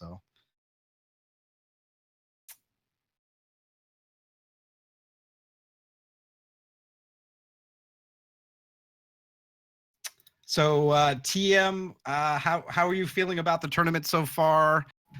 What do you what is your thoughts on the Immortal tournament and how things are going? The decks and everything. What are your thoughts? Yeah, so I mean, so far I've been saying it since the start. It's just the diversity of it all, right? There's just so many cards to pull from. We were looking at that infographic about how there's 1,600 plus cards that you can pull from, which just opens up so many options for us to build decks. And it's really, really cool to see how much variety there is. And just thinking about in the future, as more sets come out, that's just more cards being added to this current format, and just further increasing the variety and the diversity of decks we're going to see out there. And it's really cool too, because even seeing certain archetypes like the Ruby Wild Ramp, for example, with Cressida, we're seeing so many different variations on it. We've seen stuff like Zakir in there, Master Mosses, Heart of Embers, all kinds of stuff that aren't the kind of typical stuff. So it's really cool to see that diversity. And it's really cool to see that there's so many people that put in the time to collect those tickets and get in on the tournament. It's really cool to see. And hopefully from here, it only grows further. So yeah, I'm really excited about how this all turned out. And yeah, it's been a great day so far. Yeah, you're talking about cards. I mean, we saw Radiant Physician, just people trying different things. And I think that's great. And, some of these decks that are doing well are not really expensive decks, at least as of right now. So, it's interesting. I know Alucard had that graph up, for those completionists out there, 126 sleeves. I know there's some sleeve people out there, or 129, excuse me, 129 sleeves. That's a lot to collect, and some of those you're just not going to be able to get all of them. But yeah, it's definitely this graph where it just talks about everything that's gone on so far since 2013. It's phenomenal. We talked about it a little bit earlier in the stream, but on the PV side of the house, card records. Corey talking about $25 million in development costs. Like that's just nuts. Like when they first announced that, I was taken back. Like, wow, $25 million when you consider the Kickstarter and how much it raised, and then just all the money and resources that have been put into the game. And I just remember playing early alpha and seeing the game and how it's progressed. It's been amazing to see the progression of Hex and where it's gone from alpha to now, and then just to think about how the game's going to evolve over the next 4 years, where it's going to go from there. The ability to have the auction house where you're selling stuff online, selling cards and packs and equipment and PvE stuff. I mean, just crazy. And then that other number on the bottom, which I know is going to increase, continue to increase, is that cash prizes. $112,000 in cash prizes so far. And, you know, the generosity, you know, we mentioned the Radiant Physician and with when he sponsored that $5,000 tournament, you know what I mean? Like out of his own pocket, you know, just phenomenal just to think about. Yeah, and that's not even including the packs and everything else that's been given away. That's just cash itself. So just to think about how much Hex has done and given out is pretty substantial. Looks like round 6 is going to be starting here in a few minutes, so we'll be waiting for our streamers to get their matches up and running. Remember, we're going to be following Champion of Solaris, who's going to be playing a Ruby Ramp deck. Just as far as standings go so far, it looks like 5 match wins. There's 4 of them. Xbeat and Van Hall and making out number 1 and number 2. Varanus at number 3 and Jeff Hoagland at number 4 are the undefeated players so far. And it looks like Varanus and Jeff aren't going to meet each other just yet, if they will at all. They're going to be paired up against the opposite players. So Van Hall versus Varanus, Jeff Hoagland versus Xbeat for the top spots there to see who will go 6-0 after this round. So very, very interesting to see if they will, you know, they will eke out their wins and go against each other in the next round. But we will be bringing you Champion of Slayers playing Ruby Wild coming up in a few minutes as his stream is on the delay. So again, we appreciate you guys hanging out with us today. Your support has been amazing. Again, this tournament started with 132 people, which is good. And I only expect that number to continue to grow as people start to, you know, take a liking to the Immortal format and maybe, you know, want to get some of those cool prizes. Yeah, and as Alucard is pointing out in chat, last chance to get in on that Sunsoul Phoenix giveaway. So make sure you guys type that !! Immortal to get yourselves entered in, because that's pretty sweet. Sunsoul Phoenix. So that means we're getting closer to the end to where that Runir Hierophant wanting to try to win one of those. That'll be coming up before the end of the stream. We are in round number 6 of 8. So only time will tell when Alucard decides he wants to put that out there and for everybody to try to go after it. Really good prize donated by Alucard, and I'm excited to see who's going to win it. Again, don't forget, if you want to know more about the HexPrimal Immortal tournament, you can head over to the link I just posted in chat over at www.hexprimal.com/immortal. That'll give you all the rules, the prizes, the dates. Again, remember, our next Immortal Championship date is going to be on June 17th. Tournament will start at 9 a.m. Pacific. Again, if you want to learn more about some of those decks that you've seen today, you can click on the Immortal Articles icon in the middle. Jeff Hoagland is a contributor to those Immortal Articles. You can check out some of those decks that Jeff has created. Also there, you'll see the watch and ban list. So as the championship series continues to evolve and move, those will change from time to time. And you may see cards either being added to the ban list or maybe even taken off the ban list in place of other things. So it'll be up to Hex Entertainment to decide, to make those determinations, to see what it's going to be. But we will definitely be talking about it and enjoying the next tournament on June 17th and seeing what everybody has brewed up and is ready to bring to that tournament. Yeah, and it's going to be cool to see just how the format evolves now that we've had 2 fairly solid tournaments in the Immortal format. We're going to get to start seeing what kind of maybe pulls away from the pack in terms of decks.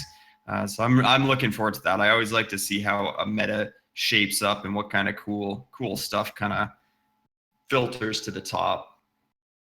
Just as a reminder, remember, once we finish this Swiss tournament, it'll cut to a top 8, and it'll be best 2 out of 3 single elimination for those players vying for that top prize of the 20 set packs of set 1 and 2, that complete set pack, which is one of each card of set 1 or set 2, and then $500 credit over on hexprimal.com.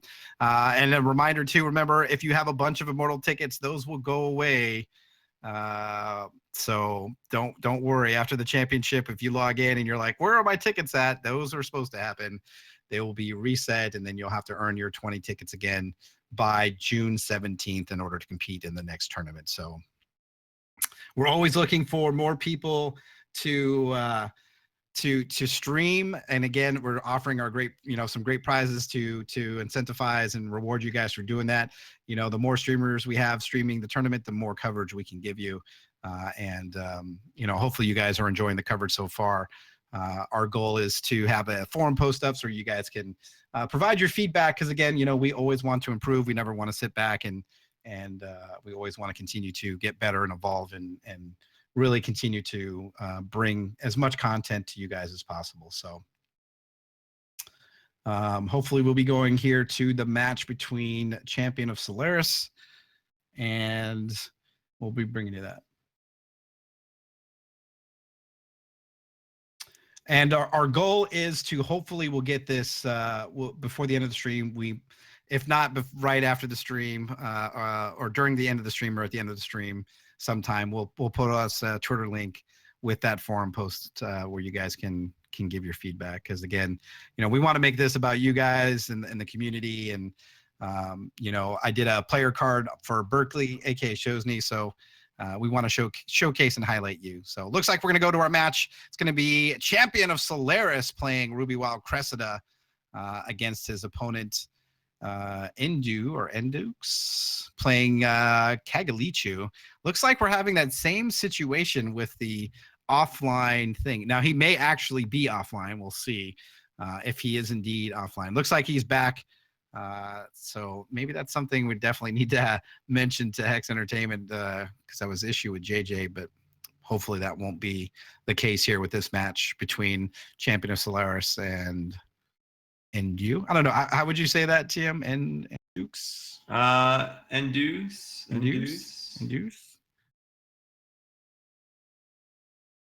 Yeah, I think. Endux? I am terrible when it comes to pronunciation. I apologize if I butcher anyone's name. It's not on purpose. Definitely not. But sometimes that happens. Sometimes. Yeah, I do it all the time on stream. There's a lot of names I can't pronounce properly. All right, so it looks like his opponent is actually here. So we'll take a look at an opening hand for Champion of Solaris. Double Wild Shard, Howling Brave, Puck the Dreambringer, Arborean Rootfather, and double Walking Calamity. Not the two cards, not two cards I'd want to see in my starting hand. Yeah, the Walking Calamities are the main ones you don't want to see. Obviously, with Puck, it does help you ramp up. That's 2 extra resources you get off Puck. But, yeah, not ones you usually want to see in there. His opponent mentioning in chat, apparently he's seen a few Majesty decks.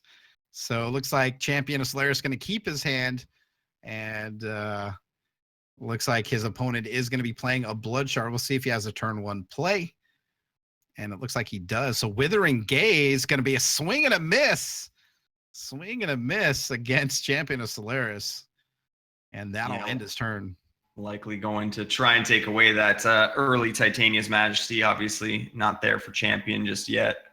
And draws his 3rd Walking Calamity. So Puck is going to be able to give him 3 off the Calamity and then Rootfather. Yeah, so I guess you got to take that as a positive, right? You're still ramping up. So if he does hit some good stuff here, he'll be able to get that extra ramp from the Calamities. 2nd Blood Shard, no play from Endu. Draw from Champion is a Howling Brave. We see a Wild Shard come down. Going to activate his ability from Howling Brave for a resource. Puck and another Howling Brave coming down. So some potential ramp here. Yeah, he's just got to find something he can ramp into. Currently, I guess he could try and get into that Rootfather as well. He doesn't have the Ruby Gem yet, but if he can find that Ruby Gem, that could be pretty awesome too. All right, turn passes back over to Endu. That's it. Says, no, I'm done. Champion of Solaris with a quick win, and players are going to go into reserves. So quick match here. And looks like Champion is going to go in and make some adjustments here. Sometimes when you have it, you have it, and sometimes you don't, and decide to just table flip and move on to the next game. Yeah, I feel like that might have been a frustration table flip today. As we did see, he said he's run into a number of Cressida decks today, so might have just been the frustration. I mean, Champion didn't really have a ton there, so might have been a bit premature, but we'll see how these next games go. All right, so Endu will be able to go first. We'll take a look at opening hands. Again, Kagalichu at starting health of 21, Cressida at 17, so 4 health advantage for Kagalichu. But again, and sometimes that's the mark that you get. Sometimes you just get those bad beats and you face off against the same type of decks and you run into the same situations. And that's one of those things that getting on tilt can be of a disadvantage. Sometimes you just you're your own worst enemy sometimes, and those things happen. So blood shard for Endu. Let's see if he has a turn 1 play. If he has that withering touch, or withering gaze, and he does, so he's going to be able to take a look at those actions, non-resource cards. Yeah, probably going to see the Eye of Creation go here. Yeah. And Eye of Creation does go into Endu's deck, and he'll pass it back over to Champion of Solaris. His draws a Wild Shard, so that was good. Definitely wanted to find that first instead of playing the Ruby into the Well of Savagery. Here comes the Howling Brave, and that will end his turn. Yeah, so that was a really good hit because now he can get his wild thresholds off the Howling Braves instead and save that Well of Savagery and the other Ruby there to get his Ruby shards for that Mind Pyre. Shard of Ancients for Endu, going to go for that Wild Threshold. So 1 open resource, 1 wild, 1 blood threshold. Passes it over to Champion of Solaris, finds a Walking Calamity off the top. He'll play the Ruby Shard. Activation of Howling Brave. So this is reminiscent of the first game. Here comes Puck into Howling Brave.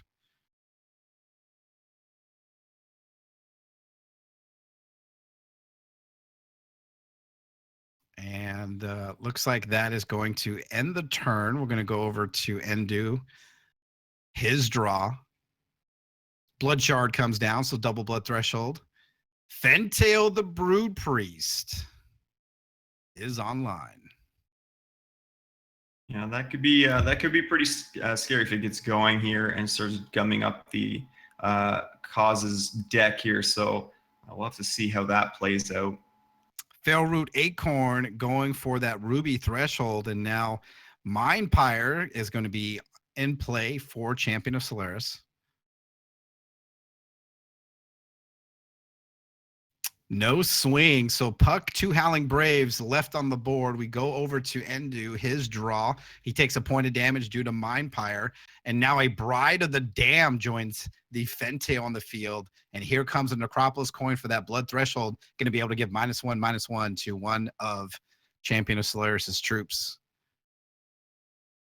And targets that Howling Brave.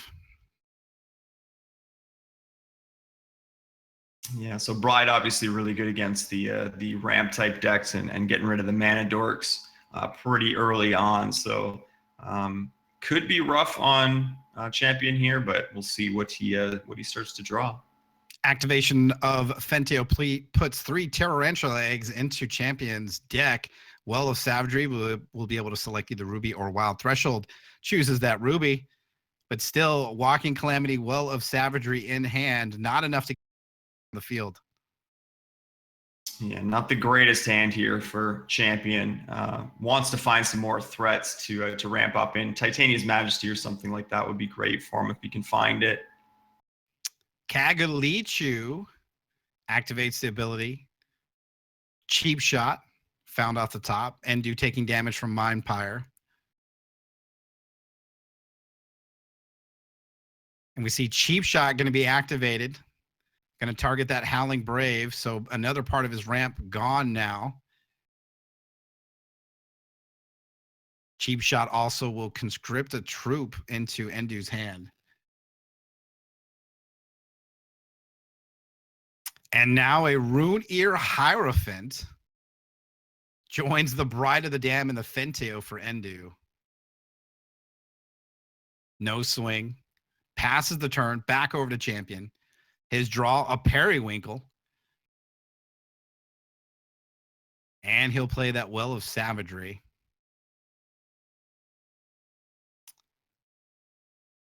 Goes for the Wild Threshold. So now he's at 5. He has his champion power and he has Puck. Activation of Fentail by Endu is going to put 3 more Tarantula eggs into champion's deck.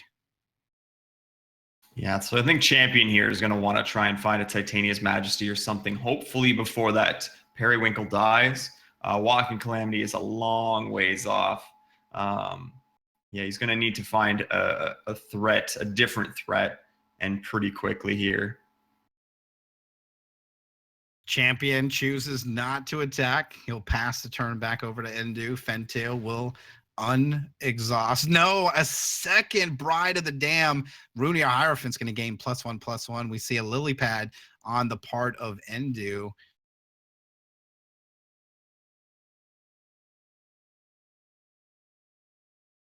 This is not a good situation for Champion of Solaris. Bride of the Dam going to take care of that periwinkle. The double -1/-1. And now Withering Gaze gonna whiff here against champion.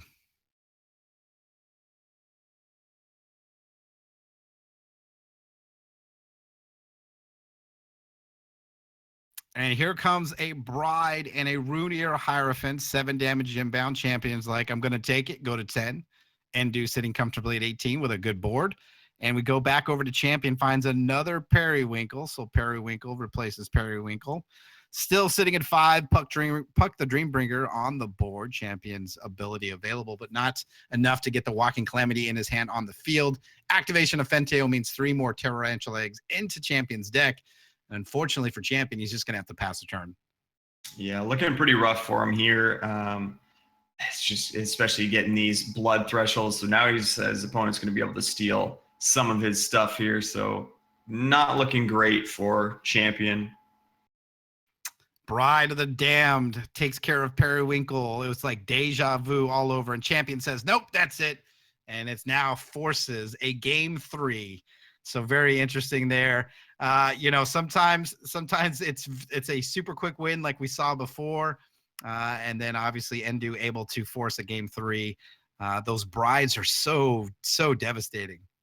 Yeah, so I mean, sometimes you get those hands with Titania's Majesty decks where you're all ramp and you're just not finding the gas, unfortunately, and that's kind of what happened to Champion of Solaris there. And on the other side of things, Endu was finding his brides and being able to just pick off the ramp. If Champion still had his Braves and such like that, he might have been able to get to that Walking Calamity, but unfortunately lost all of those to the brides. And yeah, here we are. All right, so we're going into game number 3, tied up 1-1. Champion of Solaris will be able to go first. We'll take a look at his opening hand. A Wild Shard, Well of Savagery, Titania's Majesty, Walking Calamity, Eternal Guardian, Crocosaur, and Periwinkle. Endu deciding what he wants to do with his hand. Do you like the keep here from champion? Yeah. I mean, yeah. If you can find one or two more shards here, you're looking really good. You can set up for that periwinkle into Titania's Majesty. If he maybe finds a Puck or a Howling Brave off the top, that'll help that get going a little bit quicker. A little bit scary to keep, but I think it's without the ramp, it's a little scarier than you'd like. But we'll see. We'll see how it turns out. Lily pad into Withering Gaze, and Titania's Majesty is now in Endu's deck. Yeah, so now we're at a point where it's a little rougher on champion here.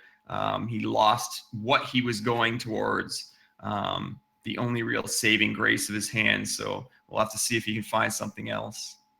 So he cycles that Rootfather into the deck, finds a Howling Brave, go back over to Endu.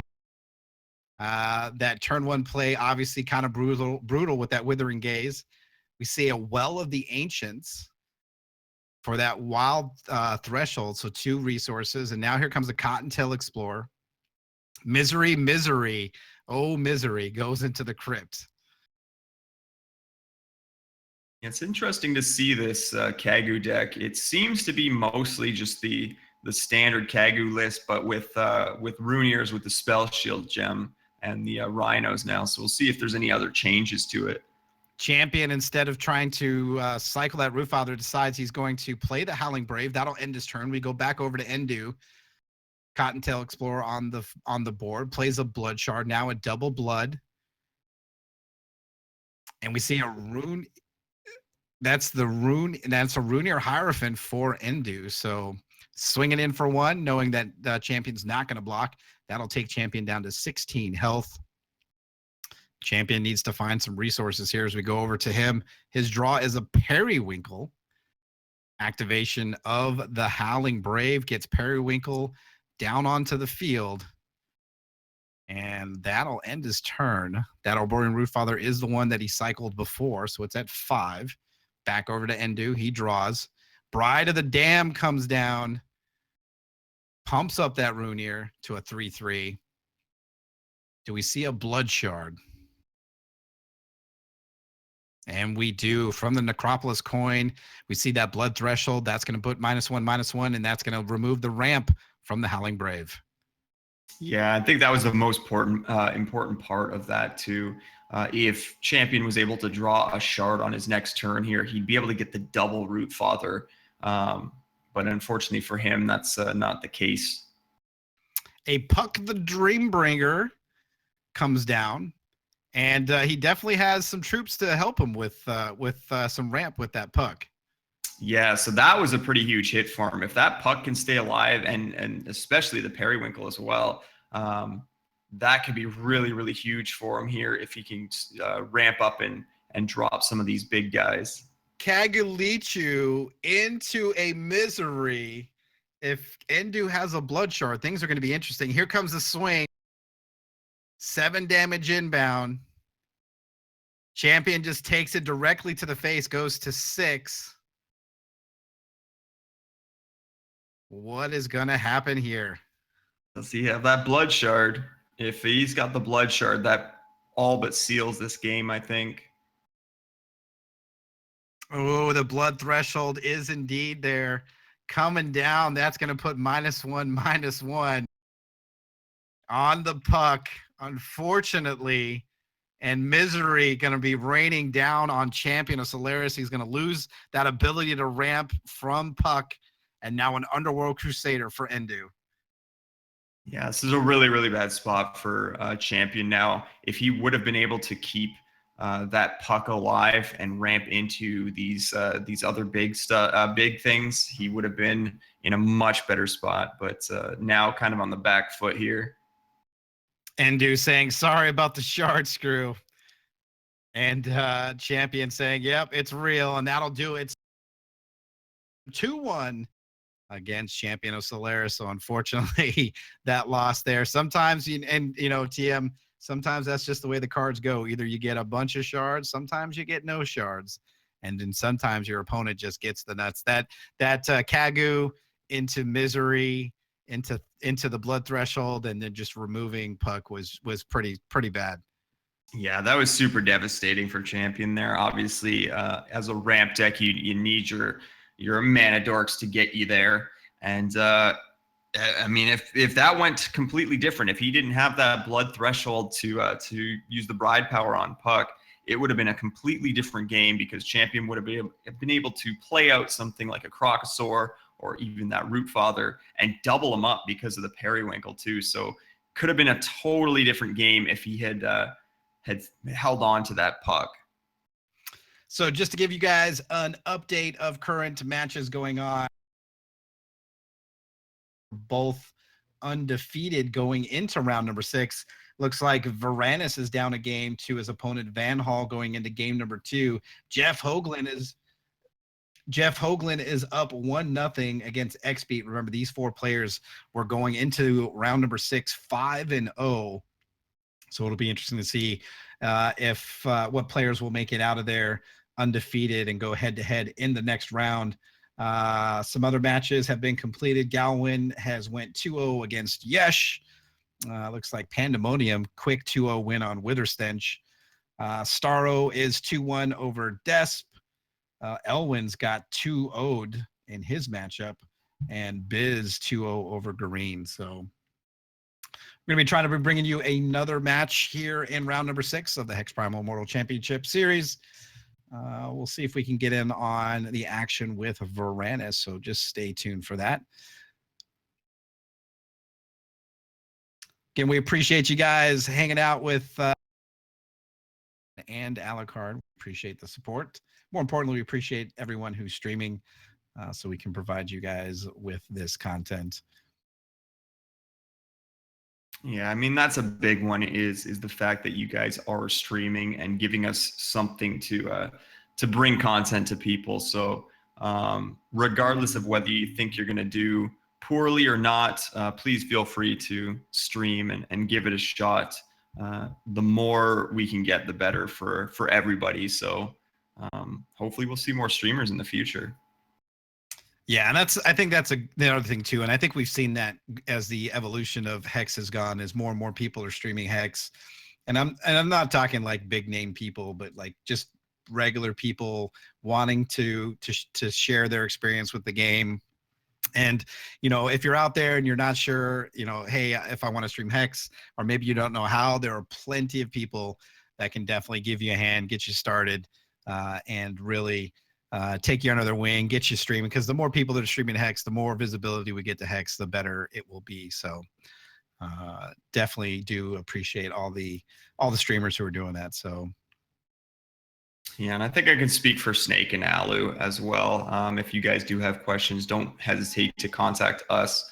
I know when I first started up, Alucard was huge for helping me get going. So I just don't be afraid to talk to the more predominant streamers. It's a super friendly community, and everybody's willing to help each other out. So use that resource to your advantage if you are serious about streaming. all right, so it looks like we are going to be joining the match between Varanus and his opponent Van Hall. Remember, these players are undefeated, but it looks like there is a major combo going on across the other side of the field here from Van Hall, and all we see is an army of dreadlings coming in. Yeah, that is a lot of dreadlings. We're seeing the Blood Diamond Hideous Conversion combo here. Varanus with a lot of health, but that's a lot of dreadlings. Blocking with the troops takes them down to 0, and players are going to be going into reserves. So Van Hall up 1-0, but will we continue to bring this coverage as both players are going to be going in and going to reserve. Varanus is going to try to find an answer for the Hideous Conversion deck. Yeah, so I'm trying to think of what Varanus might be able to bring in against that. I mean, I guess he's playing the Necrotic with Uzu, so he's got all the thresholds available to him. I guess he's going to probably want to bring in some Verdicts to try and get rid of that Hideous Conversion before it gets down. I don't know how many people are playing Chaos Keys. I think they might be a bit too slow. But yeah, he's really going to want to deal with that Hideous Conversion, and maybe even some transmogs to hit some death dealers to deal with that.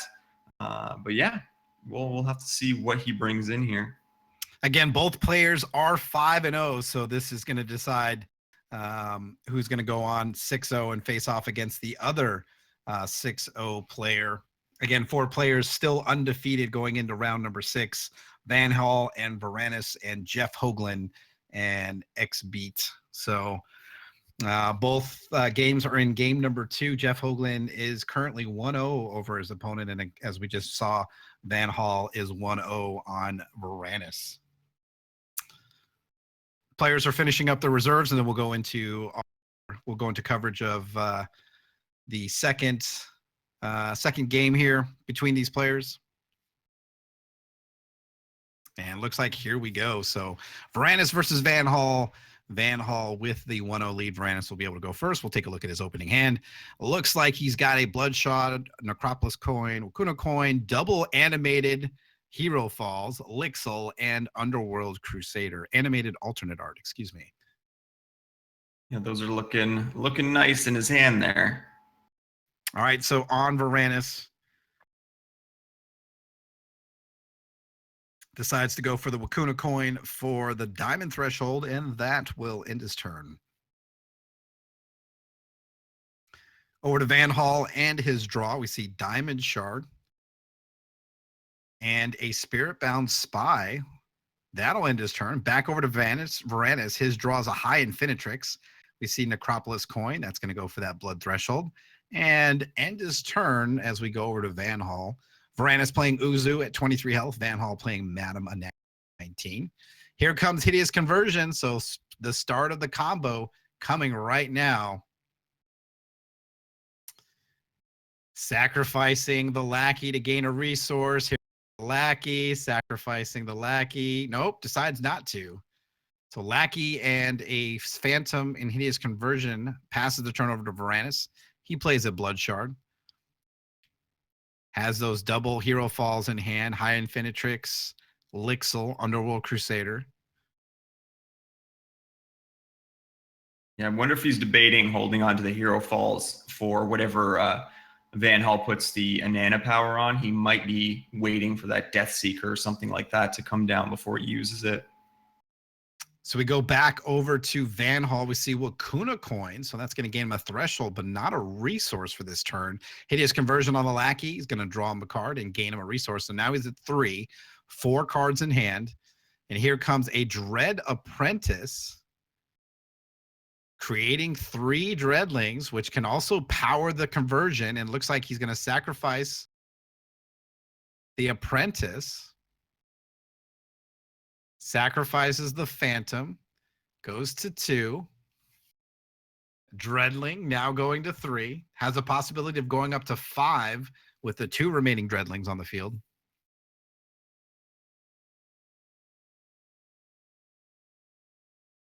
And here comes an Emperor's Lackey, 4/4 for 2.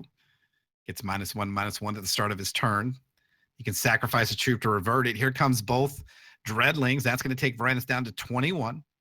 And no other play from Van Hall. That'll end his turn. Draw for Varanus is an Underworld Crusader. He'll play a Wakuna coin, get that diamond threshold. Looks like he's just going to sit tight, pass the turn back over to Van Hall.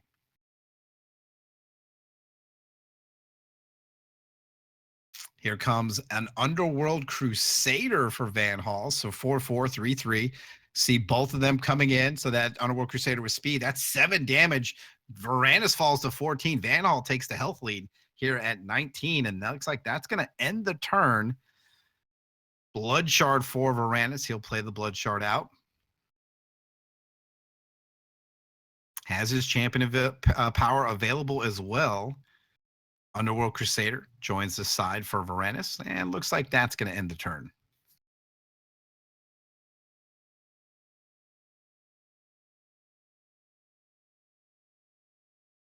On Van Hall now. 3 cards in hand. Emperor's Lackey, Underworld Hideous Conversion, part of the combo on the board. And it looks like here comes the Death Seeker.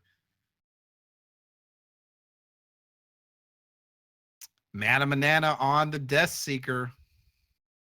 And here we go. Yeah, and unfortunately, this is where I think Varanus was saving the Hero Fall for to deal with that the Death Seeker or the Death Dealer. Or is it Seeker? Death Seeker. I think that's what he was waiting for, and unfortunately, he decided to go for the Underworld Crusader there to try and stop some damage, and this is what we're up against now. So going into combat, he reverted the Lackey off of the Phantom. Looks like he's trying to decide how he wants to block. Underworld Crusader against the Lackey. It seems to be the option he's going to go for. Draws a...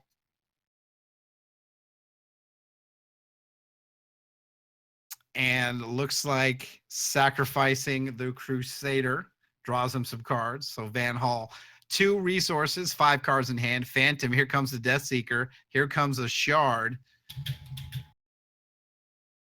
And here comes the combo, as it were. He can continue to just create phantoms during his turn with that Death Seeker. Here comes the Death Seeker again. Now it has Rage.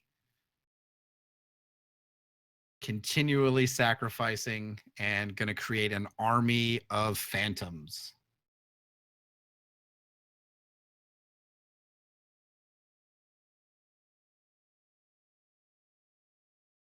Hideous Conversion, continually bringing the Death Seeker back into his hand and then back onto the field, creating phantoms after phantoms after phantoms after phantoms. And Van Hall is at 10 minutes and 30 seconds. Varanus at 22. So obviously, you know, that process can take a while. But again, this is an example of how Hideous Conversion is on the watch list. It's definitely a powerful combo card for this deck, whether it be Mono Blood or Blood Diamond. Yeah, I think the hardest part about it is the fact that you can't really interact with the sacrifice. So this is all going to happen. You can't respond with like cheap shots or anything like that. So it all just kind of happens, and there's not a ton of interaction there for your opponent. The other problem too is that the Death Seeker, when it dies, it just goes back into hand. So it's like you said, it's very hard to interact with it, at least in the shards that Varanus is in currently, what's in his hand.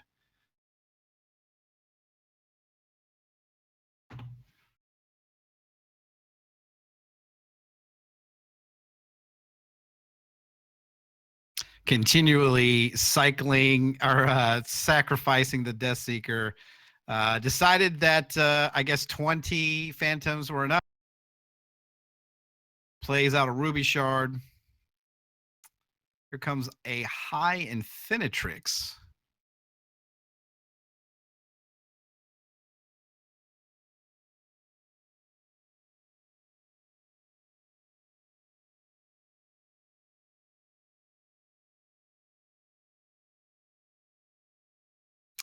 And here we go. The full swing from Van Hall. Have to block to mitigate some of this damage, but it's not really going to matter. His conversion going to put that Death Seeker back into hand, so there's no health gain for Varanus, and that is going to do it. So Van Hall is going to go 2-0 on Varanus and go 6-0 in the Immortal Championship tournament. Also, Jeff Hoagland has also gone 2-0, so it looks like we'll have a matchup between Van Hall and Jeff Hoagland coming up in the next round. Yeah, so just a really strong showing from the Hideous Conversion deck. A lot of power there if you get that combo going, and no real major answers for your opponent to have against it unless they deal with it as it's coming out. So definitely showing its power.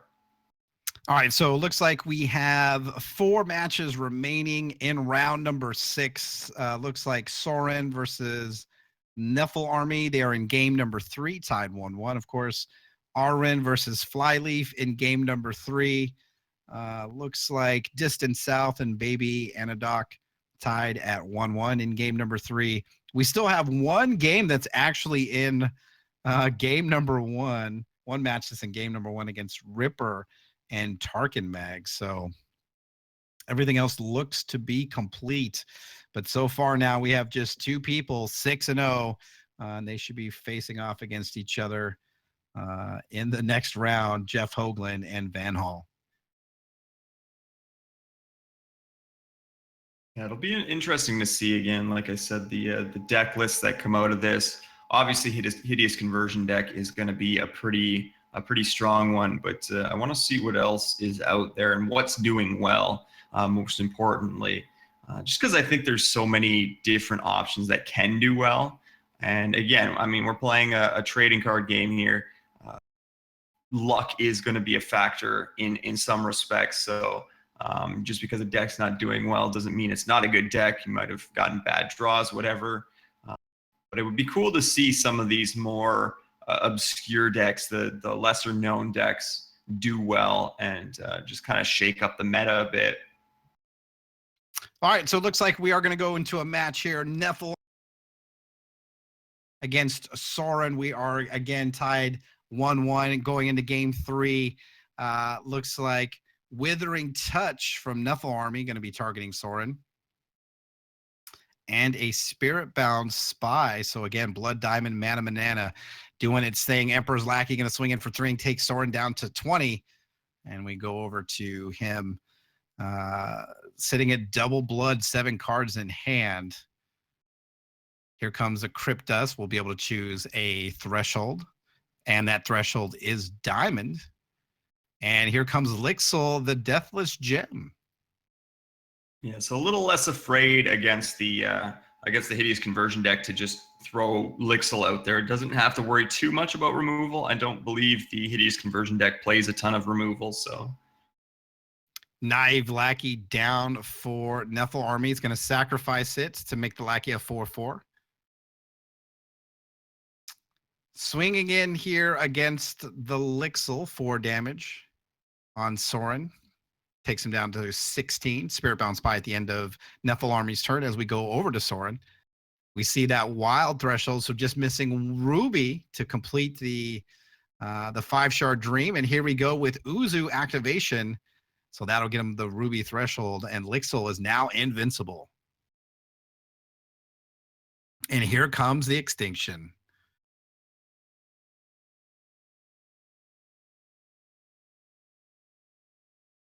Lixil going to be swinging in for 3 damage. Nothing going to stand in the way. And now health totals are equal between Sorin and Nephil Army at 16. Draw for Nephil Army is Deathseeker. Yeah, so he's got one part of his combo here. Still needs that Hideous Conversion, but Deathseeker a pretty strong part of the combo. Shroomshaw joins the field. Swing with Double Phantom takes Uzu down to, or Sorin down to 14. Lixil, of course, invincible. So not affected by Extinction. Here we go. Combat phase. Lixil going to be coming in. Shroomsaw going to be stepping in front of that. So that 3 damage not going to be hitting Nephil Army. Creates 2 Battle Hoppers. But Midnight Paladin going to do 2 points of damage and gain 2 health. So Sorin up to 19. Nephil Army down to 11. And we see a Withering Gaze from Nephil Army. Interesting cards. Nothing he can do. And looks like he's just going to swing with the Phantom. So taking Sorin down to 17. Tomb Swap, Deathseeker, and Harvest of Sorrow left in Nephil Army's and. Over to Sorin, finds a Shard of Retribution. We go with that Blood Shard, or Blood Threshold. 3 cards in hand, and of course, and now here comes a Silver Talon Adjudicator. So he's going to get some cards off of this. So goes to 4 cards in hand. Yeah, so it looks like Nephilim Army here is having a bit of an issue finding resources, and it's really getting Sorin ahead on the game here. So Martyr off the top for Nephil Army. Yeah, so Martyr is something that can deal with Lixil. The only downside of it is it's going to pump up the rest of Sorin's troops here, so he's going to have to decide whether that's what he wants to do or not. So going for the Scrounge effect on Deathseeker.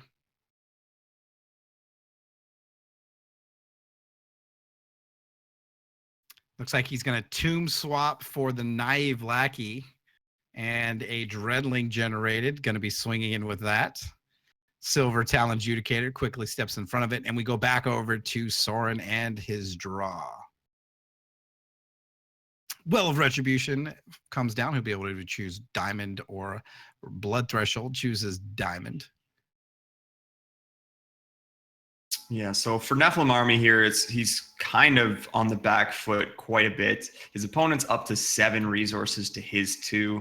I'm not sure if there's going to be a ton he can do here to get back from this. I guess if he gets his Hideous Conversion, he might have a chance to come back in this and get that combo going. But as of right now, it's looking a little bit rough for him. So a Underworld Crusader with speed from Sorin. No resources for Martyr. And a full swing from Sorin inbound over to Nephil Army. Deathseeker looks like it's going to step in front of the Midnight Paladin. Phantom, double Phantom onto the Silver Talon Adjudicator. He's going to take 7. That'll take Nephil Army down to 4.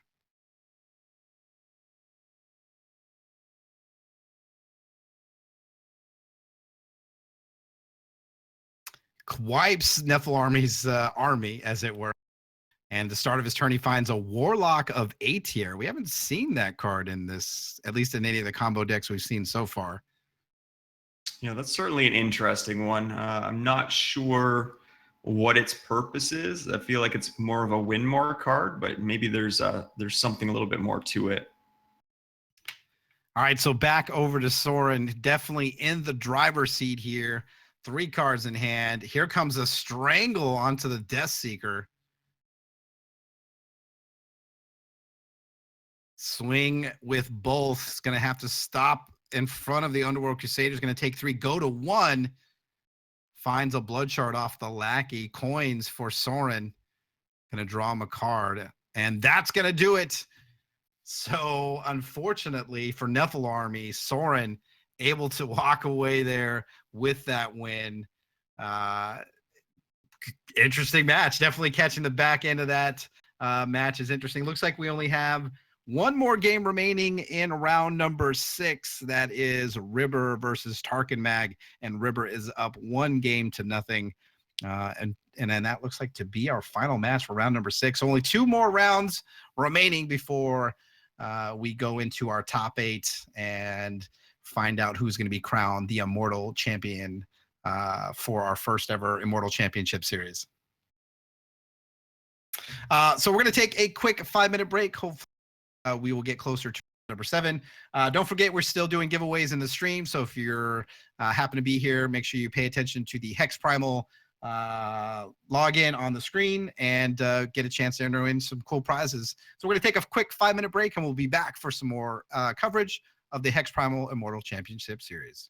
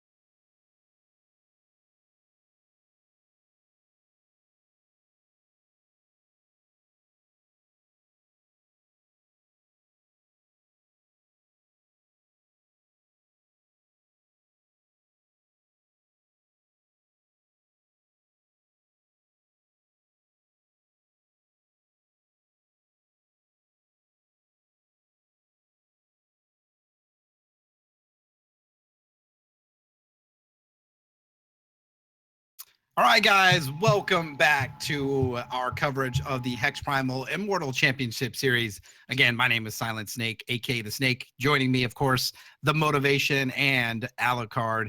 We're just really happy to be here to provide coverage for the tournament. I did have something that I wanted to share with everyone in chat.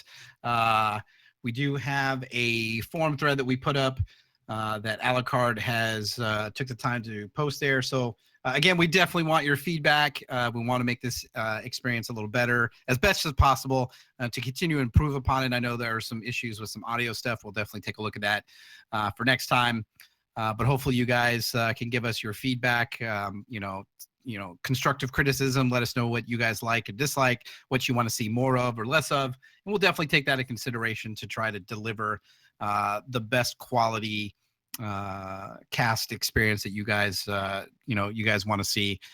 Currently there is only one game remaining, number 6, before we go into round 7. River versus Tark and Mag, they are tied 1-1.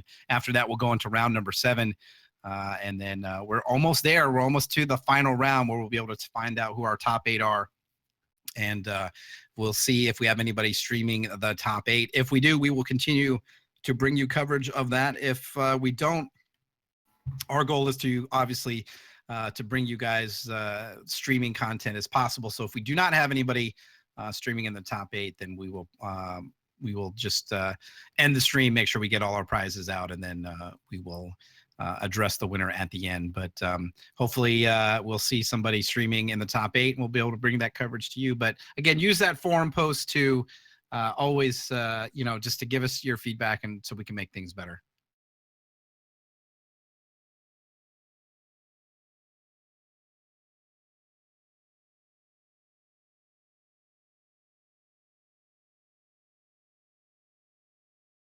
Definitely. Again, if you guys do have feedback, use that forum post so that way we can track everything, because we also would like to respond as well, so you guys can get an idea of what we've got going on.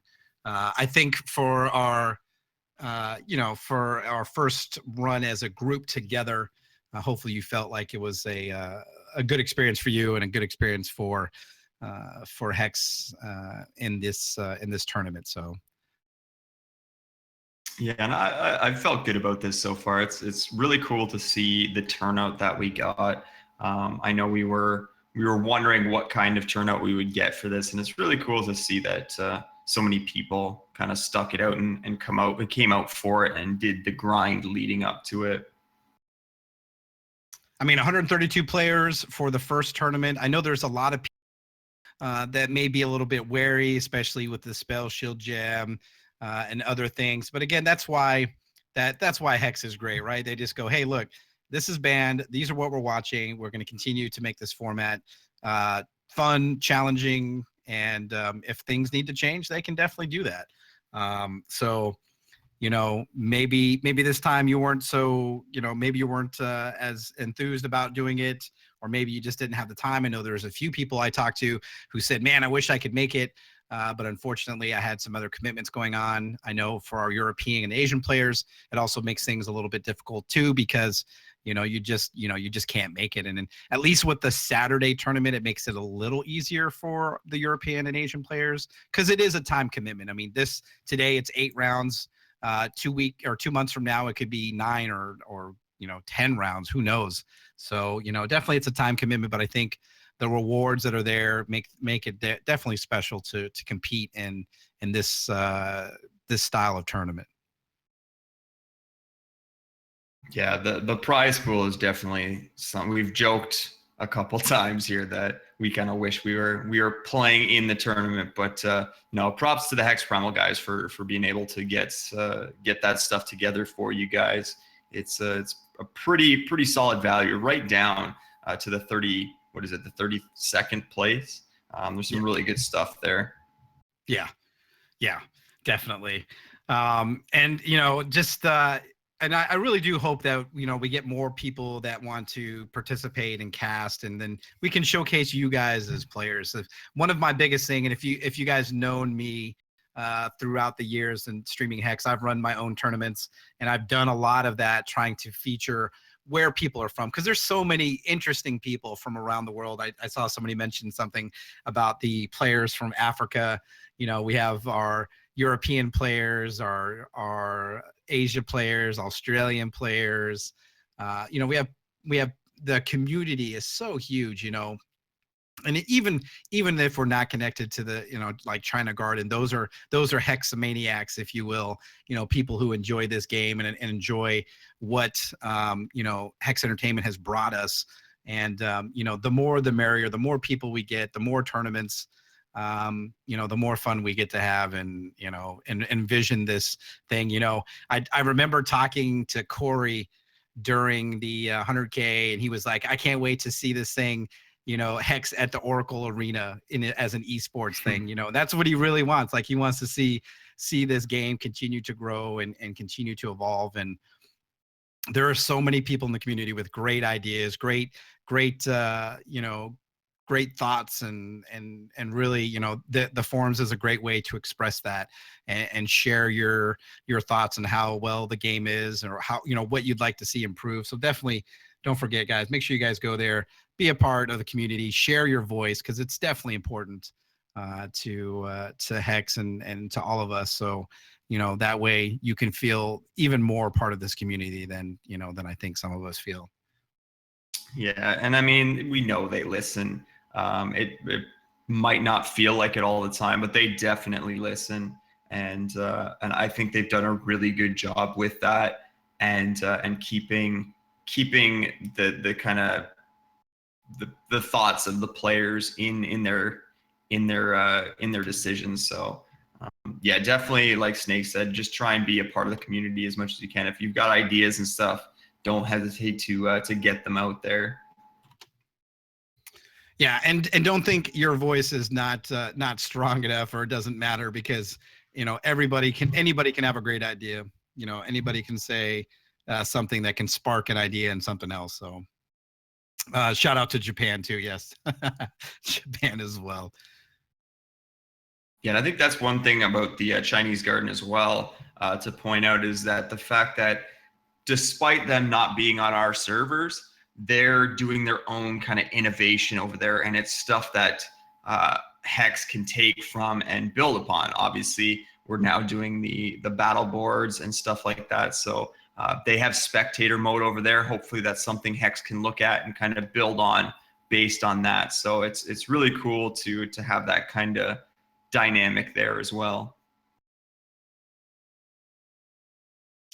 So again, we are just waiting for one more game to finish up. River versus Tarkin Mag. They are at one game apiece in game number 3, and then we're going to be going into our 7th round. So 2 more rounds remaining after that, as the field starts to narrow, as we start to look at the top 8 players going into round number 7. So these next few rounds are going to be very important for those players who are going to try to make the top 8.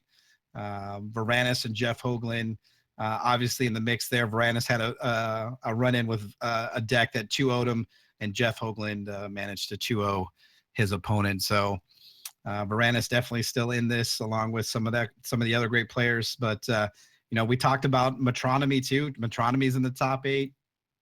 So as of now, so definitely some juggernauts going to be going at it here pretty soon in the next couple rounds, and then that top 8 going down till we crown our immortal champion. So there was a question about tickets resetting. Yeah, they will reset it. So any tickets that you have that are extra will be removed, and then you can start working on getting new tickets for the next tournaments. And remember, that next tournament is going to be on June 17th for the second Immortal Championship tournament. So how many players do we still have duking it out here? That's a good question. Let me take a look here.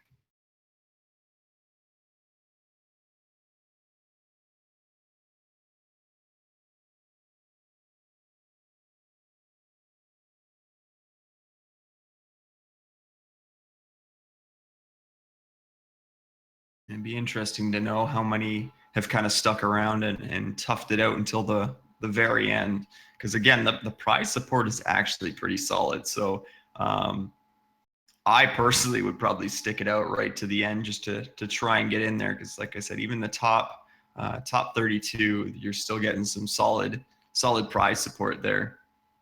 Looks to be about 50-ish. Yeah, 59.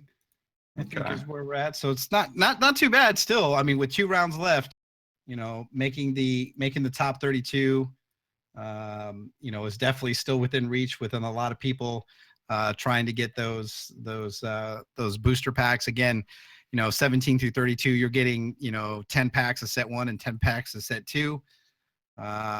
So immediate value there because you can't get them anymore unless you buy them off the auction house or you get them in these tournaments or you trade for them. So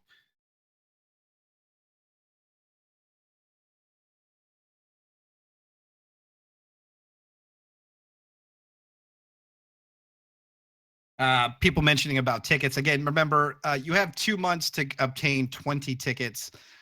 We've definitely seen some decks out there, some budget decks as of now do extremely well out there. So don't think that, you know, you need to have some uber, you know, hundreds of dollar deck to be successful. There's definitely some decks out there that are doing quite well, that are very, very, very cost efficient. And again, you know, the only thing you have to bring to the tournament is the cards you have. It doesn't cost, you know, anything but your time to get those tickets, and a chance at a $3,000 prize pool is a really great deal. Yeah, and to touch on the point that Alucard mentioned, there is the tickets promote the Immortal format and shows that there's support there, and it gets people playing it, and it helps retain value of your cards as well. Because if you're only playing with old cards, what is it, once every 2 months, the value of your cards is gonna decrease, right? So with the introduction of having to collect tickets, it's going to populate the Immortal format more. And like Alucard said, it helps people innovate and just think up more creative decks and really improve upon the Immortal format as a whole.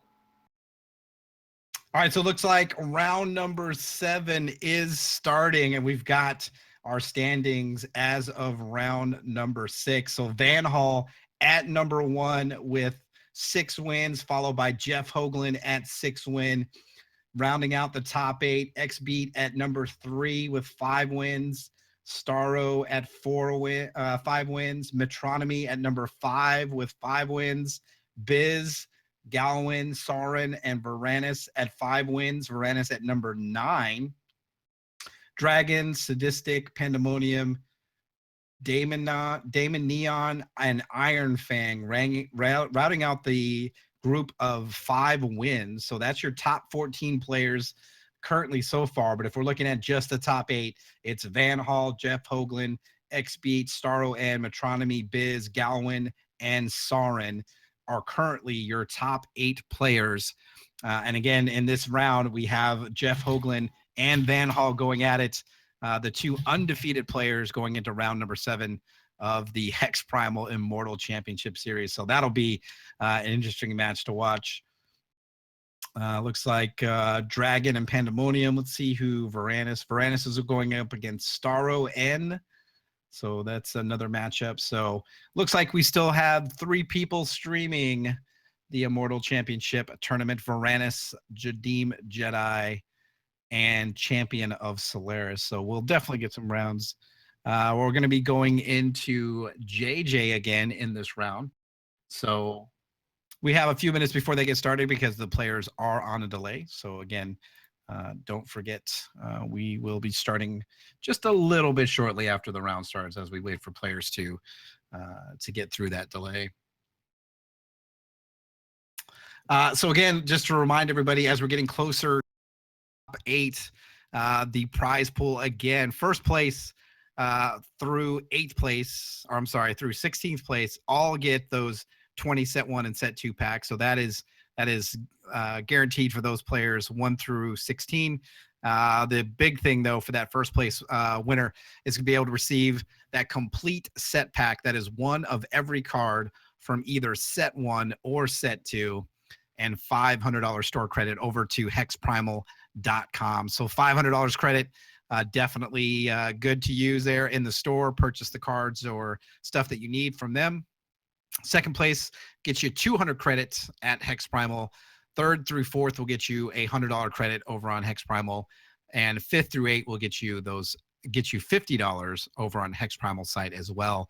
So again, the value of those 20 boosters for set 1 and set 2 from first to 16th place, and then obviously those extra bonuses for first, second, and first through 8th, obviously. And then, of course, if you make out the top 32 from 17 to 32, you get 10 booster packs of set 1 and set 2. Still a great value, considering that you can't purchase these on the store anymore. So that's pretty neat. And don't forget also the streamer prizes. So again, all those prizes available for people who have streamed today. Don't forget, we'll do those random drawings. You guys will get a chance to win those prizes, as well as our final door prize, which will be that Rune Ear Hierophant. So stay tuned for that. I know a lot of people are excited about getting a chance to win a Rune Ear Hierophant. So that will definitely be coming up here shortly as we get ready to close out the final 2 rounds for the HexPrimal Immortal Championship Tournament. So we're just waiting for JJ to get started, and then we'll feature him. And then depending on how things go for Varanus and Champion of Solaris. So we'll definitely be covering them as their matches continue. But strong showing here from these players. Again, we saw Metronomy earlier. Varanus, we haven't seen Jeff's deck yet, but he's doing extremely well. So hopefully we will be able to get a chance to see some coverage of the top 8. Yeah, Nick.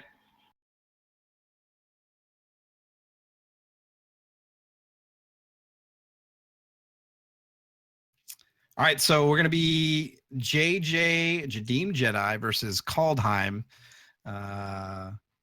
notoriously known for making the dwarf robot deck.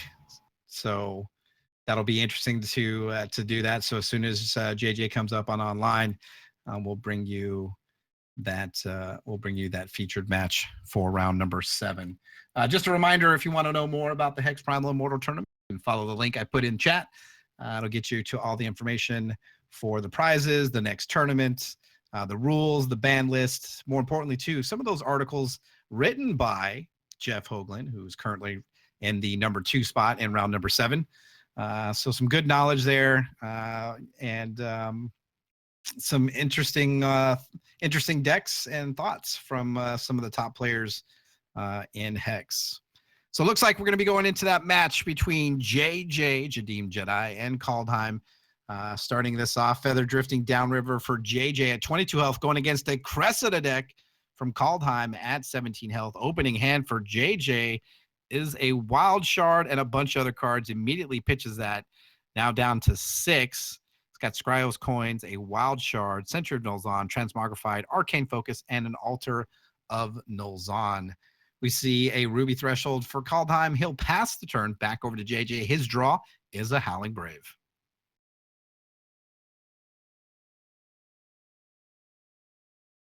Howling Brave passes the turn over to Kaldheim. Here comes a Wild Threshold for Kaldheim. No turn 2 play.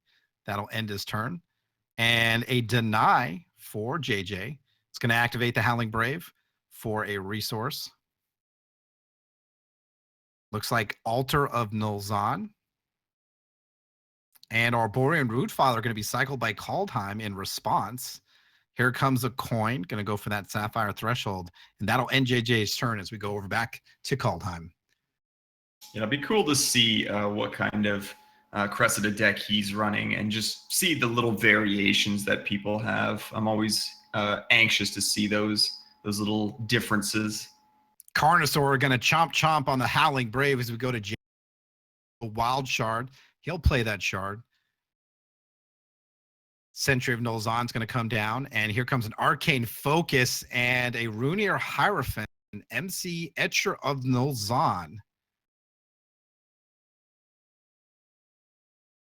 JJ deciding to go with that Runir Hierophant, and he'll just pass the turn over to Kaldheim.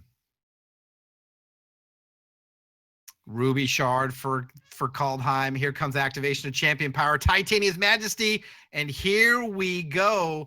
Crocosaur, Howling Brave, Puck the Dreambringer, and a Tranquil Seed Heart.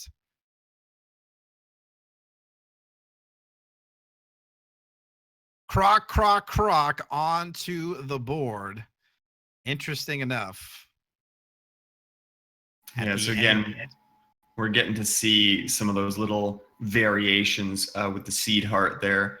Not one we've really seen before. So it's really cool to see those little alterations.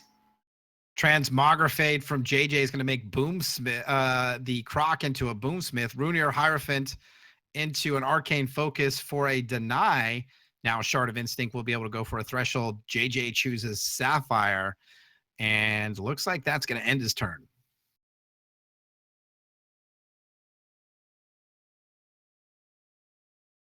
Back over to Kaldheim, plays a Ruby 5. Here comes Chlorophilia, going to ramp a little bit. Wild Shard being played from the deck.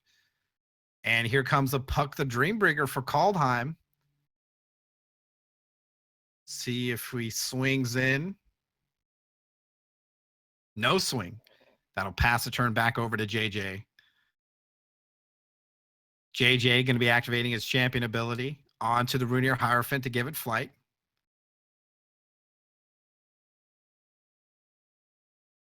Runir now a 3/3, swinging in against Kaldheim. That's going to take him down to 16. Rhino is produced. Shard of Instinct for a Threshold, and it's going to be a Sapphire. And that's going to end his turn. At the end of the turn, though, we see coins from Kaldheim. Draws a card. Start of his turn, draws another card. Shard of Savagery, going to be able to choose a Threshold. That goes for the Wild. So 2 cards in hand, does have his Crescent of Power. Going to activate it. What do we see? A Arborean Rootfather, but unfortunately for him, JJ has that denied.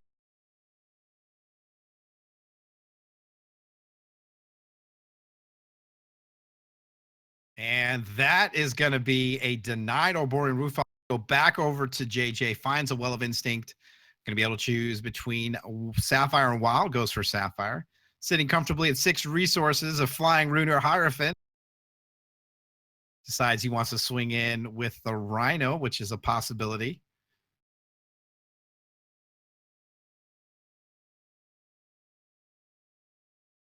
And swings in for 7, so 7 damage inbound. It's going to take Kaldheim down to 9. Deny still in hand. 6 open resources as we go back over to Kaldheim.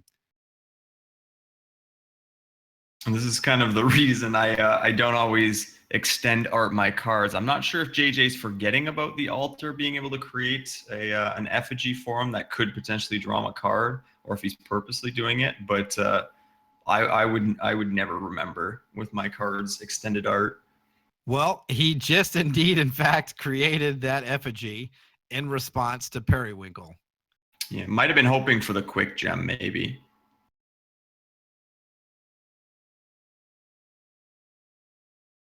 JJ deciding that he wants to deny the Periwinkle, so no Periwinkle. That's going to do it, and JJ is going to take game number 1 in that matchup as we go into reserves. What is Kaldheim going to have to do against this deck from JJ? He's going to have to find a way to deal with those Runirs. As with basically any Runir deck, those are your major issue. The Spell Shield Runirs are just very, very difficult to deal with. Obviously, Kaldheim didn't get the best Titania start there. He didn't really ramp up to anything too quickly. And by the time he finally did get to something that he could play out, JJ obviously had the denies there. So yeah, it's really tough to deal with those Runirs. I think in this case, Kaldheim just needs to try and kill JJ before he gets the chance. All right, so both players are going to be going into reserves, and we will go into game number 2. JJ saying that his MC has card draw power on it. Interesting.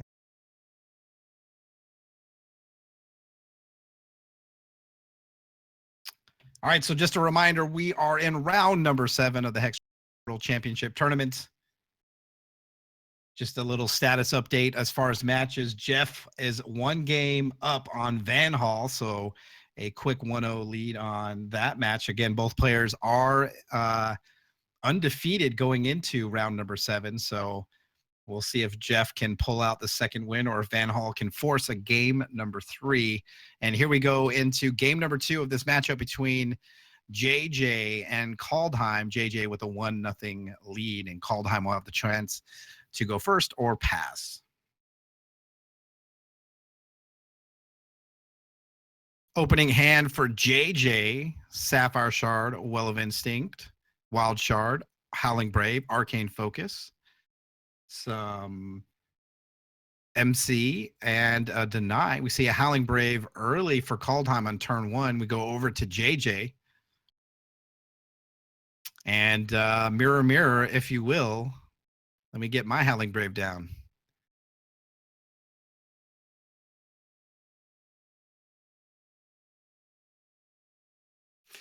Activation of Howling Brave is going to Kaldheim to place that Root Father back in the deck. It'll get cost -2, and he'll draw a card. Shard of Savagery coming down. Goes for the Ruby Threshold. And that'll end his turn as we go back over to JJ. His draw is a Wild Shard. Sapphire Shard for JJ into an Arcane Focus. Finds Nagant Lapardy. And now MC going to be joining the field for JJ. I have to say, I really like what JJ has done with this deck. I like how right now the socket decks are pretty popular, and he's kind of taken that and brought it into Immortal. Periwinkle for Kaldheim passes the turn over to JJ. He'll play a Sapphire Shard. Looks like he's going to swing in. 2 points of damage. That's going to take Kaldheim down to 15. Finds a Runeir Hierophant off the top. Runeir comes down, and that is going to end the turn as we go over to Kaldheim. Kaldheim's going to activate Coins, going to draw a card. Ruby Shard comes down. And that's going to end the turn. Goes back over to JJ. Finds an Animus and a Transmogrifade. Flight on the Runeir Hierophant means it's going to be able to swing in here. Do 2 points of damage. And if it deals that damage, going to create that Rhinoceros. JJ trying to decide if he wants to power up that Runeir before it goes in. Animus of Nulzon comes down onto the field. Finds a Dingle.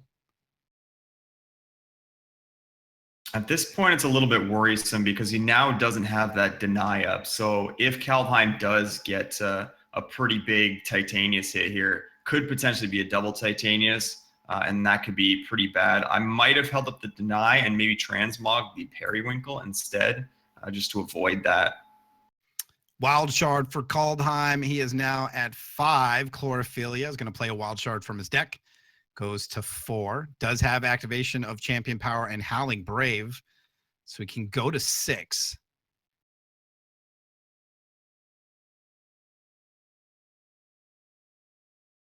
Before the end of the turn, JJ is activating Howling Brave for the resource and is going to Transmogrifade the Periwinkle. And his opponent gets an MC of himself. Draw for JJ is an MC and a Sentry of Nulzon. Sentry of Nulzon and Nagant Lapardy come down. That makes that Runeir a 7/7.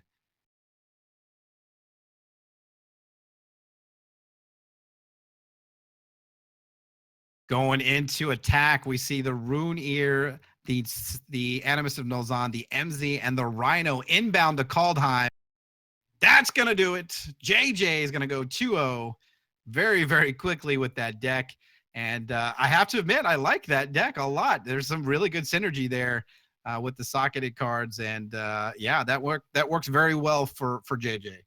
Yeah, like I said, I mean, it's right now in the meta, the Blood Diamond socket deck is fairly popular, and I think with JJ taking it over to Wild Sapphire, which was also something that was quite prevalent back in before the sets rotated out, and he's kind of melded them together and really taken advantage of that Runeer Hierophant and the spell shield. So. I really, really like what he's done with that deck. I might have to steal that for myself and give it a shot sometime. Isn't that what you say to TM? You're a great pilot. You're not a good deck brewer.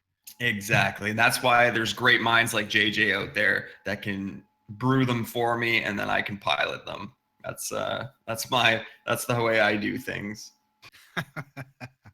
And a very good point too. Like that deck with all those sockets gives you a very good way to manipulate the gems and really make things interesting as well and change the dynamic of the deck as well. Yeah, I mean, with Immortal right now, there's just so many different gems to choose from, and it can really change the dynamic. And like, we haven't seen that card draw gem in quite some time, but obviously on the MC there and having the ability to give it flight with feather drifting, it just gives you that many more options. So it's really cool to see all the different options. So it looks like Jeff Hoagland continues his march at perfection, has taken down Van Hall 2-0. So he is 7-0, the only undefeated player, guaranteed a spot in the top 8, and continues to just dominate in the tournament. Looks like Varanus is up a game against his opponent, Starro. As far as other completed matches, Dragon is 2-1 over Pandemonium.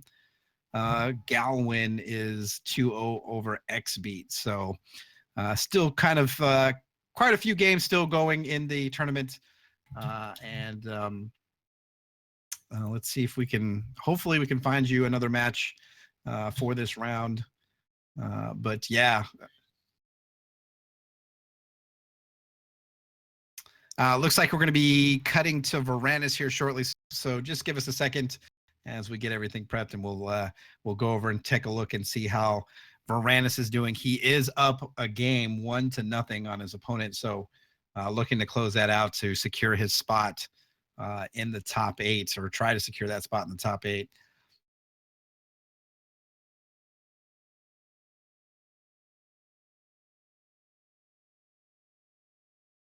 As far as I know there's a question of what the top 8 decks are. Unfortunately, we don't know what decks unless we've actually seen them and they're streaming. But after the tournament's over, there are plenty of sites you can go to that will have this information available, where you can go in, look at the decks, look at the records for those decks, what players played what deck. So definitely there's resources out there to do that. Yeah, lots of guys doing some really good work outside of Hex with the API and really getting those deck lists and stuff out there. So I think Fred Hex was saying that he's going to try and get his up as soon as possible on Hex PvP tools. So that's one option for you.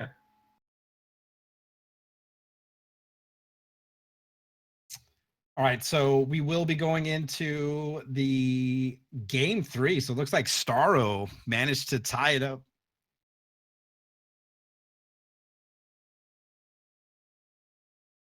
Oh, I guess we're going into game number 2. My apologies. Game number 2. That beautiful battle board there. Let's go ahead and take a look at this here. Opening hand for Varanus, Blood Shard, Diamond Shard, Shard of Retribution, Hero Fall, High Infinitrix, Silver, Talent, Adjudicator, Alternate Art, and that Lixil, the Deathless Gem. That is definitely a good-looking battle board. I'm a big fan. Some of us just wish we could just own that. Just beautiful. Again, one of those great things you talked about earlier, TM. Bringing some of that stuff over from the China Garden, and this is definitely a welcome addition. Starro playing a Ruby Shard, passing it over to Varanus, finds a Sepulchre Dust. So Varanus trying to decide what he wants to do here in this opening opening hand with that dust. Yeah, so he's got a pretty solid hand here. Lots of his major threats here. Looking pretty good for Varanus. Shard of Retribution finds a blood shard for Varanus. That'll end his turn. We'll go back over to Starro. Second Ruby shard. So Angus Arsonist. This is the first time we've seen Angus all day today. Here comes Psychotic Anarchist, going to do 2 points of damage, draw cards for both players. That draw for Varanus was a high Infinitrix. Yeah, and obviously he's doing well with Angus too, so it'll be interesting to see what kind of changes he's made for the Immortal format. Cryptus for Varanus. He's going to go for that Diamond Threshold, so Blood Diamond available now. Going to have to discard. He's in excess of 7, so he's going to have to decide what he's going to pitch into the crypt.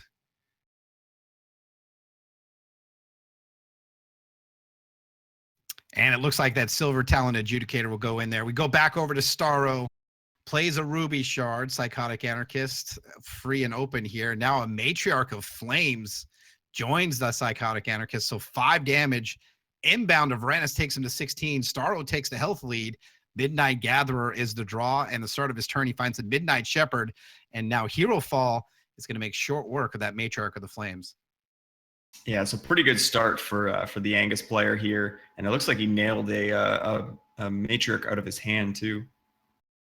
So Starro at the start of his turn will draw a card. Ruby Shard comes down now at 4. Psychotic Anarchist still free and clear to swing in. And he does. This is going to take Varanus down to 14. Both players draws cards. Varanus finds a Forgotten Monarch. We'll see if Starro has a turn for play. Looks like he's just going to bolt here. Champion Power. Varanus goes down to 8. And the start of Varanus' turn, he finds a Dust off the top. Yeah, so lots of damage coming in here from the Angus player here. Varanus quite low on health. Varanus going for that Sapphire Threshold. So try Shard right now. Try Threshold. Silvertown Adjudicator is going to give him a little bit of help by gaining him some health.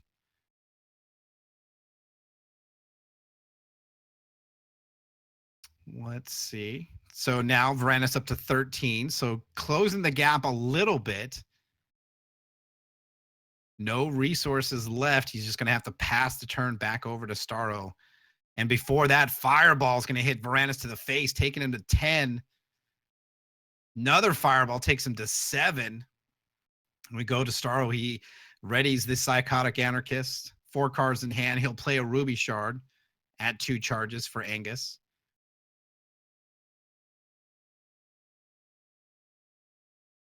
Staggering Blast, going to swing in for 2, takes Varanus to 5, draws a card with the Psychotic Anarchist. So 3 cards in hand, 4 resources. A Sapper's Charge comes down for Starro. Sapper's Charge is going to take him down to 3. Does he have a Fireball in hand? He does! And that's going to do it. He ties it up 1-1. And what that is an explosive example of how that Mono Ruby deck can take you from 13 health to 0 health very, very quickly.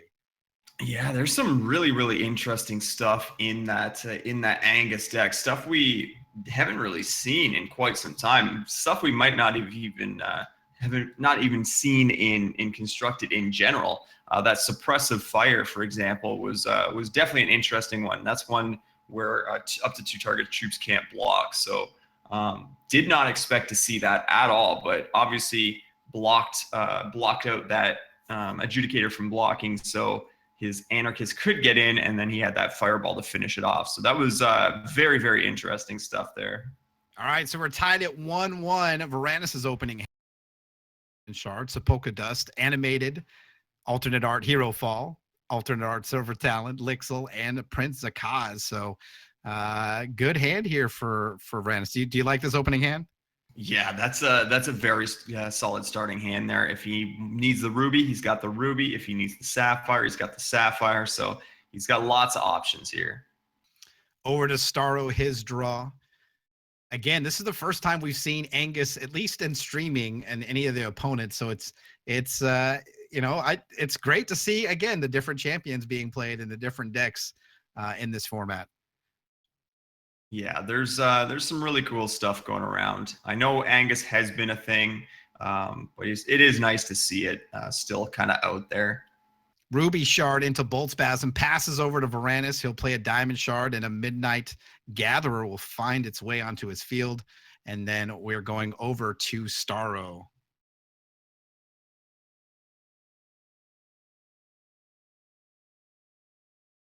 Looks like Burn is going to take care of that Midnight Gatherer. 3 damage for Varanus, and Varanus now at 20 health, but Starro still starting with 17 is still 3 points of health behind Varanus. We see the dust come down, going to go for that Ruby, which means the Prince will join Varanus on his side of the field. Yeah, so this could be interesting, seeing what Prince Zakaz might be able to steal off the top of the deck. Obviously, with Angus, it's a little more difficult to keep your Zakaz alive, but if he stays alive, could see some interesting stuff come off the top. All right, so swing in. That's going to take Starro down to 14. The start of his turn, he'll play a Ruby Shard. Does he have an answer for the Prince in his hand? We will see. A Righteous Outlaw for Starro.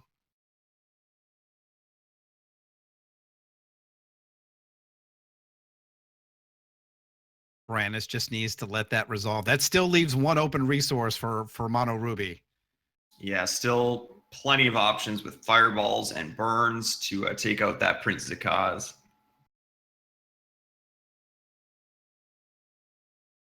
So we're just waiting for Varanus to resolve the Righteous Outlaw. It does indeed. Combat phase for Starro. Full swing coming in. 5 damage. Quarter of Varanus' health. Goes down. Now at 15. Still has the lead on Starro. And there is the fireball taking care of the Prince. Over to Varanus. He finds a dust. He'll play one of the other dusts he has in hand, goes for that Sapphire Threshold. Still doesn't, he still has the health point lead on Starro, so not going to get any health out of that. Goes for a Blood Threshold. Hero Fall is now available and online. This is a scary place to be because you want to hold up the Hero Fall in case of a Mama Yeti or a Matriarch, something like that. You'd like to get that Lixil out, but you'd also like to get the Adjudicator out there as well. So lots of different options here. That animated alternate art Hero Fall going to take the Righteous Outlaw. And oh, by the way, the 3 that were in his deck go into the void. As we start the turn for Starro, readies the Bolt Spasm. 4 cards in hand, 3 resources. Jeff, Varanus still has a 1 health lead Starro, but that's about to change. And here comes a Psychotic Anarchist. So 5 damage inbound. Varanus going to go to 10. Well of Retribution off the top for Varanus. That's going to end his turn. So we go to Varanus. Draw for him as a Shard of Retribution. He'll play out the Crypt Dust, go for the final threshold he needs. Now at 5 thresholds. Silver Talon's going to come down. He does have less health and less cards. So he's going to draw cards and gain health off of this. Goes to 15. Midnight Shepherd. That's going to be interesting. And looks like he's going to pass the turn back over to Starro. Ruby Shard for Starro, now at 4.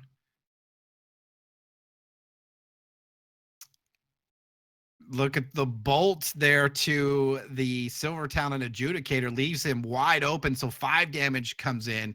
Varanus goes to 10. Strangle off the top as a result of the Psychotic Anarchist. Starro still has 2 resources, 4 cards in hand.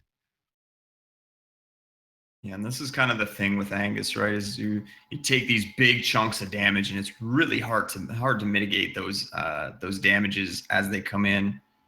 Crackling Bolt and Champion Power takes Varanus down to 4. Well of Retribution. He'll be able to choose either Diamond or Blood Threshold. Goes for the Diamond.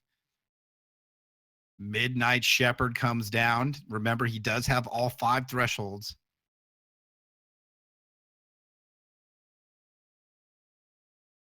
Double Strangle in hand for Varanus with a Lacuna Coins and Shard of Retribution as we go to Starro. He readies his troops, 4 cards in hand, 4 resources. Let's see what he does. Yeah, so the Midnight Shepherd is an easy burn target here. But Varanus might even just use it as a chump blocker, block the Bolt Spasm, strangle the the Psychotic Anarchist, and then maybe even cycle those coins for the health. A Scapegoat for Starro. Now, Varanus is on 4 health, and it's very easy for Mono Ruby to have the damage needed to put Varanus out of this, but we'll see what happens here.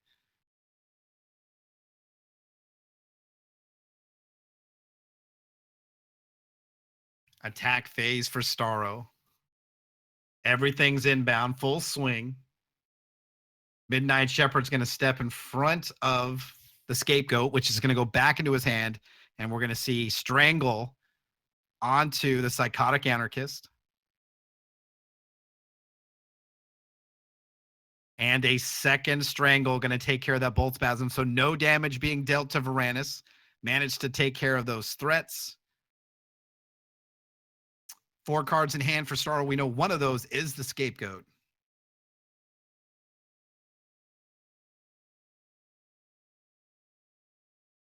Coins for Starro is going to draw him a card.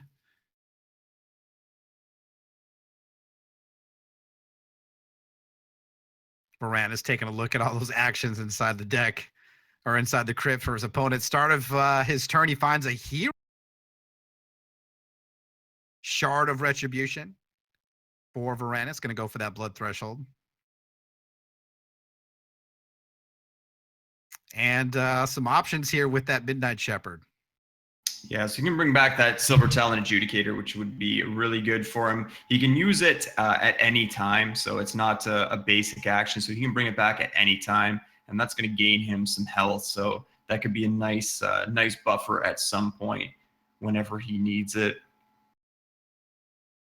So it looks like he's going to he's going to try to burn the Midnight Shepherd, but in response, Varanus is going to activate the ability to bring the Silver Talon Adjudicator back into his hand, draw some cards, gain some health. He's still only at 9. His opponent's at 14, so Starro still has the health lead on here, but now Lixel comes down and is invincible. Yeah, some really, really good hits off that Adjudicator as well. Another Adjudicator as well as a Midnight Paladin, both of which will help him get his health back, which he kind of desperately needs against Angus. Back to Starro, he draws a card, drops a ruby, now at 5 resources. Suppressive Fire on the 2 troops. And here comes the Scapegoat. So can't block, but that's in response. He's going to Hero Fall the Scapegoat. And the rest of his Scapegoats, the 3 he had in his deck, will go into the void. And at this point, Angus is down to 1 card. And with how much health gain Varanus has here, he might now be pretty strongly in the driver's seat. Silver Talon Adjudicator is going to bring health totals equal at 14. Starro is already saying GG. Varanus extending the GG's back. Here comes Silver Talon and the Lixel in. That's going to be 6 damage. Starro is going to take a heavy hit here, go to 8, and Varanus is just going to step back and see what Starro has in store for him.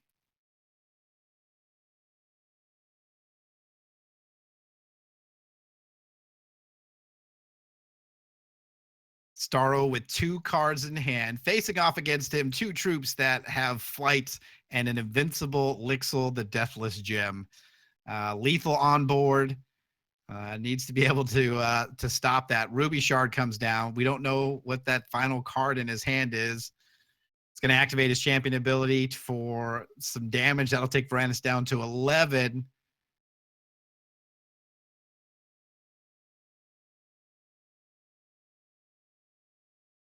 And looks like at the end of Starwin's turn, looks like he's going to activate the coins and finds a Shard of Retribution off the top. Also goes to 13 health. And now a Lixel off the top. Going to go into combat phase. Lethal on board. Starro mentioning about the burn at the end step. So unfortunately, that's going to do it. Varanus is going to take that match 2-1 against his opponent. And currently, Varanus only with the one loss, so doing well. Jeff Hoagland solidifying his dominance today. Currently going to be 7-0 as we go into round number 8. So just some updates on some of the matches. Again, Jeff Hoagland 2-0 on Van Hall. That was the 2 undefeated players. Dragon 2-1 over Pandemonium. Gawalin 2-0 over X-Beat. Iron Fang 2-1 over Damon Neon. Soren 2-1 over Biz. Looks like Metronomy is in a game 3 match against him and Sadistic. And we just saw Varanus go 2-1 over Starro. So Silver Talons of Wins, definitely. Again, guys, the HexPrimal Immortal Championship Series is going to be going into its final round here. It looks like we have two matches left. 2 matches left, and then we'll be going into our final round. Remember, the top 8 players will be braked off and going into the best 2 of 3 single elimination until we crown our first ever Immortal champion. And some great prizes on the line. Remember, the top 32 players will receive prizes for the tournament. So I know there's a lot of players that are continually grinding it out to try to make that top 32 and win some prizes. Again, that first place prize, huge, 20 packs of set 1 and set 2, that complete set pack.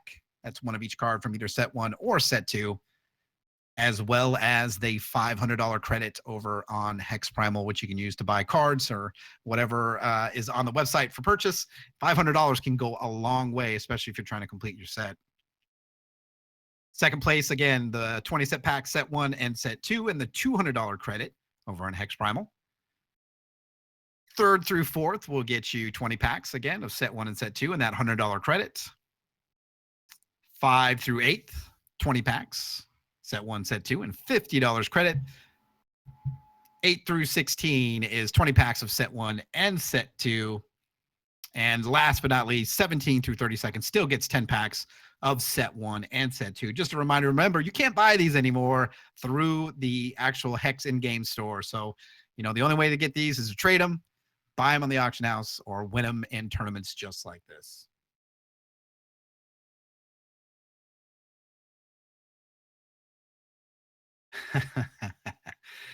Jeff mentioning, here's hoping for 7 the top 8. Yeah, well, we'll see. We'll see how these things are going.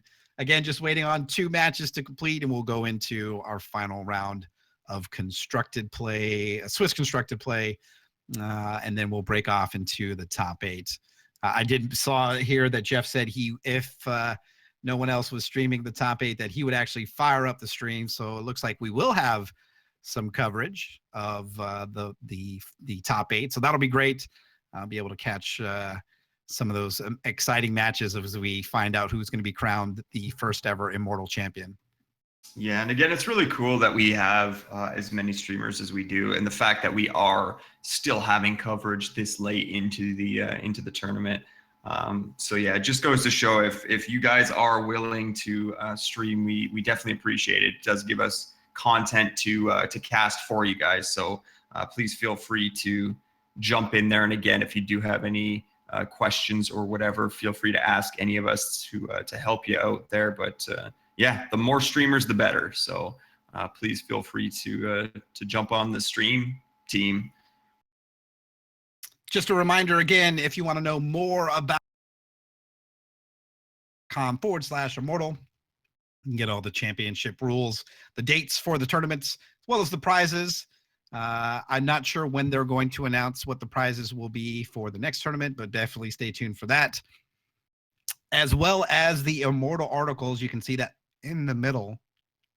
Jeff is a contributor to the HexPrimal site, so you can check out some of his articles on the Immortal format. And as things continue to evolve, and if things are added or removed from the ban or watch list, I'm sure we'll see updated articles to continue to bring you those ideas for decks that you can bring to the next Immortal Championship tournament.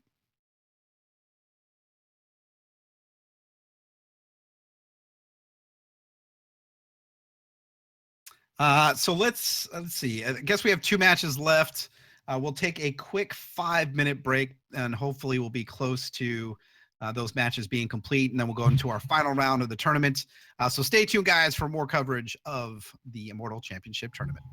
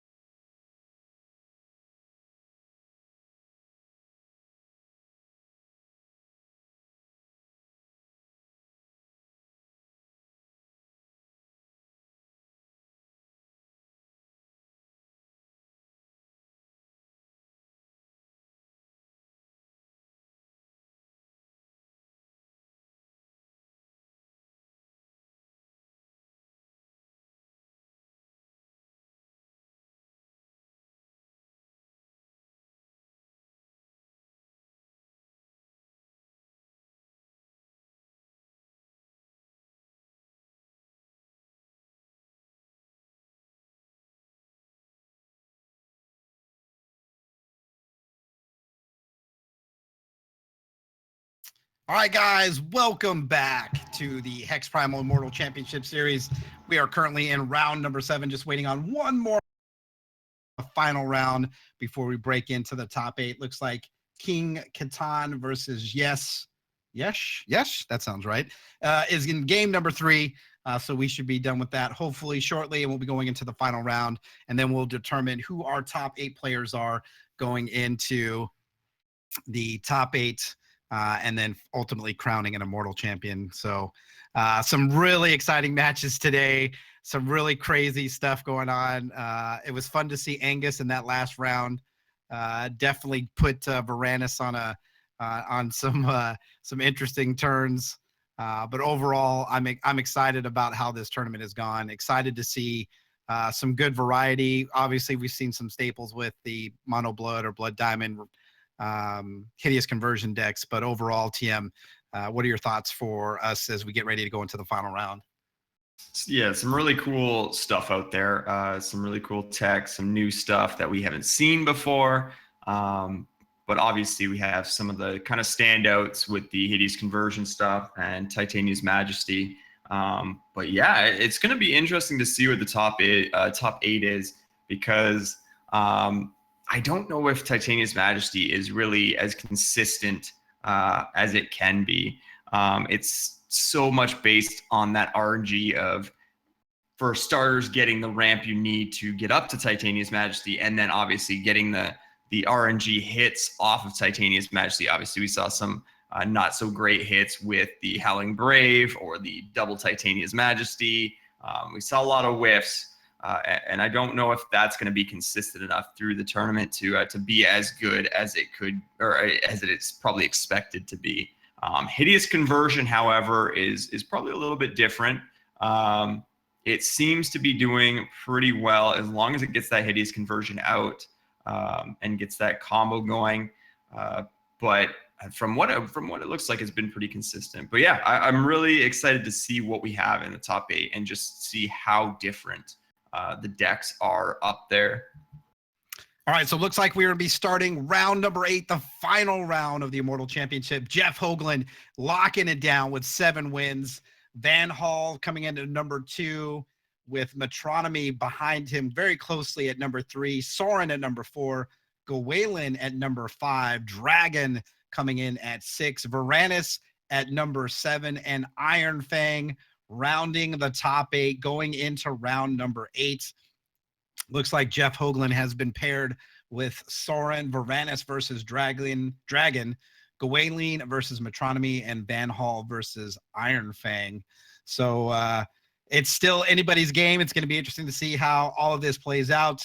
We're going into the final round, and we'll find out who our top 8 is, breaking down into to ultimately our Immortal champion. So excited for that. As a reminder, remember, we do have a delay from our players, so we will have to wait until either Champion of Solaris, JJ, or Varanus comes online, and then we will feature their match post haste.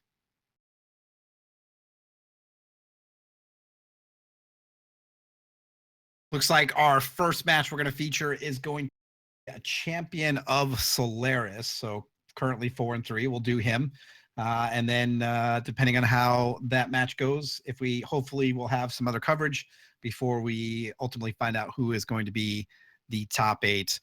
There is going to be a little bit of delay between the top 8 and when they go into their matches, so stay tuned. I know Alucard has graciously decided to increase the prizes to be given away, so again, make sure you guys are hanging out in the channel. Remember, HexPrimal will be doing those prizes. So we still have that Runir Hierophant, if I remember correctly, that's still giveaway. So opportunity to win that as well.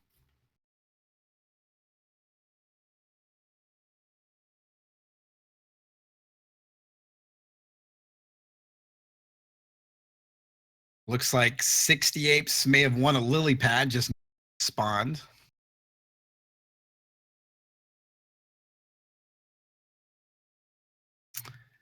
And again, as a reminder, we do have a forum post that Alucard has put up.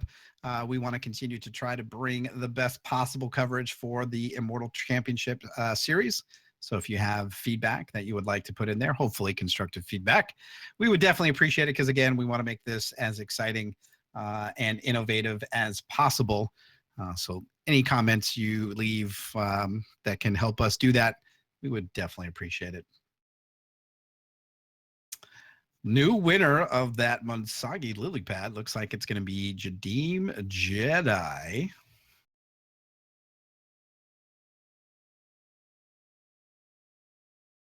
Again, we're just waiting for the delay. We'll bring you Champion of Solaris in our final round starting off. Currently 3 people streaming, but if Varanus is able to pull out a win and his tiebreakers work, we should have at least 2 people streaming, Jeff and Varanus. So I'm really happy about that. That's a great thing, is because normally it's hard to find people who are streaming in the top 8 of a major tournament like this. So yeah, no, I think that's really, really cool that we do have enough people to be able to do that, especially in the top 8, because obviously people want to see the final rounds of the best of the best, so to speak. So it's really cool that we do have this many streamers today. Yeah, and again, like, I know that Hex Entertainment's working on it, but spectator mode comes in. That is going to be such a relief, such a great thing to be able to go in and be able to just go, we're going to this match, and you can just go and see everything. And again, like one of those things we talked about, getting the China Garden, some of those great things incorporated and brought over here. One can hope that we'll see that eventually and see it soon. I think that's the great thing about the Chinese Garden, is the fact that they don't have to work on kind of the technical side of things that Hex does. Hex is working on building the game and like the technical aspects of it, whereas the Chinese Garden, they can kind of focus on more things that aren't there yet. So they can do the kind of cosmetic things. They can work on the spectator mode. And then it's kind of like having 2 teams working on the game, and they can share ideas and stuff. And I think that's going to go a long way to help Hex progress. So as we go into this and going into Immortal, you asked me what card I thought should be banned, and I said none. So I'm going to ask the same question to you as we get ready to go into our match with Champion. What, if you could ban a card, what card would that be? What would be the one card that you just don't want to see? Hideous Conversion. And my reasoning for that is just because of how lacking in interaction there is there. So that's my pick. All right, fair enough. So it looks like we're going to be starting with Champion of Solaris, playing the Ruby Wild Cressida deck, starting at 17 health. His opponent, Distant South, with Uzu the Bone Walker, starting at 23 health. So 6-point health swing here between the 2 players. Champion of Solaris seems to be AFK. Hopefully he'll come back here. Coincidentally, just a reminder, if he doesn't make it back by the 5-minute mark, he is going to get a automatic forfeit, and then they'll go to reserves and go back into the match. So hopefully he'll make it back here, and we will catch the action with Champion of Solaris. Hopefully he just had to get something really quick, and he'll be right back. I'm currently trying to figure out what that picture on the wall is. Looks like Champion's refueling right before this match. Hand, Well of Savagery, a Wild Shard, Zakir, double Periwinkle, and double Howling Brave. Yeah, not a bad start for some ramp there. The Periwinkle is great as well. Obviously, 2 of them is not as good, but hopefully he can draw some threats here. Maybe a Titania's Majesty or something. Wild Shard into Howling Brave will end this turn. Distant South going to play a coin for a Blood Threshold, and that'll pass the turn back over to Champion of Solaris. Finds a Titania's Majesty off the top. That could be interesting. Yeah, that's a very solid hit there for him. Hopefully he can get the ramp up to get to his Cressida power here, and then I don't know if he drops he might drop a Periwinkle here and hope for the shard for next turn. He does indeed. So Well of Savagery into Howling Brave. will pass the turn over to Distant South. He will draw. See a second Blood Shard. And Strangle. Gonna take care of Periwinkle. It'll go to the crypt. And that'll end his turn. Start of the turn, Gargalith off the top. Champion of Solaris decides that Howling Brave just a little bit better. Gonna swing with his Howling Brave. That'll ping Distant South for 1. Distant South still sitting at a 5-point health advantage over Champion of Solaris. Yeah, Cressida taking that big health hit with the health changes going down to 17. We see a Diamond Shard and a Midnight Gatherer for Distant South. That'll end his turn. Passes back over to Champion Solaris. His Howling Brave already. Walking Calamity off the top. Champion of Solaris going to go for that Periwinkle again. No swing. And that will end his turn as we go back over to Distant South.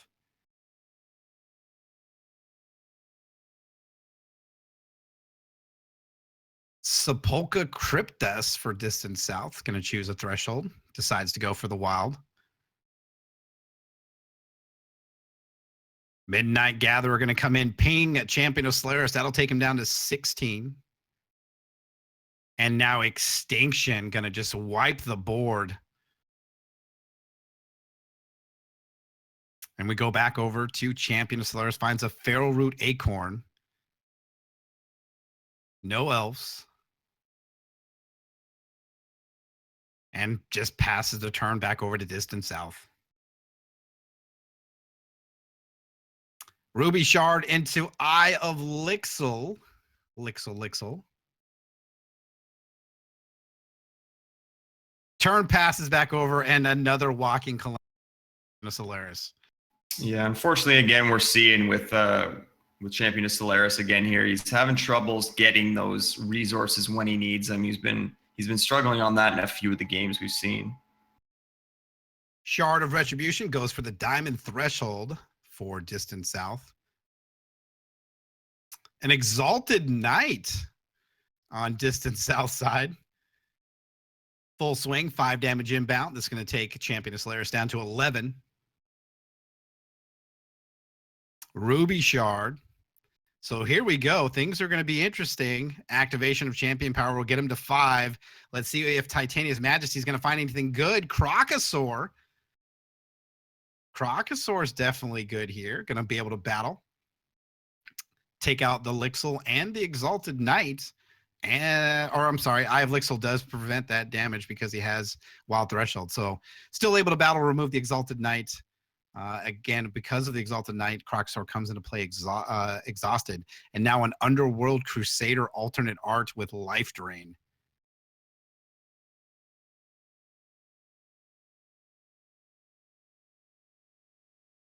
So no swing with the Eye of Lixil. Turn passes back over to Champion of Solaris. Finds another Crocosaur.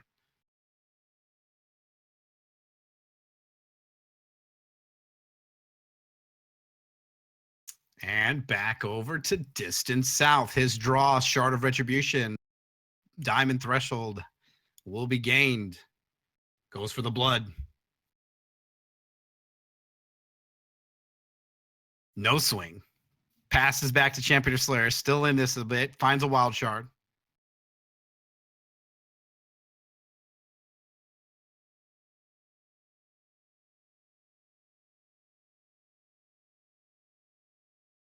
Champion of Solaris decides not to lay down the Crocosaur. Shard of Retribution for Distant South. Goes for the blood. He has 9 charges. I just noticed that for Uzu. Yeah, I think he's starting to flood out a little bit here compared to Champion of Solaris kind of getting a little screwed at the beginning, but it might start evening out now. A third Walking Calamity and forced to pass the turn over to Distant South. Well of Retribution. Now at 10 resources.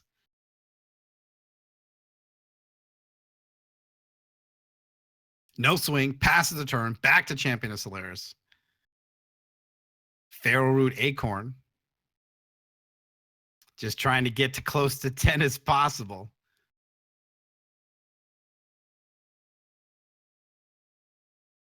No swing. Champion of Solaris forced to pass back over to Distant South. His draw.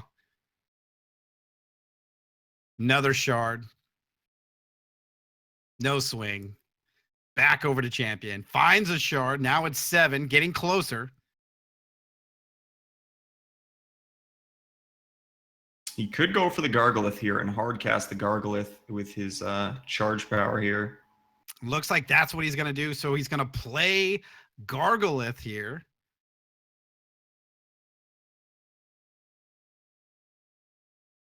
And decides to pass the turn. Still 3 resources away from Walking Calamity. Well of Retribution for Distant South at 12 resources. 1 card in hand, sitting with an Eye of Lixil and an Underworld Crusader on the field.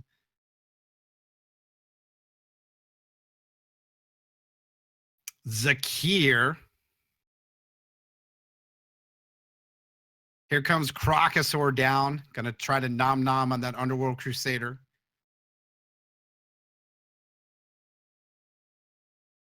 Looks like it goes through. Distant South goes to 24. He also draws some cards in the process. Swing here with the Gargolith and Crocosaur. 12 damage inbound. Obviously, Lixil can step in front of the Gargolith. He'll take 5 and go to 19. Yeah, so now Champion of Solaris can start actually pushing some damage through, but that Lixil is going to stop some of it. The card draw also for Distant South can be a factor here. Extinction can immediately take care of all the troops on the board. 3 cards left in hand, and that is going to pass it back over to Champion of Solaris. Finds an Arborean Rootfather. He's going to hard cast it. Is it going to make it all the way through? We'll see. Has speed and double damage. Is there a response from Distant South? There is with that Hero Fall. And 3 of those Rootfathers from his deck are going to go into the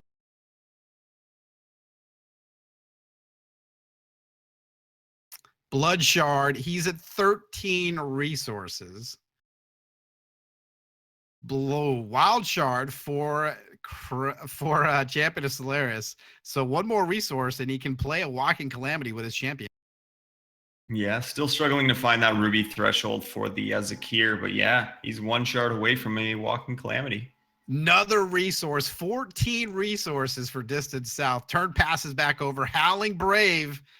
Can it survive a turn to allow him to get a Walking Calamity? We will see. Turn passes back to Distant South. 3 cards in hand, 14 resources.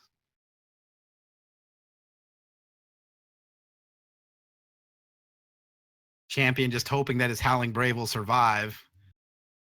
Looks like it just might indeed. Start of his turn, finds a Periwinkle. He is going to play that Periwinkle out. And going to swing with the Brave. 1 Brave inbound, 1 point of damage. That's going to take Distant South down to 18.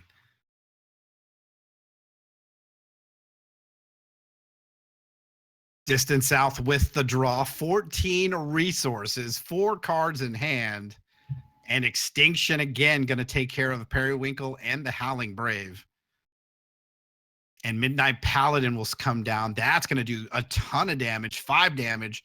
Champion of Solaris down to 6. Distant South to 23. And here comes a Crocosaur.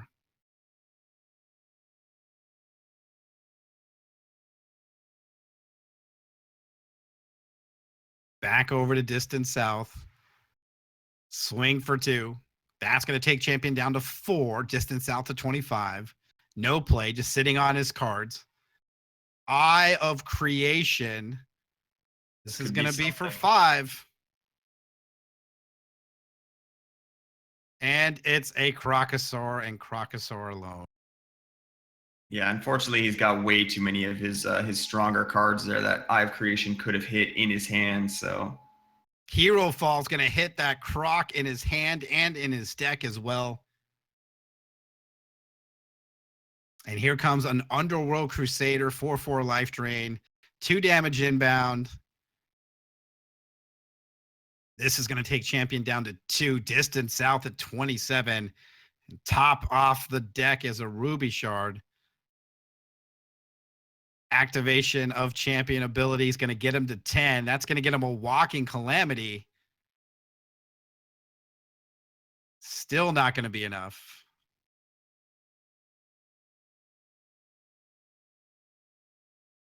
That's going to do it. He's going to toss it, and we're going to go into reserves. Champion of Solaris. That Ruby Wild deck he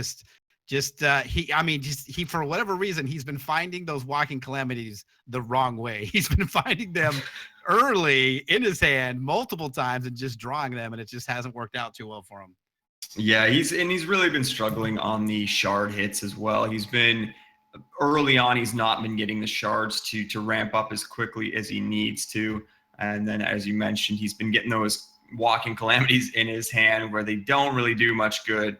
If those Calamities were in his hand and he hit that Eye of Creation and hit all three of them that way, it might have been a little bit better for him. But yeah, unfortunately for him, he's been a little on the receiving end of some poor luck from Kismet. And sometimes that just happens. Sometimes you get all the draws you need, and sometimes Yeah, and I mean, to be fair to his opponent as well, his opponent was getting quite a bit flooded there, but I think it all kind of evened out, and they both got a little of the poor end of the stick, so to speak. Yeah, I mean, he was at 14 resources. Like that's pretty darn flooded if you have to go into that, and the opponent on the other side's got 7. But yeah. We're going to be going into game number 2, Champion of Solaris versus Distant South. Distant South did take game number 1, so Champion of Solaris will be able to choose to go first or not. We'll take a look at his opening hand and see what Kismet has in store for him. Looks like a Failroot Acorn, Wild Shard, double Arboreal Rootfather, Zakir, Periwinkle, and a Puck. Yeah, that's not too bad this time around. He does have the 3 troops in there he can ramp up with on Puck, and if he can find some more shards, you would need another Ruby to get that Periwinkle out as well. But it's not a bad start. So it looks like Distant South mulligan down to 6. We see a Wild Shard for Champion of Solaris. That'll end his turn, and we'll go over to Distant South. Looks like he's going to Necropolis coins for that Blood Threshold. No other play, and we'll shift back over to Champion of Solaris. His draw, an Eye of Creation. Failroot Acorn. Going to go for that double Wild Threshold he needs for Puck. If Puck can stay in here, could be interesting. Yeah, he's going to have to hope for a Ruby Shard at some point, somewhat soon as well. But he does have the Root Fathers that he can cycle if he needs to try and find more resources.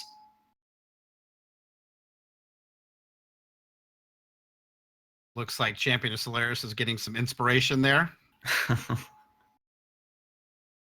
a young Hex player. His coach is telling him some stuff he needs to keep going. As we go back over to Distant South and his draw, we see a Blood Shard. Doesn't look like he has a turn to play. So we'll pass over to Champion of Solaris. So he does have the ability now to use Puck and gain a little bit of ramp here. Well of Savagery off the top. That's got to be good. Yeah, that's going to help him find that Ruby he needs. Now, is he going to be greedy is the question. Looks like he is going to play the Periwinkle and just swing in with Puck the Dreambringer.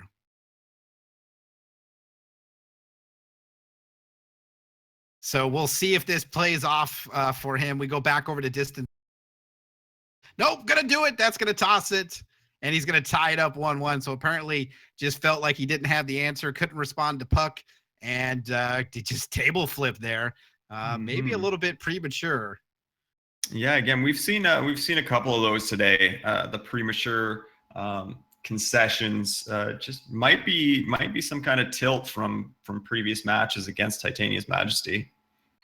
Yep, maybe just wanted to go into a game 3 and maybe get a good opening hand and start working with it. So both players will be going to reserves. We'll be going into game number 3, and we'll see if Champion Solaris can pull out this win. We'll see if Kismet's going to give him some luck. Maybe his coach gave him the inspiration he needed to win there. And that could be it. Could be an intimidation factor. Looked very intimidating for his opponent. All right, so going in, looks like Jeff has finally, it looks like, actually received his first loss against Soren. So Soren taking that match against Jeff 2-0. Varanus is tied 1-1 against his opponent Dragon.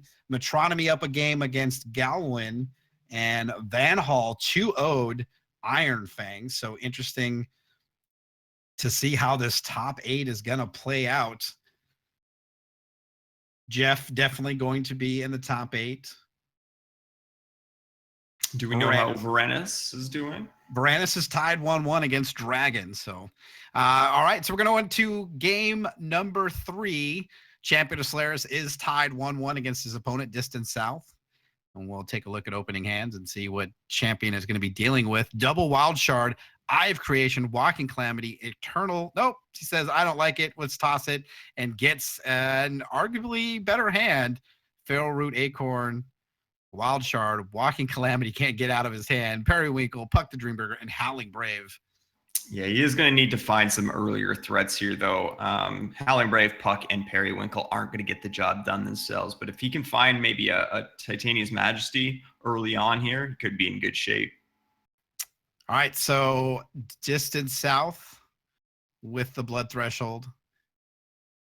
And we're going to go over to Champion of Solaris. So definitely turn 1, Howling Brave, possibility of Puck. Periwinkle, that Walking Calamity still in his hand. He finds a Zakir off the top. Wild Shard into Howling Brave, and that will end Champion's turn, and we'll shift back over to Distant South.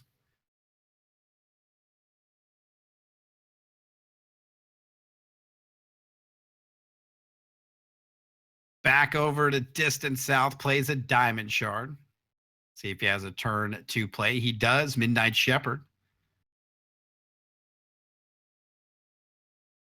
Looks like coach for Champion has just been removed, moving off to somewhere else.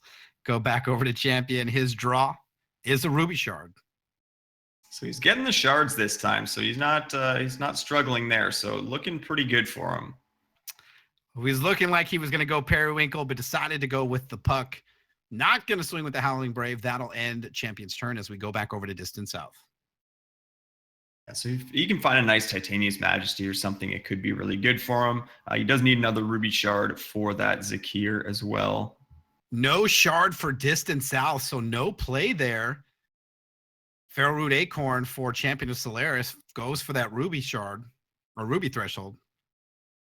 And now Periwinkle down onto the field.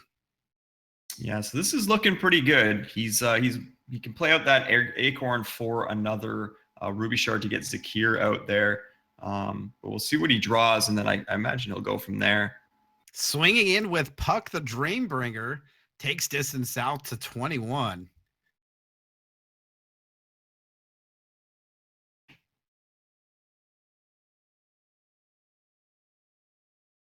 Do you like the swing there with Puck? I mean, there's not a ton there that can answer it. Maybe a cheap shot or something, but I don't imagine they have a cheap shot in here. So I think getting the free damage in is just fine there. All right, so no shard for Distant South, and just forced to pass the turn again. Back over to Champion of Solaris, finds a Titania's Majesty. Ooh, this is going to be a big one. Gonna go for that Ruby. Activation of the Howling Brave. Gonna get him to 5, so this is gonna be a double Titania's Majesty. Troop's gonna have Spell Shield. Let's see what he hits. First one, Eternal Guardian. That's pretty good.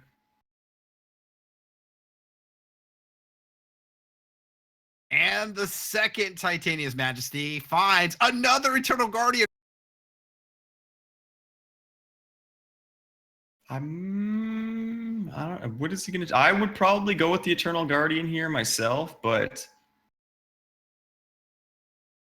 decides to go with the Gargolith. Gonna swing in with the Periwinkle and the Puck Dreambringer. 3 damage inbound.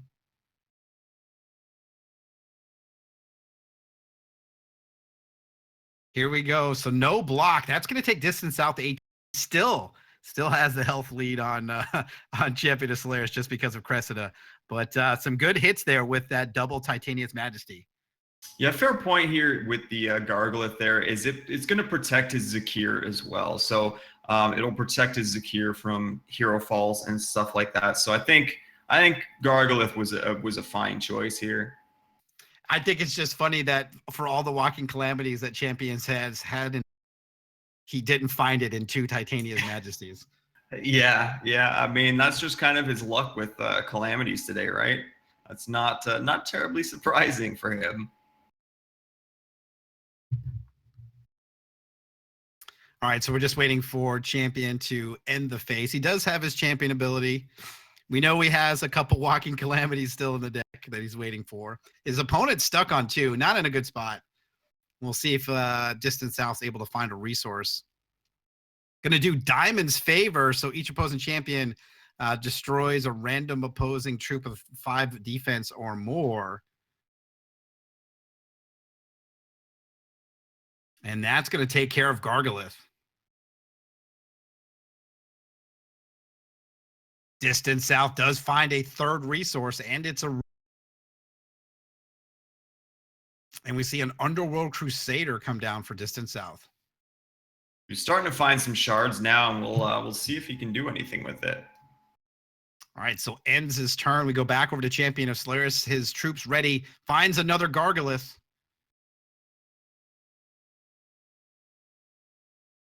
And so he could hard cast that again, or he could go for the Zakir, but he might go for the Gargolith here.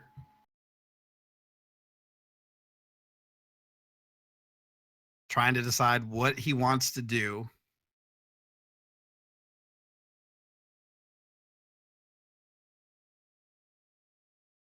Activation of Puck the Dreambringer gets him to 7. Activation of Howling Brave gets him to play the Gargolith, which, by the way, is copied due to Periwinkle. So double Gargolith, Eternal Guardian, and Periwinkle. Swings in with that Eternal Guardian. 4 damage is going to bring Distance South to 14. Champion finally takes the lead in health, and it will pass the turn. He's looking for a second blood shard here in Extinction, and otherwise he's in rough shape. So Distant South trying to respond. Across from him, double Gargolith, Eternal Guardian, Periwinkle, Puck the Dreambringer, and a Howling Brave. His response is an Underworld Crusader, so 2 of those on the field. Of note, he doesn't have the double diamond to get the life gain on those Crusaders, unfortunately for him. All right, so back to Champion of Solaris. Finds an Eternal Guard at the top. So Puck the Dreambringer, going to be able to create some additional resources. Goes to 7. So Zakir comes down not once, but twice, thanks to Periwinkle. Because it is unique, though, he's going to lose the one. And here comes just the Eternal Guardian swinging in for 4.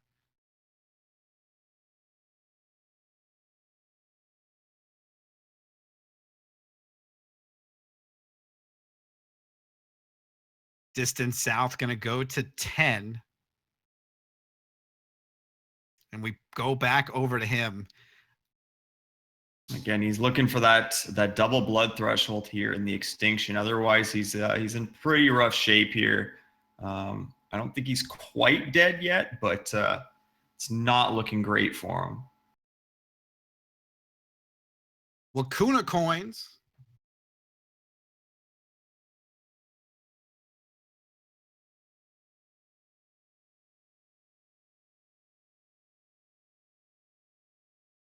All right, so end step here goes back over to Champion of Solaris.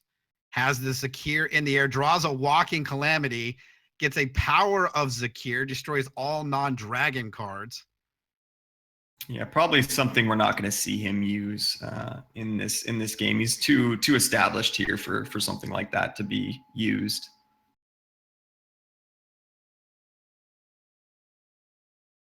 Trying to do the math here. I think at this point he just goes in the air.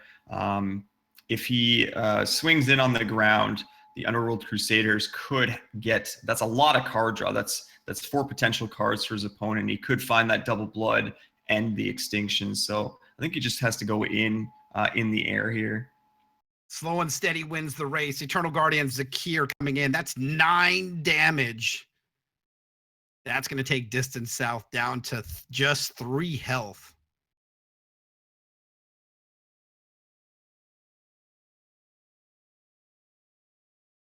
Damage is dealt.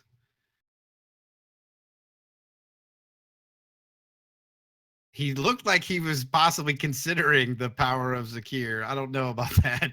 Passing the turn back over to Distant South. Yeah, I think he's just hanging on to it for a potential. If he does get extinction or something, he does have that as a backup plan here.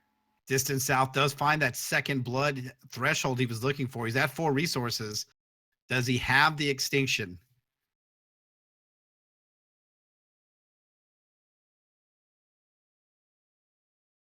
Oh, good point, too, is extinction would actually kill him because of the Crusaders. Yeah, he'd lose 2 health from each Crusader, and that he does not have that much health to lose.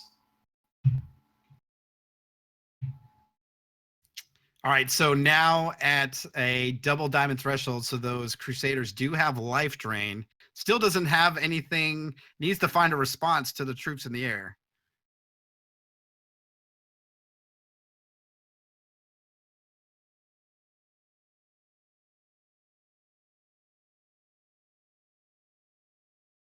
Yeah, he could swing in here. Distant South could swing in here now that he does have the double diamond.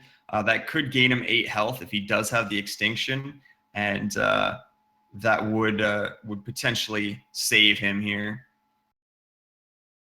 Looks like High Infinitrix is the play for Distant South, so 3 troops with life drain.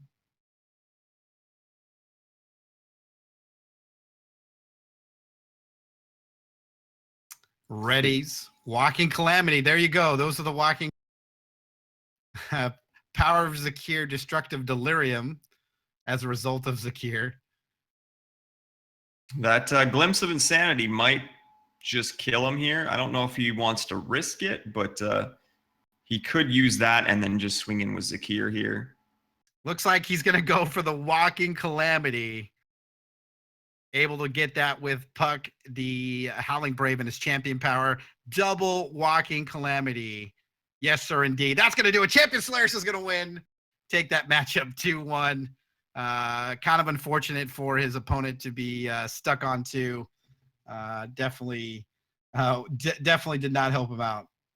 Yeah, it never feels good to be in that kind of position where you're stuck that high, that far behind, and your opponent is getting way ahead of you on the board. And then obviously, even with an extinction that late, he had already lost too much life, and those Underworld Crusaders would have killed him. So pretty rough situation to be in. So it looks like we are complete with our 8 rounds of play. And we do have our top 8. So making the top 8 in the number 1 spot is Van Hall with 7 wins. Metronomy coming in at number 2 with 7 wins. Soren coming in, taking Jeff down from his undefeated perch, coming in at number 3 with 7 wins. Jeff coming in at number 4, Jeff Hoagland with 7 wins. Dragon coming in at 7 wins at the number 5 spot. And Starro at 6 with 6 wins. Galwin at number 7 with 6 wins. And Biz taking that final spot, the top 8 with 6 wins. Varanus coming in at number 9. It's rough. Just missed it. Somebody is saying Soren just dropped. I don't know.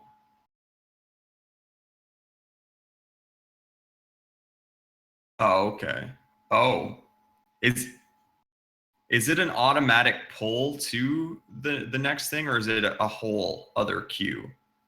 It's a whole nother queue. Okay. So yeah, it looks like Soren did drop.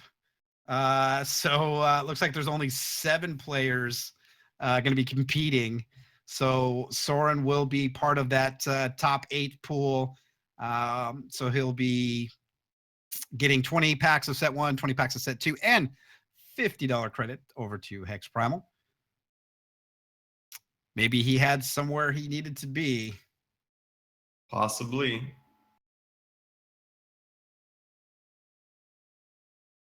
So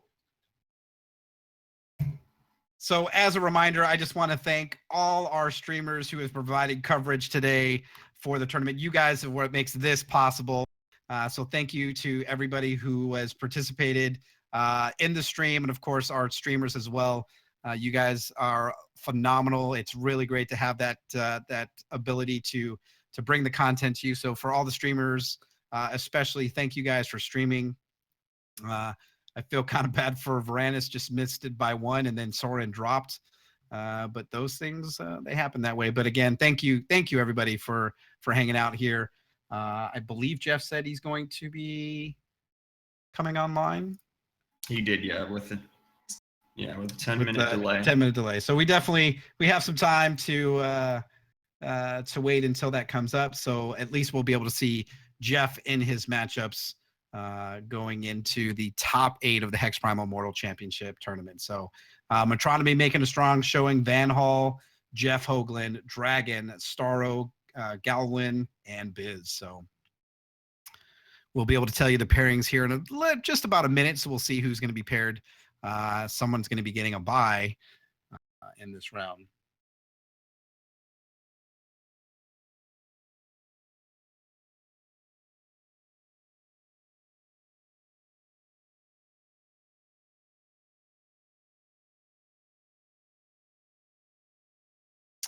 So we'll as soon as we know the pairings, I'll let you guys know.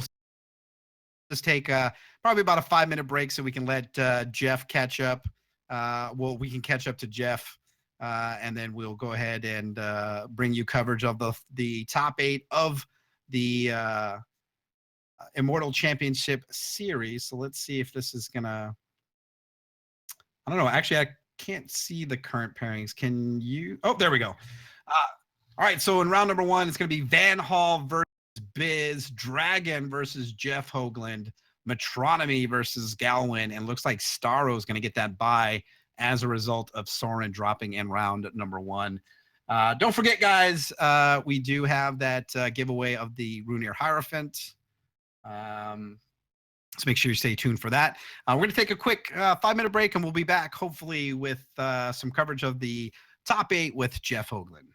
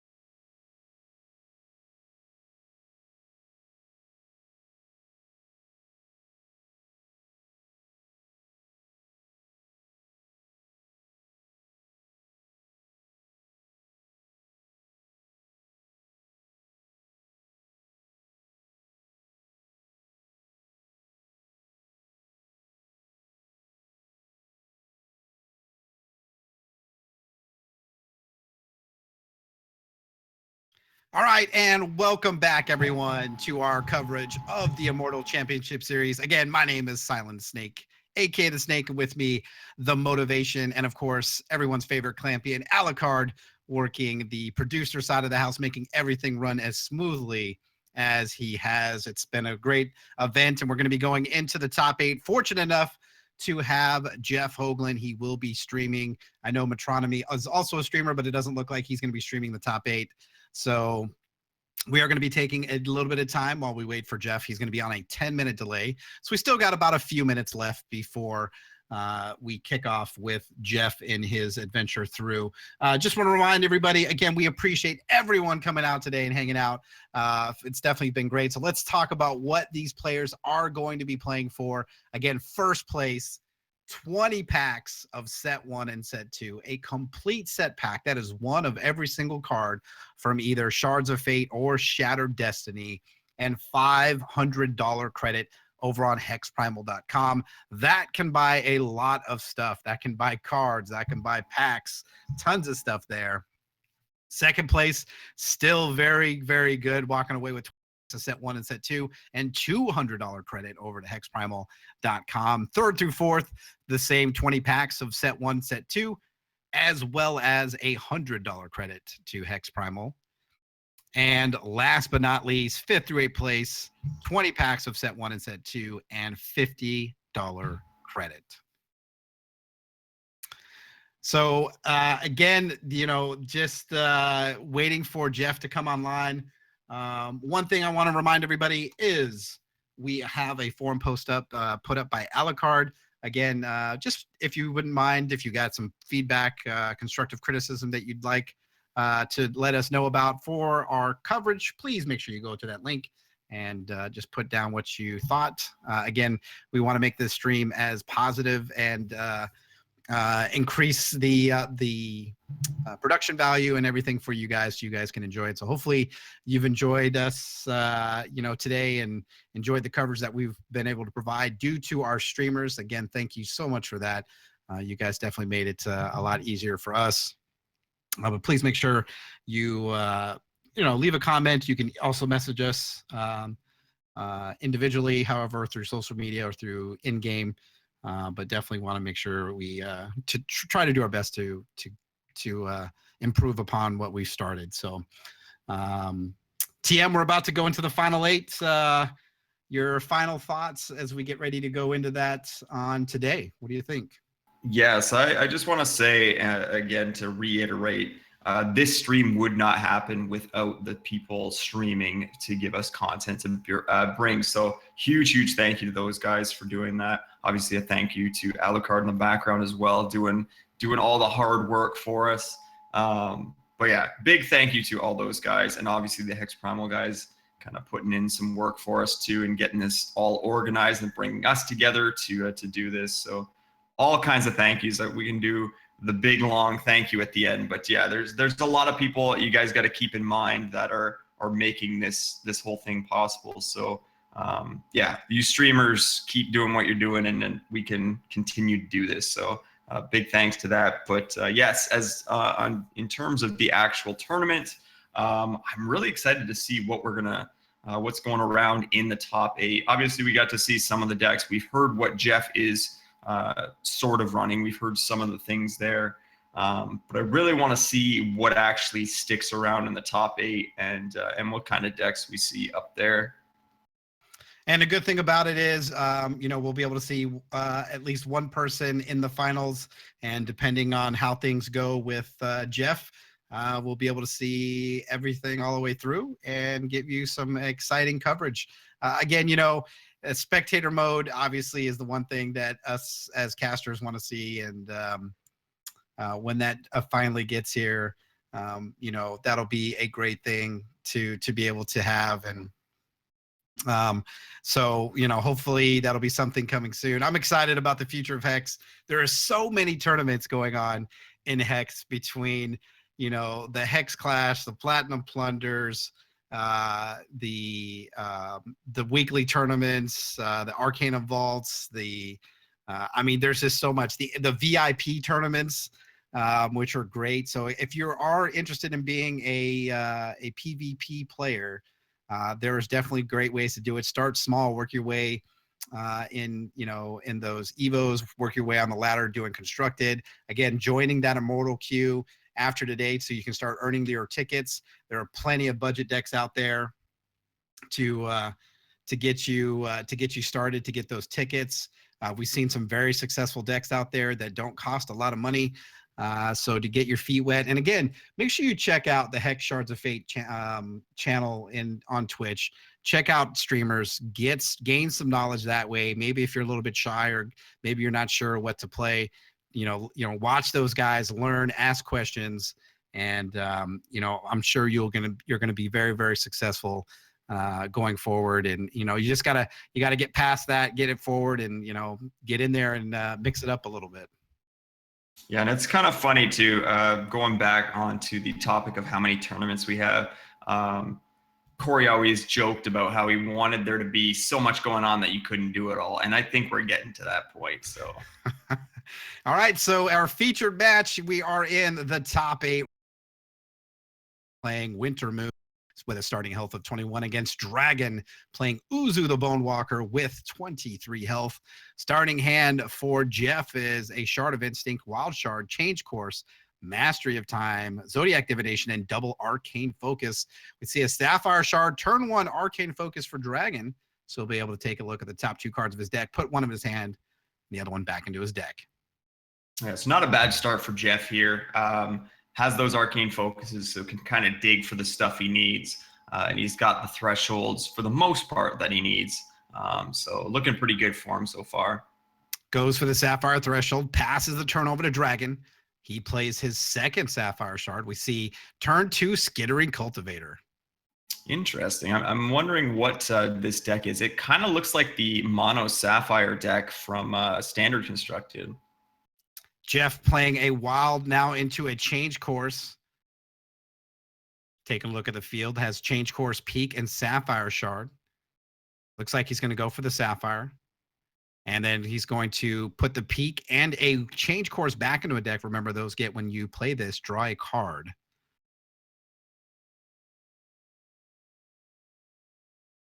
That'll end the turn for Jeff. We go over to Dragon, hit Skittering Cultivator on the field. Looks like he's going straight into combat. 1 point of damage. That's going to hit Jeff, take him down to 20. And now another Skittering Sapphire Shard. And that'll end his turn. And we go back over to Jeff, who finds a Sapphire Shard off the top. Arcane Focus finds a Lullaby and a Sapphire Shard. Immediately, Snap picks that Lullaby. Sapphire Shard. Jeff decides that he's just going to end the turn, passes it back over to Dragon. That Skittering Cultivator is going to ready, which is going to create 2 Dreadlings. Sapphire Shard, Dragon now at 4, so it looks like this might be Mono Sapphire. Swing here with the full team's going to do 4 points of damage. Jeff's going to go down to 16. And an Empress of Ice. So yeah, it does look like it is the Sapphire deck that's been going around in Standard Constructed here. So I wonder if they've done any changes for Immortal. Change Course off the top.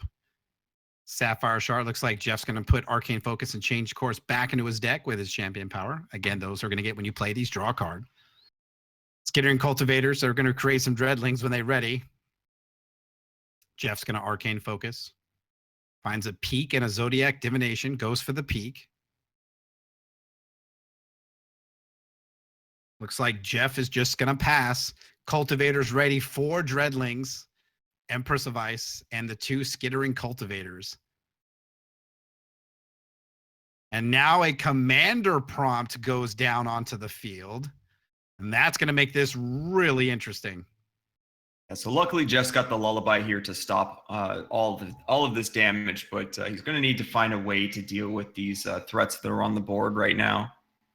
Lullaby is going to prevent all that damage, but that Commander Prompt with those Dreadlings makes it very, very strong. Uzu activation, going to go for that Sapphire Threshold. And now Copycat comes out.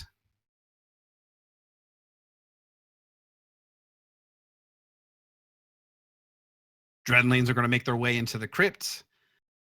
Double commander prompt. Sapphire Shard for Jeff. He'll play that Sapphire Shard, and we go into a Mastery of Time. So this will give him an extra turn for a draw here. He might be able to find something useful to get him out of this. Sapphire Shard off the top. Going to play that Sapphire Shard. Activation looks like Arcane Focus and Lullaby going to go back into the deck. He'll be able to peek for 5 here. Finds the Lullaby that he needed so desperately with that peek.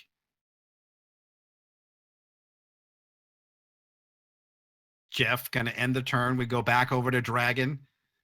Dreadlings ×4 generated. And a full swing. So those Dreadlings are 5/1s. Doesn't matter though. Revert from. It's going to put that down. Jeff survives another turn of some heavy damage from Dragon. Yeah, I wonder if Jeff's got Mass Poly Dingler in here. That could be a huge one that gets him out of this. But he's getting a lot of these peaks to help him dig for his answers. Change course, finds Chlorophylla off the top. He uses that to find a peak. Well of Instinct will come down. Looks like he's going to go for that Sapphire Threshold to make peak even more valuable. Chlorophylla, going to play a Wild Shard out of his deck, thin it out a little bit. Lullaby and peak, going to go back in the deck with draw card with his champion ability. And here comes the peak. Finds a Shard of Instinct because of the draw. Finds a Mastery of Time ×2, Oracle Song, and Psychic Ascension.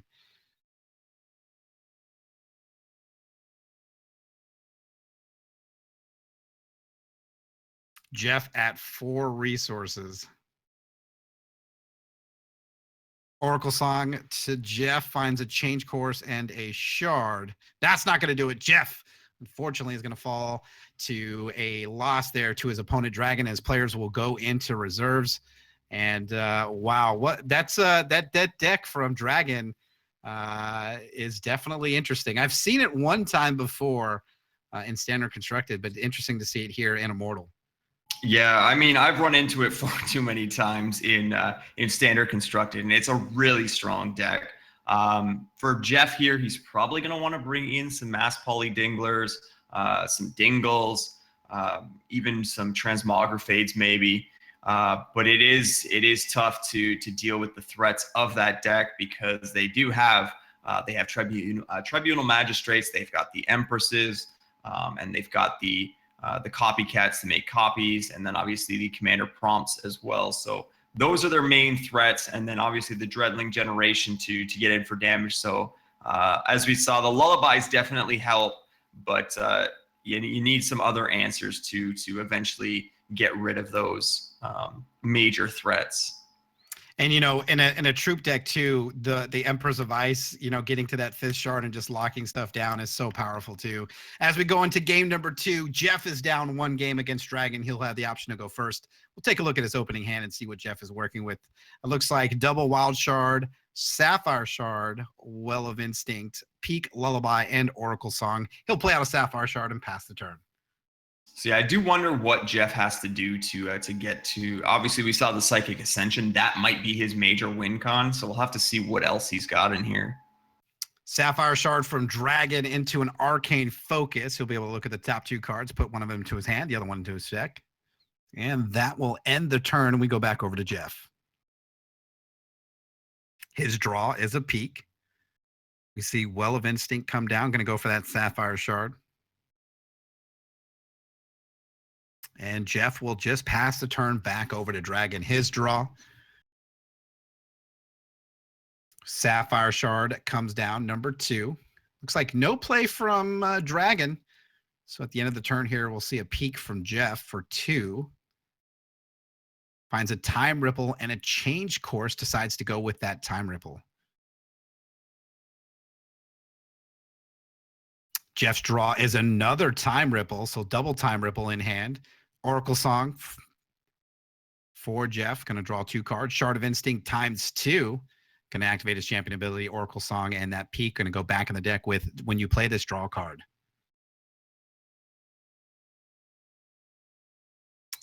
As we go back over to Dragon, his draw, Warp Steel Shardsworn will join him on the field along with that Depth Crawler. Sapphire Shard comes down. Looks like no other play as we go back over to Jeff, who finds a Lullaby off the top. So he's getting some sapphires for those peaks there to help dig a little deeper. And he's got some answers to hold off for now. So Jeff with the Shard of Instinct will just pass the turn back over to Dragon, his draw. Sapphire Shard comes down. 6 cards in hand, has the Warp Steel Shardsworn and the Depth Crawler on the field. Champion power. Going to combat for Dragon. Full swing. This is going to do 2 points of damage. Jeff's going to go down to 19. Dragon sitting still at 23. Just going to end the turn with 4 Sapphire resources. We see a peak for a Scheme, Zodiac Divination, and a Well of Instinct for Jeff.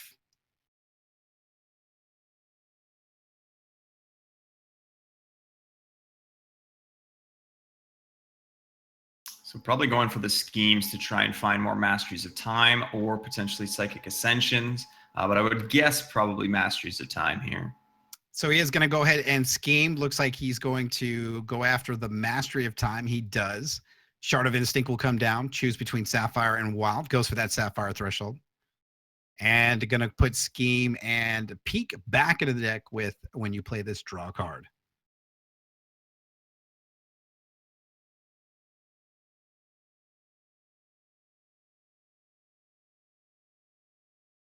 The end of Jeff's turn, we see coins for Dragon.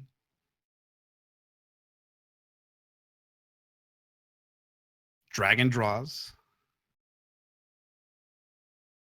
We see Commander Prompt for Dragon. Sapphire Shard comes down. And a Copycat.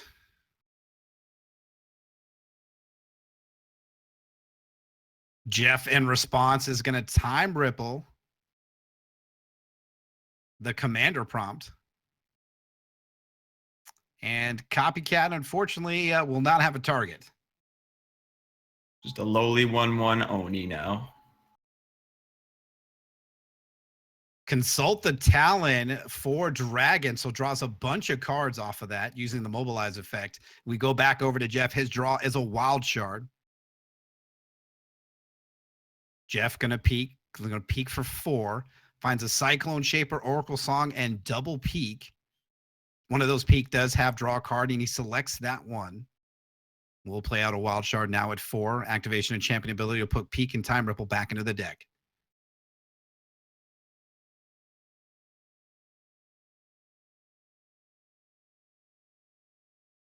Looks like Jeff is content with just going ahead and passing the turn back over to Dragon, his draw. So yeah, Jeff Hoogland likely just stalling out his opponent here. He's trying to find that Psychic Ascension and then can kind of take the reins with the Psychic Ascension online.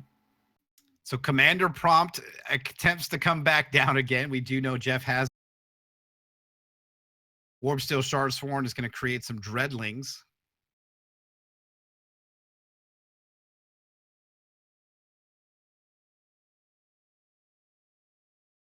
So a swing here. Jeff's going to Time Ripple the Commander Prompt. Take 5 damage. That'll take Jeff down to 14.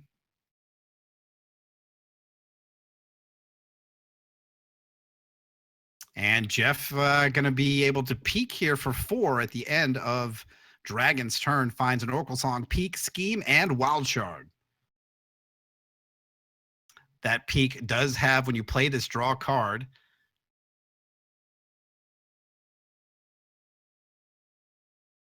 just waiting for Dragon to end the turn. And here we go. Start of Jeff's turn. Finds a Chlorophilia. We'll play out a Sapphire Shard.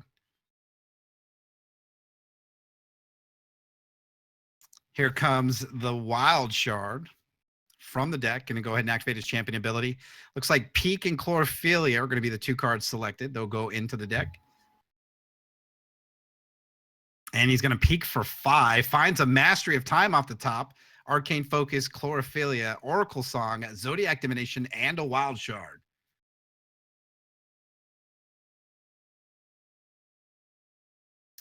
Jeff going to have to decide what he wants to do here. Looks like looking at the field.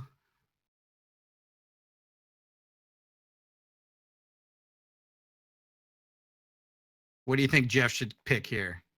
I feel like I think he wants to get to more threats, so it's probably going to be something like Zodiac Divination, not necessarily threats, but trying to find that Psychic Ascension. So Zodiac Divination, Oracle Song, even the Arcane Focus might have been a pick. Obviously, going with the Zodiac Divination here.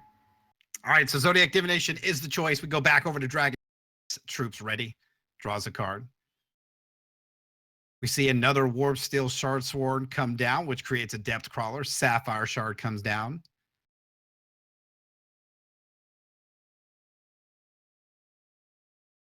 Here comes a Tribunal Magistrate. Warp Steel Shard Sword going to create some Dreadlings. Copycat. Copycat going to copy that Tribunal Magistrate. So 2 9/1 Dreadlings.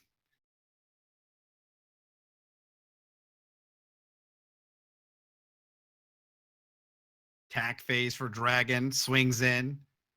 And a Lullaby from Jeff is going to negate that damage. Yeah, so these Tribunal Magistrates could be really big here. A thing with Winter Moon was always the fact that you got eggs in there, gummed up their draws because they are drawing so much. So these Magistrates, having 2 of them out there could really help there. Wild Shard for Jeff into Zodiac Divination. Those Tribunal Magistrates going to be putting those eggs in. Finds a Mastery of Time 4. It's going to go ahead and use that, gain an extra turn. Jeff with a Sapphire Shard, Lullaby, Peak, Change Course, and Mastery of Time in hand.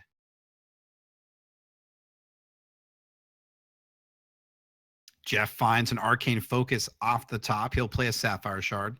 Activation of Champion ability. Put 2 cards back in the deck with draw card. Looks like it's going to be Peak and Lullaby. Does go with that indeed. And here comes Peak. This is going to be for 6. Couple Spiderling eggs in there, but there's also a Mastery of Time, Cyclone Shaper, Change Course. Jeff taking a look at the field. Zodiac Divination also in that 6 cards. Yeah, I think he's going to want to avoid the divinations here. I don't think he wants to draw too many cards because of all the eggs that are going in now. Cyclone Shaper comes down. That means those Arcane Focus and Change Courses are 0, and he hits the double egg here, so has to play one. Finds a Lullaby off the top. Here comes Change Course. Spiderling Egg, Psychic Ascension, Mastery of Time, and a Psychic Ascension for -2. So he can Psychic Ascension here, turn it to the Paragon of Thought. Mastery of Time creates a Cerulean Mirror Mage, or Magi, I should say. Still has those 2 Lullabies in hand that cost 1. Yeah, so he's not too worried yet about these spiders because he does have those 2 Lullabies. Now that he's got Psychic Ascension online, he can start doing some of his own damage here. Mastery of Time again creates a Subterranean Spy. Activation of Paragon of Thought gets him Twin Eternities.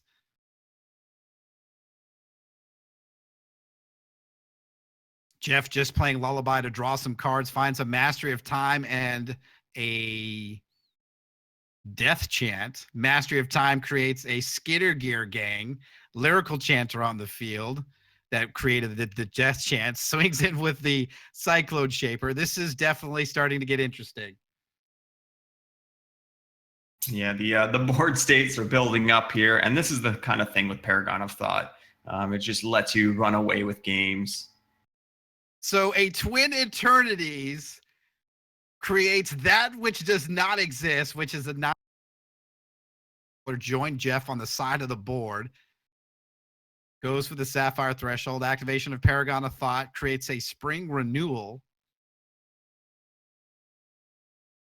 9/9 spell shield, that which does not exist. Jeff swinging in. Going to be able to target a troop, give it -4 attack. Targets one of the spiderlings.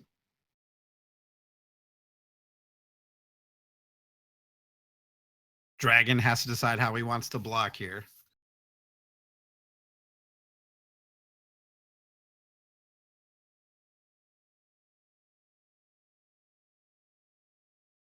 Just for reference, Jeff's deck has 86 cards in it. It does. That is a lot of eggs in there. But he is doing all right because of these lullabies. The eggs don't matter as much for him right now. Obviously, they will accumulate, and if he doesn't get those lullabies, then they are going to be an issue. But as of now, he's not too concerned about them. Full swing here from Jeff. Skitter Gear Gang is going to be able to reduce the attack of a troop. Looks like it's one of those spiderlings.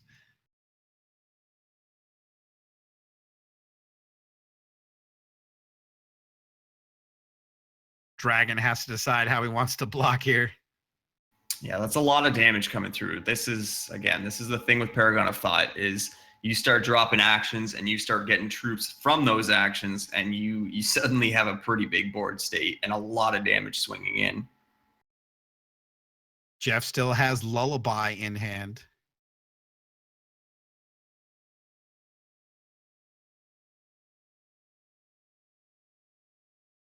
Dragon calculating this. It's always fun too when you can see that which does not exist come into play. Yeah, and a 9/9 spell shielded one at that.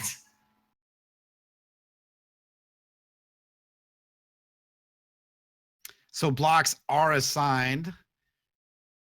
Dragon goes down to 5 health. Looks like Jeff is going to empower this Cyclone Shaper. Tribunal Magistrates are ticking off. Jeff with 88 cards in his deck.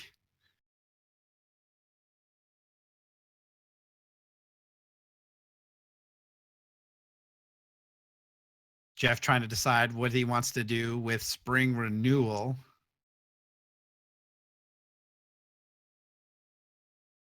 Eternal Scholar is the option.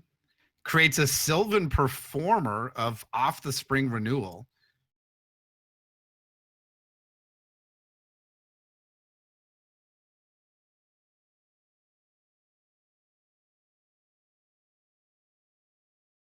Jeff trying to decide what he wants to do here.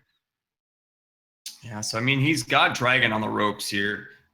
Dragon on 5 life, so he's pretty low, and he does have 2 flyers to get in there. So we'll see if Dragon's got an answer to those flyers. Jeff's sitting safely on that lullaby for his opponent's turn here. All right, so Jeff will end his turn, and we go over to Dragon. His troops ready, draws a card. Sapphire Shard comes down.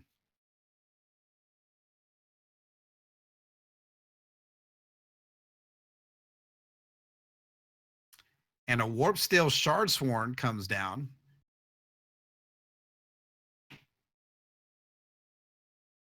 Going to go ahead and activate. That's going to create Dreadlings. Those are 11/1.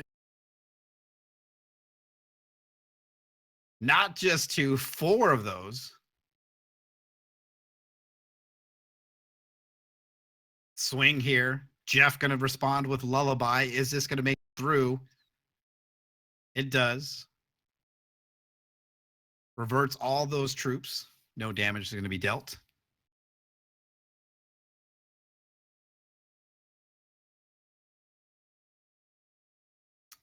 And we go back to Jeff. His troops ready. Finds a spiderling egg, and a change course. Change course creates a spawn of Oathie egg, finds a peak. 2 eggs will go into the crypt, which will create more eggs and more spiders. Peak for -1, which will allow him to draw a bunch of cards. Some of those are 3 spiders and a Mastery of Time. Shock Duster comes into play as a result. This board state's looking rather messy right now. Cerulean Mirror Magi now is a 1/5 peak for a bunch of eggs and a single wild shard. Dodged it. Goes for the egg, finds a wild shard in response. There's a bunch of spiders over there. Mastery of Time finds four more eggs that go in there. His opponent with a bunch of spiderlings. Mastery of Time, that was going to give Jeff another turn. Swing in for 6. Does he have an answer here? Does Nope, not. that's going to do it. Jeff is going to take this and tie it up 1-1 and force a game number 3. Yeah, that was pretty intense. That was a lot of spiders, but Jeff was able to sit on those lullabies to protect himself from them while he built up a board state enough to get in for lethal there. Obviously, the Masteries of Time helping a lot, and of course those peaks letting him filter through his deck and finally getting to the Psychic Ascension there. So pretty big there for him. All right, so we're going into game number 3, tied up 1-1. Winners will go into the semifinals. Jeff managing to force that game 3. Dragon will go first. We'll take a look at Jeff's opening hand. Looks like double Sapphire Shard, double Shard of Instinct, Wild Shard, Oracle Song, and a Chlorophylla.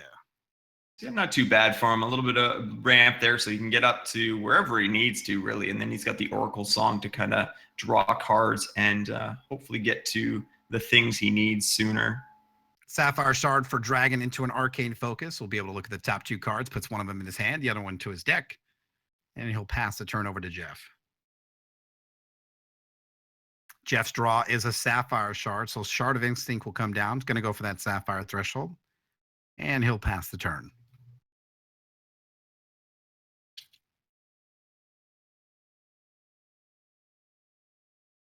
Second Sapphire Shard for Dragon. Here comes Skittering Cultivator, turn 2. He'll pass it back over to Jeff. His draw is an Oracle Song. Yeah, another good card for him to get here. It's going to let him draw even more cards and, again, try and find his schemes and his Masteries of Time and that kind of thing a little bit sooner. Chlorophyll for Jeff. He'll pass the turn over to Dragon. Plays third Sapphire Shard. Skittering Cultivator is going to ping Jeff for 1. That'll take him down to 20. And now a Warp Steel Shard Sworn creates that Depth Crawler, passes the turn over to Jeff, who finds a zone. Yeah, and Jeff does have to worry a little bit here. We saw this in game 1 where Dragon had a really quick hand and killed Jeff before he could find his answers. So he does have to worry a little bit here about how quickly Dragon is building up his board state. Oracle Song into Shard of Instinct. Looks like Jeff is just going to pass the turn. Skittering Cultivator is going to ready create two Dreadlings as a result. We see the 4th Sapphire Shard come down. And here comes the Tribunal Magistrate. Yeah, and this is what I was talking about. He's starting to get that big aggressive hand. Jeff doesn't have any resources open, so even if he had a lullaby, he wouldn't be able to stop this. But he still has ways to draw into it next turn. So 11 damage takes Jeff down to 9. Plays the Sapphire Shard. If he peeks, he can peek for 2. Or 3, excuse me. He does peek. Finds a Cyclone Shaper, Spiderling Egg, and a Wild Shard. That's not going to do it. Jeff saying GG's. Cyclone Shaper. And that's going to do it. So Jeff is going to fall to his opponent, Dragon, 2-1 in a very, very exciting match. Again, it's always fun and interesting when you can see Paragon of Thought do its thing. But unfortunately for Jeff, Dragon was able to take him down 2-1. So it looks like in our semis, it's going to be Van Hall versus Dragon and Metronomy versus Starro in the top 8 finals of the Immortal Championship Series. Yeah, it was super fun to watch. I wish Jeff would have been able to put up a little bit more of a fight there in that second game, maybe get another game similar to the second game in that last game. But unfortunately, Dragon just had too quick of a start for him. So other than that, it doesn't look like we have that is streaming the tournament and as far as the top 8. So again, thank you for everyone for participating, the streamers especially, but everybody hanging out in the stream. Unfortunately, we don't have any more streamers, so we won't really be able to provide you much coverage of the semifinals and going into the finals. Alucard, I'm not sure if we did that Hierophant giveaway. Looks like it is going on right now. So before we end the stream, here is a chance for you to win a Rune Ear Hierophant courtesy of Alucard. So make sure to enter in. All you got to do is type !Immortal for your chance to win.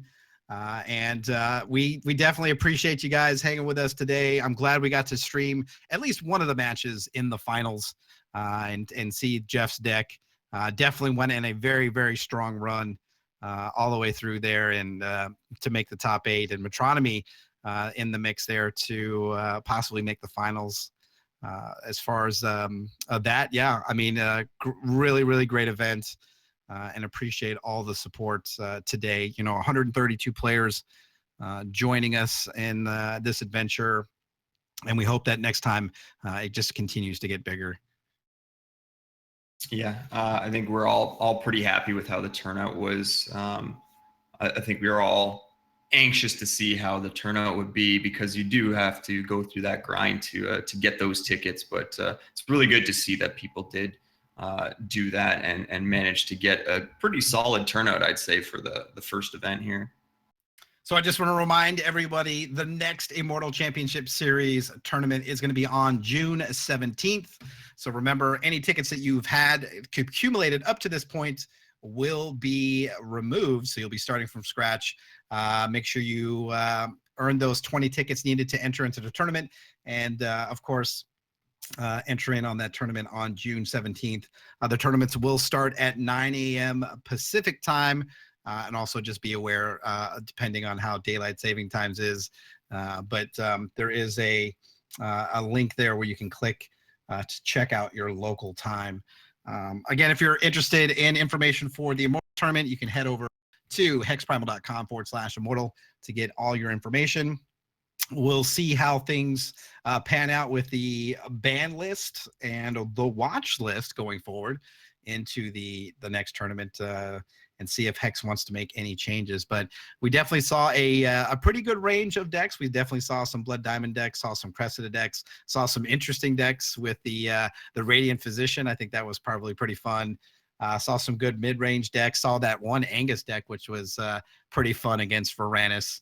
But definitely some mix of cards, champions, and really exciting to watch. Yeah, I mean, I don't think we need any bans just yet. I did say that if I could ban a card, it would be Hideous Conversion, but I wouldn't want to see any knee-jerk reactions to only a couple events so far. So I imagine Hex, they're smarter minds than I am in terms of trading card games. So I'm sure they have a good line on what they need to keep an eye on, and they'll make the best decision for Hex. So again, the Rune Ear Hierophant giveaway is going on right now. All to be entered in and a chance to win a very valuable card. Hopefully hopefully you can be that one to win. I will do this last shout out again.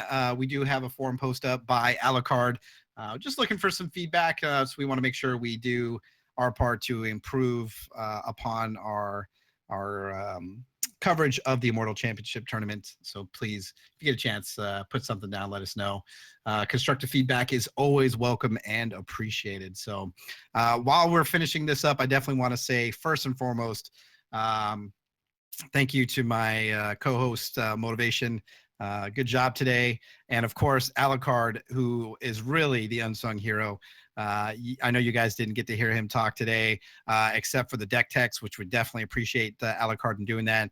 But this would not be successful without Alucard running things in the background and doing all the prep work. It's definitely well appreciated. And, sometimes, when you're not up front talking and, you're in the background, people don't realize how much work you do. So thank you, Alucard, for that. Definitely appreciate all your assistance and your creativity and just what you've brought to the table for this. You helped make this successful, and I'm appreciative of that. So.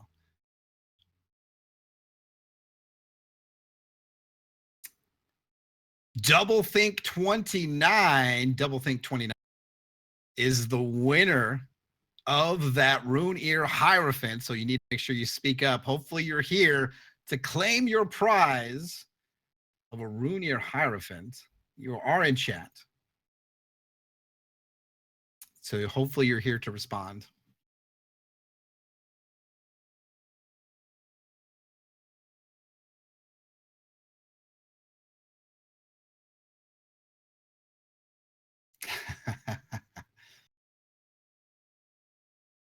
Is he here? Is he here to claim his prize? I hope so, for his sake. That's a pretty sweet prize. It is. It's a really good prize. As a reminder, all prizes for the tournament will be sent out from the streamer and door prizes no later than 24 hours. And the prizes from HexPrimal will go out 48 hours unless they're the packs. Those will get auto granted and should be in your account. But the store credit, I believe, is 48 hours before.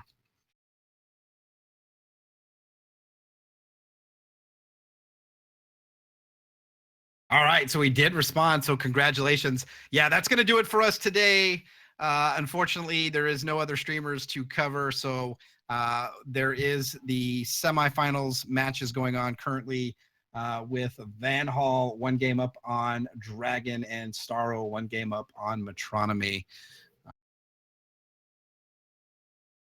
Dragon versus Jeff was not the finals. Dragon versus Jeff was round number 1. And Dragon took that matchup 2-1 over. So, yep. Eventually, if we do get the spectator mode, then we'll be able to cover everything through. So, again, that's just the one thing we're hoping to see in the future, so we can bring that to you guys. So, again, we definitely appreciate everything you guys do for us and the community. You guys are amazing. Alucard, since we're heading out, do you have anything you want to say to everybody? I mean, I don't want you to just be in the background. Oh, it's just been awesome running this tournament from behind the scenes. I know Alucard's working a lot of stuff in the background. Yeah, I'm just super excited that this Immortal Championship Series is getting off to a good start, and that we're able to put on a good show for you. And if there's things that you want us to improve, go to that forum post, like Snake said, and make sure you comment. We want to hear your heartfelt feedback for sure. And also, these guys did an awesome job on commentary, so should give some love to both Snake and the Motivation for some stellar work today throughout the day. So awesome job, guys. And I hope we can just keep improving and bringing you guys more awesome Immortal content in the coming months. Couldn't have said it better myself. So on behalf of Alucard, thank you guys for watching. Don't forget, the next HexPrimal Immortal tournament is on June 17th. So make sure you guys get those 20 tickets, and we will see you guys there.